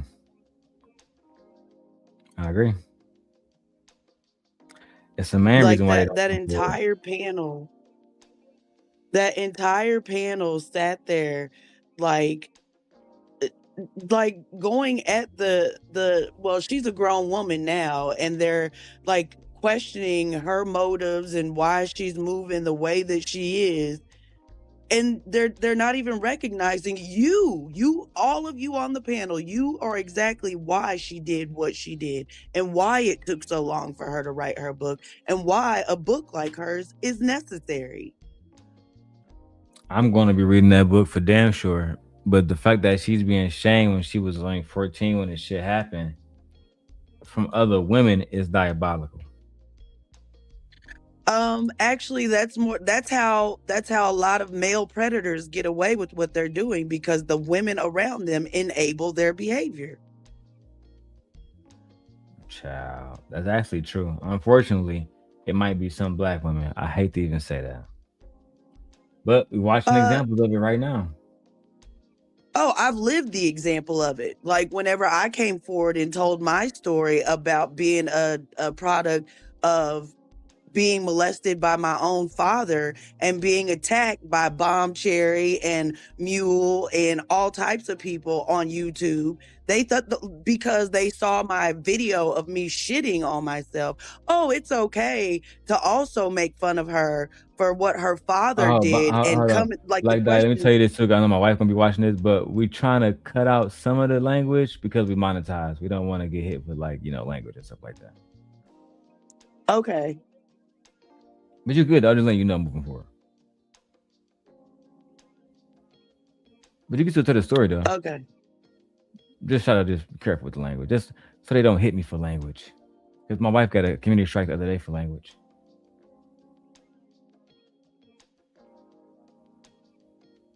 But you good, sis? You had to stop talking. Well, I'm just saying, I've lived the experience, so it's not hard to fathom for me. I watch it all the time. I agree. There's other people that have lived that experience, but I don't know, man. I just wouldn't be online talking about a 14-year-old girl and what she doing sexually. That nigga Anton a demon. That sounds kind of true. But the only reason why I would maybe push back on that a little bit is because she had mentioned that the grooming started before she was 14. That it wasn't when she was 14 that, you know what I mean? Like prior to her turning 14, she had already been groomed, and then by 14, she was already kind of like. She was slutted out already by that time because these girls be hot in the pants and they be looking for some ding-a-ling. Then they. That's fucking diabolical to say that this 14-year-old girl was slutted out. I wasn't even in kindergarten, so was I slutted out too? At 14, how child. And what proof do we have this girl's sex life, bro? That's what I'm saying. I was probably about 4. So does that mean I was slutted out and hot in the pants too?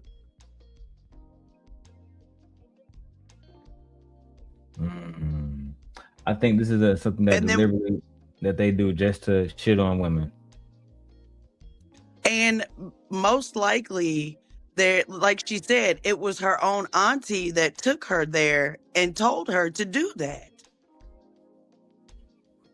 Her auntie set her up. You think so? Absolutely. She told her to go sit on his lap, rub his head, and ask him to be her godfather? What? Your own auntie? Introducing a nigga to her, the family and shit. That shit weird as hell. But it happens so much. And the Black community just sweeps it under the rug. And it's not just the Black community, it's the entire population of the world. That's why it's so prevalent. People know what's happening. They know the roles that they play in it. But it's always blame the children. They always go after the weaker target. I couldn't agree more. Let's go. And shout out to Dark Lake. Dark Lake says this. Isn't that someone's daughter that they're talking about? I thought children was off the table. I thought talking about a minor was off the table for Anton. Interesting. I think they will try to argue, Dark Lake, maybe Black Dahlia can back me on this. I think they'll try to argue that they're not talking about a minor because she's drawn now. But I would push back and say when it happened, she was a minor. And Molly just referred to her as a 14-year-old girl. So you're talking about a minor. Therefore, you're right, Dark Lake. Let's go. Find a pervert that's gonna give it to him. Then they want to say, "Oh, I was sexually abused." That's beyond sexually abused. That is some consent. Like she probably snuck off, did the most. Like I hate to even be like this. I be having women's back, but girl, this is beyond sex. You straight up prostituted yourself and let him record it. It got circulated. People can probably still see it today. No, that go beyond grooming. Some of these girls be hoes as teenagers. It just is what it is. And how do we know that she wasn't groomed? I mean, he's clearly a pedophile. This is clearly what he did. He has a record of this. At the end of the day, she was a child. It's not her place to be making decisions about what happens between her, a child, and Why a is he a grown pedophile? You can't say no. You what? Between her, a child, and a Why is he a grown pedophile? What the fuck are you talking about? So first of all, they clearly haven't even taken the time out to read the woman's book because they're coming up with assumptions about her sneaking off and all this stuff. How did she sneak off if her auntie took her there? Child. And gave her instructions on what to do? You can't make this shit up. They should have read the book before they even had this discussion. I agree. And then read about, listen, Quentin, to answer your question, if you have a 13-year-old girl get naked for you so you can do some sexual things with her, then you are a PDF file, sir. I'm sorry. That's just what it is, sir. There's no other way around it. That's just what it is. You're telling some, why is he that? Because he was convicted for fucking with minors. That's why. And I'm willing to bet that even though they haven't read the book, they've probably seen the video. So what does that make them for viewing that kind of content? That's true. Especially if you viewed it in your adulthood. Nigga sick. Because I don't think that video was still even out here. If you did, then it's crazy. Let's go. Yeah, I've never seen the video and I don't want to. I had, when I was younger, like when I was in high school and it first came out, I remember people, showing this shit, but I never really fully watched it. I do remember glimpses of it. You can't say no. You can't tell somebody. What age? Did he threaten your family if you said something? Like, I need a little bit more answers. The only thing that I like is that these girls sneak out for subpoenas. I do feel like she was trying to justify it as her adult self, saying, well, I was going through puberty and my hormones were everywhere and whatever and all of that. I think that was justification for it. I would have felt better about it had she left that part out. But at the end of the day, she was still a child. Like she doesn't have the capability to think as an adult. She was still a child and we don't know what the circumstances were. Does she want to be around somebody rich and famous? Absolutely. She's a child. There's adults that are like that. She, in my opinion, just... Shout out to this girl, Kim, who seems to be actually the voice of reason. Did not have the ability to have the thoughts that she needed to have as a child to stop that from happening. But 14 is a child, but 14 is also old enough to know something is wrong. This person has a camera. He's having sex with me. He's peeing on me, and I'm letting him pay me. That a lot of thought has to go into that. Like, children ain't going to be thinking. None at all. There could be no thought at all. And I'm not saying I think he's wrong, but at the end of the day, to me, I think some of these females also be super horny teenagers who be looking to be humped on by some of these men too. That's all. She probably was like more fast for her age. She was on tour. She said she was a rapper on Clearly, tour. Like she definitely probably was a fast teenager. But to me, that still begs the question. Well, not begs the question. That still, to me, it still stands to say that her parents still failed her, because where were y'all at? Like, you guys are dropping her off at the studio with this grown man that I guess the dad was he played an instrument or something for R. Kelly. I don't know. But it's like, you're dropping your kid off at the studio. Now, granted, they said that she was with Sparkle because Sparkle was supposed to be at the studio. But at some point, because if I'm not mistaken, she said that the grooming started at 12. I think she was like 12 years old. So I know a lot of very immature 12-year-olds. Like, I know a lot of immature 14, 15, and 16-year-olds. So I don't know her personally to say that she was. Bro, she was a child. Like, we talking about babies. That woman is dangerous. That woman is dangerous, and she does not need to be around any young girls, because she would probably have them in that same position with the language that she's using.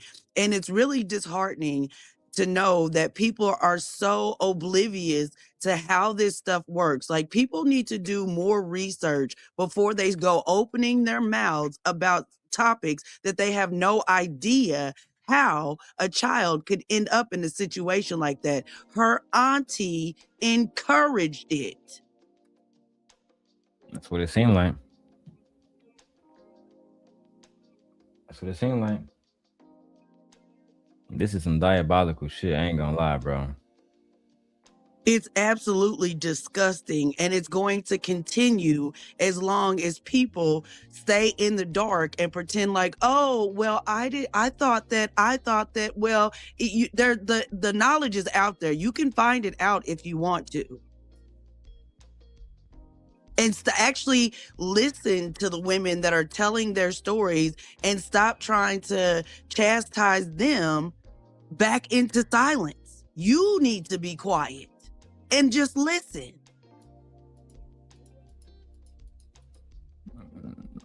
Yeah, I couldn't agree more with you. I actually couldn't agree more with you.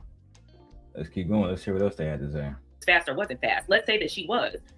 Nonetheless, technically she still is a kid. Like, you know what I'm saying? I knew some girls back in high school who were thought and bopping at 13 and 14, but I still looked at that as like, I was like shocked, like we're the same age. Like you're still a kid in my eyes. You know what I mean? So to me, it's like, I can't really justify the fact that in at 14, it's like, okay, a guy's willing to give you money. Yeah, it sounds exciting. And you might even think you're in love because this superstar likes you, but that comes with the grooming process. He's gassing you up to make you feel like this is something when it's really, you're a pedophile. You're doing something that you shouldn't be doing with a child. Same could be said for Aaliyah.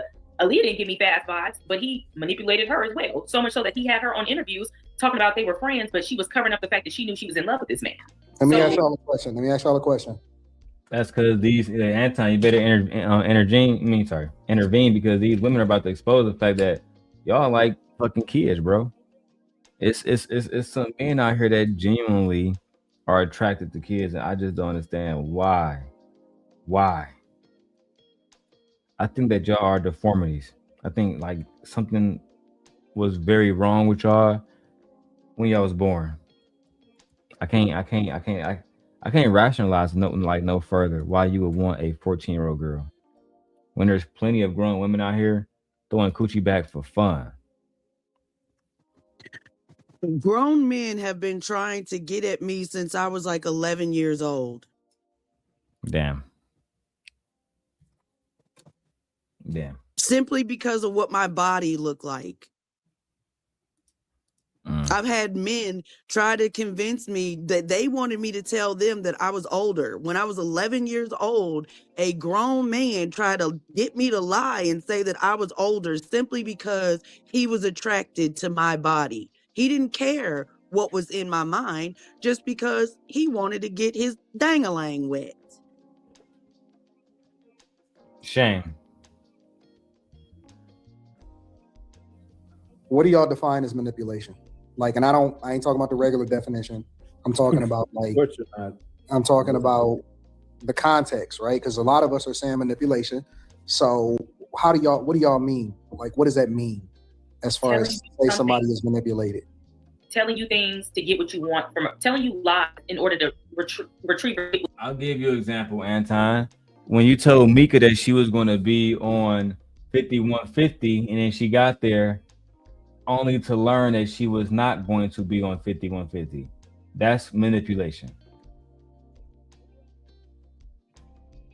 That's manipulation. And he's part of the culture as well, because didn't he say he did his research on Corey before he went there? Facts. He did say that. So he never heard Corey saying PDF stuff? He had to. I've never liked Corey Holcomb. You could smell the demon on him. That is a fact. But it's prevalent. Like that's part of the culture. Like there's so many, like I don't have any sons, but if I did have a son, there are so many males that I would keep away from my child simply because that is what the male culture teaches. Or even like we're talking about a little young girl today, but there are so many boys that go through the same thing, whether it's being an older woman that does something to them or a man. There's a reason why boys don't speak up about their abuse either, because it's part of the culture. It's okay. Boys are bigged up by other men. Oh yeah, that's cool that an older woman did. No, absolutely not. Like I remember being on a panel talking to a male that was saying, I think he said he was like 15 or 16 messing with a 40-something-year-old woman. And all the other men were like, oh yeah, that's cool. You got some grown coochie. And I was like, absolutely not, sir. You were taken advantage of. And instead of having a conversation as a grown-up, they chose to sexualize me.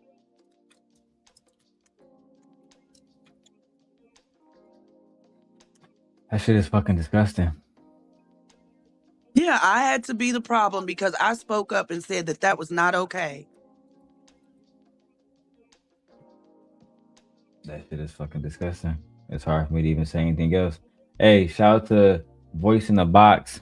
Let's see if we can get some more donations in the Simp Nation house.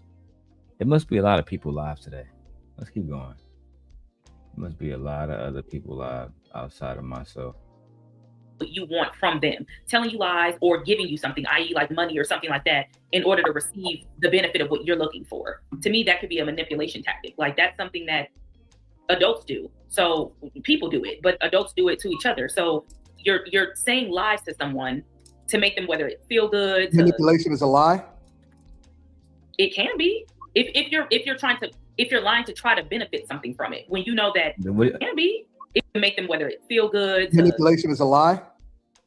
Anton, to ask that dumbass question, is manipulation a lie? No. Lying is a form of manipulation. Lying is a form of manipulation. Jesus Christ. Omission is also a form of manipulation. So you don't actually have to tell a lie to be manipulative. You can leave parts out to get somebody to do something. Coerce them into something that they were unaware that they were signing up for. I agree. Omitting is basically lying to me. I agree. But a lot of people don't see it that way. Because of those people are fools.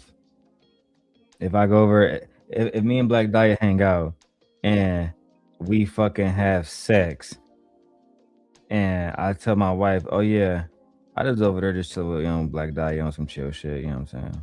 No big deal, you know what I'm saying? That's all that happened, y'all just chilling, smoking? Yeah, that's all. Whole time she done rolled me from the east to west. That's called lying. It's called lying. Let's go. It can be. If you're lying to try to benefit something from it, when you know that what you're saying is not necessarily true. You're saying it so that you receive something, and then once you get that, you're probably just like, I don't care about it anymore. So it can be, in my opinion. I don't know why she wrote a book about it. I would. Money. I mean, I can see that two ways. One is like, okay, this is my story. That's why I can't take it serious. How traumatized are you? You still trying to capitalize off of it. That's the other part. So on the then one you're hand, gonna make people look for the sex tape. I'm like, it's her story. It's hers to do with it what she wants. If this traumatized you and now you want to make money off of it, maybe you feel like you want to win somehow in this situation. So I can get it on that end. But then the other part is like, okay, now, like you say, she's trying to capitalize off of it. And that seems kind of sketchy. So I don't know. I see both sides of that one. I agree. Maybe she was telling her story in hopes that she would help another young girl not end up in the same situation that she was in, and to know the signs of what's happening before it happens to another girl. Maybe it had nothing to do with money. Obviously, if they haven't even bought the book to read it, she ain't making no money off of them, but they are making money off of this conversation. That's a fact. They are. They're literally. So if she can bring into question, right. So if she can bring into question why this woman should be able to tell her story to prevent other little girls from going down the same path, why can't we question why y'all are having this conversation without doing the proper research, i.e. buying the book to support her and actually knowing what the hell you talking about while you making money off of her story that you don't even know what you're talking about? A story about a minor. Story about a minor, bro. Like, real talk. Man, these people are stupid as hell. This is why I don't get on a whole bunch of panels, because I would have crashed out and been put off of that panel. Because what are y'all saying? You're disgusting. And the fact that he got other women do this shit is diabolical. I ain't gonna lie to you. Yeah, but like they were saying, he brings people on these panels to say the stuff that he wants to, but he doesn't want it to be a clippable moment for other people to take his words. So he just employs other people. So he's manipulating all of them on this panel to do his bidding. You damn dummies. You are being manipulated. That's a good point. so he can go around bragging about how much money he made off of employing black women to do it for him. You can't make this shit up, dog. You can't make this shit up, B. Let's keep going. Yeah, I wonder why she didn't come out when all those other women were like before he got arrested or whatever, like when all those other women were coming out. I wonder why she stayed silent then. Why she didn't try to say anything or tell her story then. Because to me, that was like the highlight of the time. If she was gonna come out and say anything, to me, it was like during that time would have made sense, but she didn't. So I'm just like, I don't know. Do y'all look at her sideways because she got a book, or she's telling her story as far as a way for her to be able to profit from it? The book. Why shouldn't she be able to profit from it, Anton? Like you are now. I was going to say that was a leading question. He wanted to get a certain response. That's why he worded it that way, so they could say it for him again. And like I've worked in healthcare, and a lot of women never tell their story, and it's because of people like on this panel. Like I've like had 80-year-old women crying to me and telling me their stories for the first time because they felt comfortable, because they knew that they were in a safe place and they weren't going to be subject to judgment like people like these idiots. Fucking, this is ridiculous, man. I ain't gonna lie, this low-key just fucked me up. And I bet you not one person on this panel is going to take the time out to spend their money to buy this book to actually educate themselves. They're just going to go around trying to tell her story. Oh, she was fast. Oh, she was sneaking off. Oh, she knew better. Oh, she knew that it was wrong for a grown man to be sexing on her body, and it's wrong for her to be writing a book and making money off of it. Oh, she should know better. No, all of y'all should know better, but you don't. I agree. This shit is crazy. Shout out to Bridget with the $5 super sticker. We appreciate you, Mamacita. That nigga's a goddamn $5 boot right now. $5 boot. $5 boot. Sit your $5 ass down before I make change. Let's go. These are all whores that are getting refunds. The whole Me Too movement of whores that are getting refunds. I'm not gonna you got slutted out, and now you want a refund. How the fuck she get slutted out and she was a kid and he was grown, Quentin? Sparkle. This is fucking why isn't there more discussion about Sparkle and what she did and how that little girl would have never been in the predicament she was in if her auntie didn't advise her to put herself in that situation? They're more focused on this woman telling her story, her truth of what happened to her, but they're not focusing on the perpetrators. This is a problem. Absolutely diabolical. Absolutely diabolical, dog. I'm disappointed, to be honest. I'm not disappointed. I'm just This is like a kid. immune They was to just it. Like mad about Corey in a situation with his kid.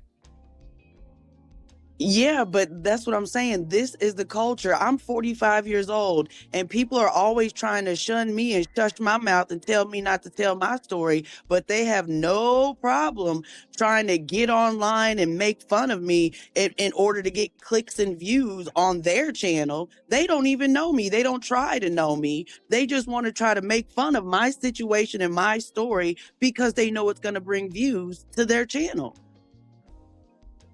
You can't make this shit up. Let's go. And again, shout out to Bridget M7 with her $5. Let's go. That's what they're getting by taking these niggas to court. They're getting their money back. I believe that both of y'all are right, or everybody is right. I don't see anybody with an actual bad take, in my personal opinion, on this, because I think that Molly is correct. I think that a lot of these young girls, although they are children, know the difference between right and wrong. They know what they're doing. They know what a lot of times they may not know. Nigga, what? So no remorse for that young 14-year-old, but everybody supposed to have remorse for your daughter? I'm gonna let Black Dahlia got it. That's what I was just about to say. His daughter is an athlete, correct? Yes. So does he think that his daughter is any different than Simone Biles? I don't know what the fuck this nigga think, but I know that he shouldn't be saying that these young girls are for the Because streets and all the rest of that shit. That's goofy. I don't remember if it was a coach or something that was involved with that gymnastic team that assaulted a lot of those girls, and it was under the guise of those were their mentors. They were supposed to be able to trust them, and it went on, and it happened to a lot of girls in the gymnastics field because their parents took them there thinking that they were safe. So if his daughter was to come out and tell a story similar to Simone Biles, would he acknowledge that he put her there? That's a good question. I wonder, will he acknowledge that? No, he's not. He's not. He don't take accountability for nothing. He gonna blame any and everybody except for himself. Oh, because he thought he was doing the right thing by making his daughter. Doesn't she do like karate or something like that? I think so, yes. Yeah, so you just because his daughter ain't came out and spoke her truth, what if she never tells him what happened to her? Because a lot of girls don't.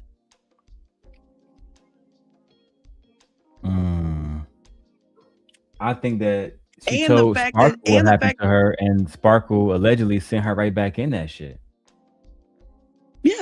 Yeah, they tell you, oh no, that's part of the game. That's part of the game. That's what you got to deal with. There's so many different industries and avenues in which people like this get a hold of children. And it's usually the parents or family that are sending them in to the crossfires of this.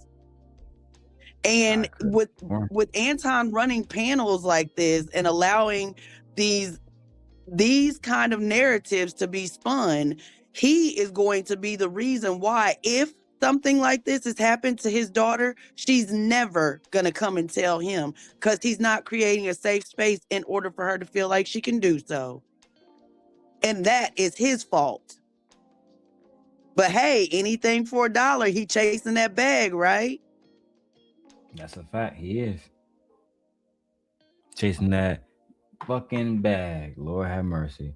Shout out to Just Being Jazzy. Hey y'all, that happened to me all my life. That's why I don't have a relationship with my parents. I already knew my mom was against me. Child, let's keep going. Yeah, she's absolutely right. I just had the conversation a couple days ago with my auntie about how my whole life, my mom tried to make me a cash cow and she tried to slut me out. My own mother. I'm sorry to hear that, Black Dahlia. Oh, it's okay. You didn't do nothing wrong. My mama thought it was perfectly fine.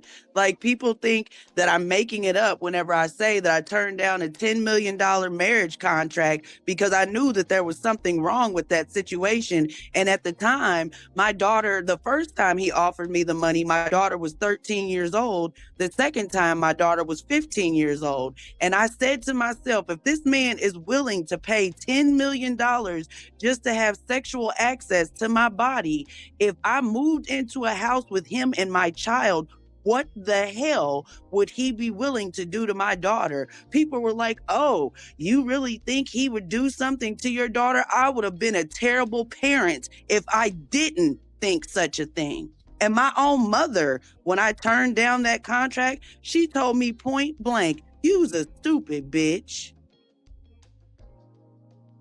All right. She never thought about me. She never thought about my daughter and what could happen. She didn't care because she wanted me to get that money to take care of her.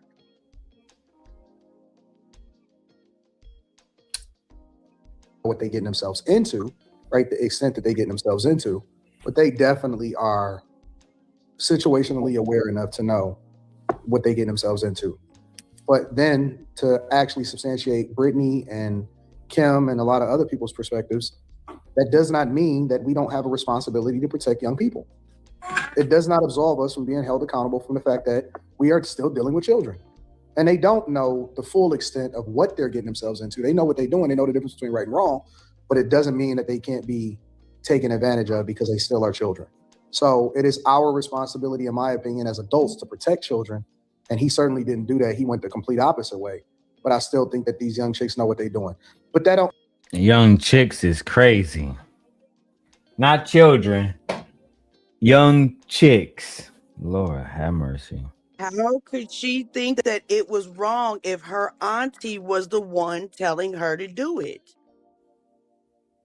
That doesn't make any sense. Why, like, you as a 12-year-old, because she said that that's when it started, when she was 12. As a 12-year-old, if your auntie is telling you, hey, you should do this, how are you supposed to know any better if that is what you're being taught? And she's a whole baby out here. But now she's just a whore trying to get her money back. Fucking like, ridiculous. that's how you speak Can't about believe a they even child? said this. Yeah, I can't believe they even said this shit. Like, I got the Corey And they Holcomb. all just going along with it. I got the Corey Holcomb PDF file video, but it's like, damn, this shit looking worse. But you know what? Let's keep going, man. Because listen, if a young 14-year-old girl willingly and knowingly come up to a guy and say, oh my God, I love you. Nigga, that ain't just because she know the difference between right and wrong don't mean that you get permission to be able to take advantage of her. So I think that everybody is right in this. I don't think that anybody is wrong in their assessment of this whole situation.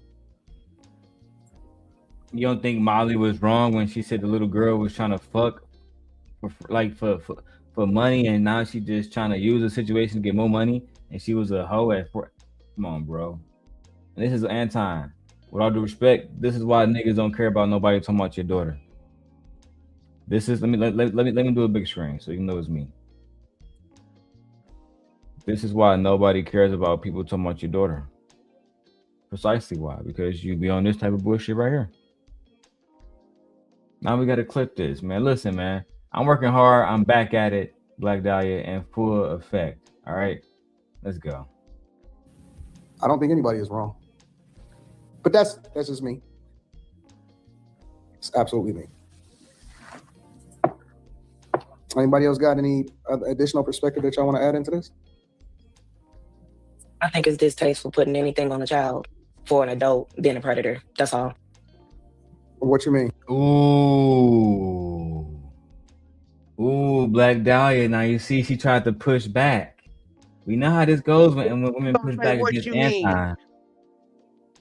But the fact that he is the father of a daughter and only a daughter, and then you gonna turn around and say, what do you mean by that? That's how I know if something happened to his daughter, she's never going to tell him. And even if she did, he would not own up to his part in putting her in that situation. He is disgusting.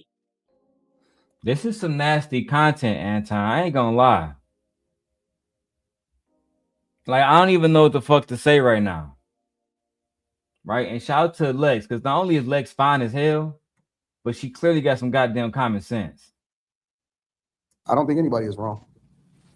But that's just me. It's absolutely me. He doesn't think that anybody is wrong. This is how I know.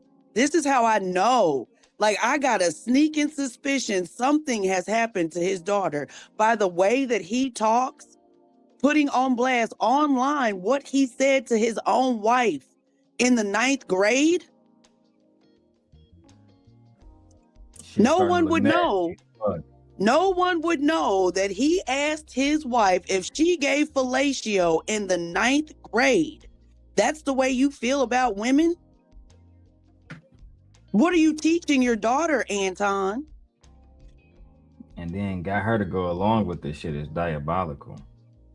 Yeah, so that's what I'm saying. The mama and the daddy, I would not put it past. Something in my soul is telling me something inappropriate has probably happened to his daughter, and she's never gonna say anything because the way the mama and the daddy is walking around here, it's like that shit's cool. That's what's supposed to happen. You supposed to No get problem down, chase at that all. bag. Chase that bag. If it gets you a bag, it's okay. As long as nobody knows about it, just keep the secret. Don't tell nobody. Hush your mouth, child. You can't make this shit up, bro. Let's go. Anybody else got any additional perspective that y'all want to add into this? I think it's distasteful putting anything on a child for an adult being a predator. That's all. What you mean? Elaborate, please. A child is a child. Their brains are not developed. They don't know anything about their hormones. They know right from wrong, the basic things, but what is being taught to them? What are their lifestyles looking like? What is being poured into them? So to call a child a whore, to call a child anything of that nature is very distasteful. Let me ask you a question, Lex. No, don't ask no question. Keep exactly where it's at. To call a child a whore when she was only 3 years old, when she was 14 years old when all this shit happened. Bro, y'all niggas out of line. Y'all niggas out of pocket.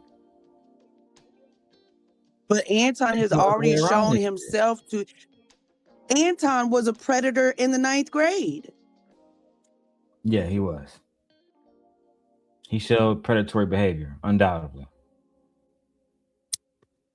I mean, from my perspective, that's what I see. Because if I was in the 9th grade and a boy came up to me and said something like that, I would have kicked him in his nuts. I agree. This shit right here diabolical. Let's go. Have you ever heard the saying, "Oh, you hot in the pants"? I've heard that a multitude of times. Okay. So let's say hypothetically that you are dealing with a niece, all right? And you see that this niece is hot in the pants. Do you discipline them? Do you hold them accountable? How do you deal with that? I hold the adult accountable, but it has to be a balance. They haven't did anything. In this hypothetical scenario. But they hot in the pants. They keep on getting in men's faces. They keep on trying to throw themselves out there, even though the guys or the young little boys are not doing anything with them. How do you deal with that? Handle them, discipline them. Get on the ASS because that's what you're supposed to do as a parent. It's simple.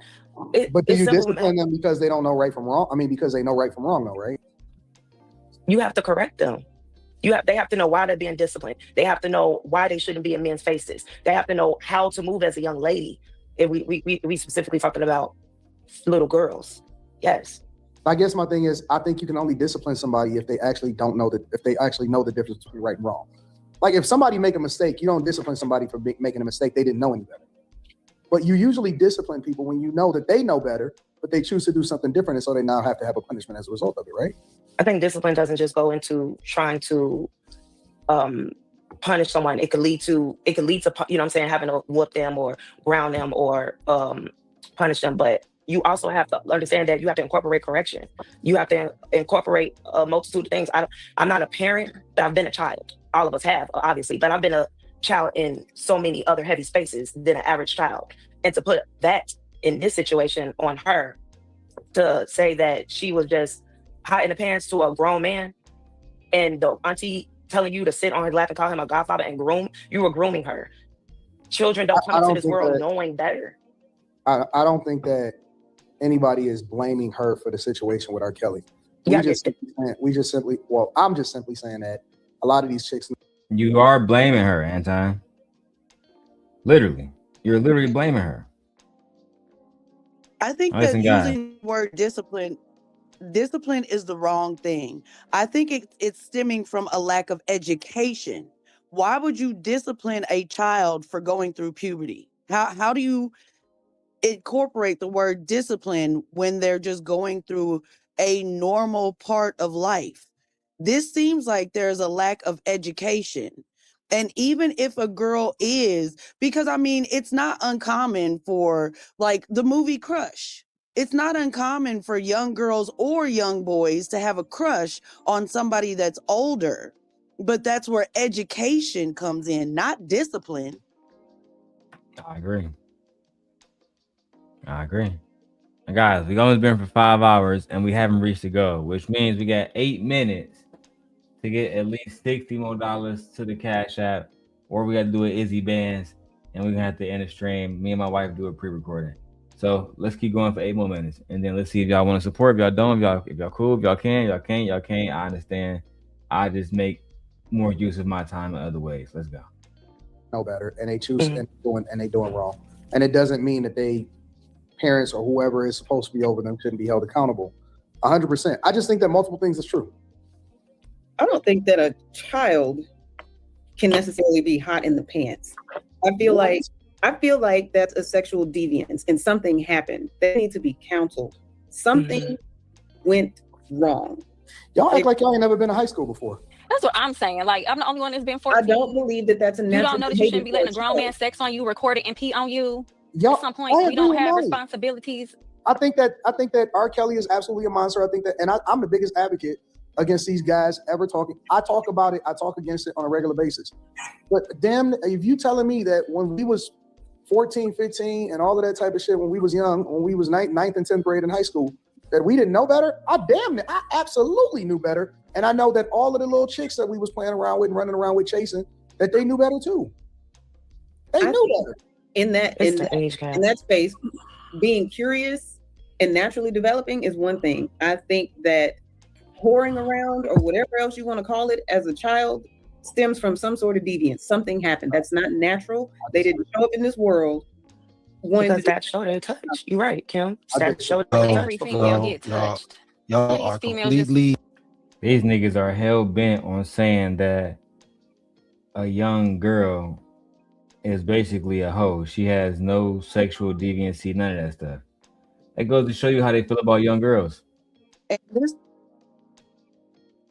this part of the conversation is leading me to believe that they have no idea what coercion truly is and how that comes about. Like, I have had extensive conversations with my nephew about the difference between coercion and actual consent. Those two things are different. Like, this is a problem. This is a problem that adults don't seem to know the difference between coercion and consent.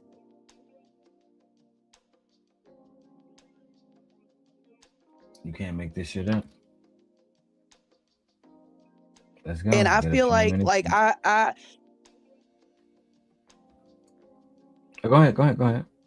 But I was just say this is why I feel like sex education should not be taught in schools.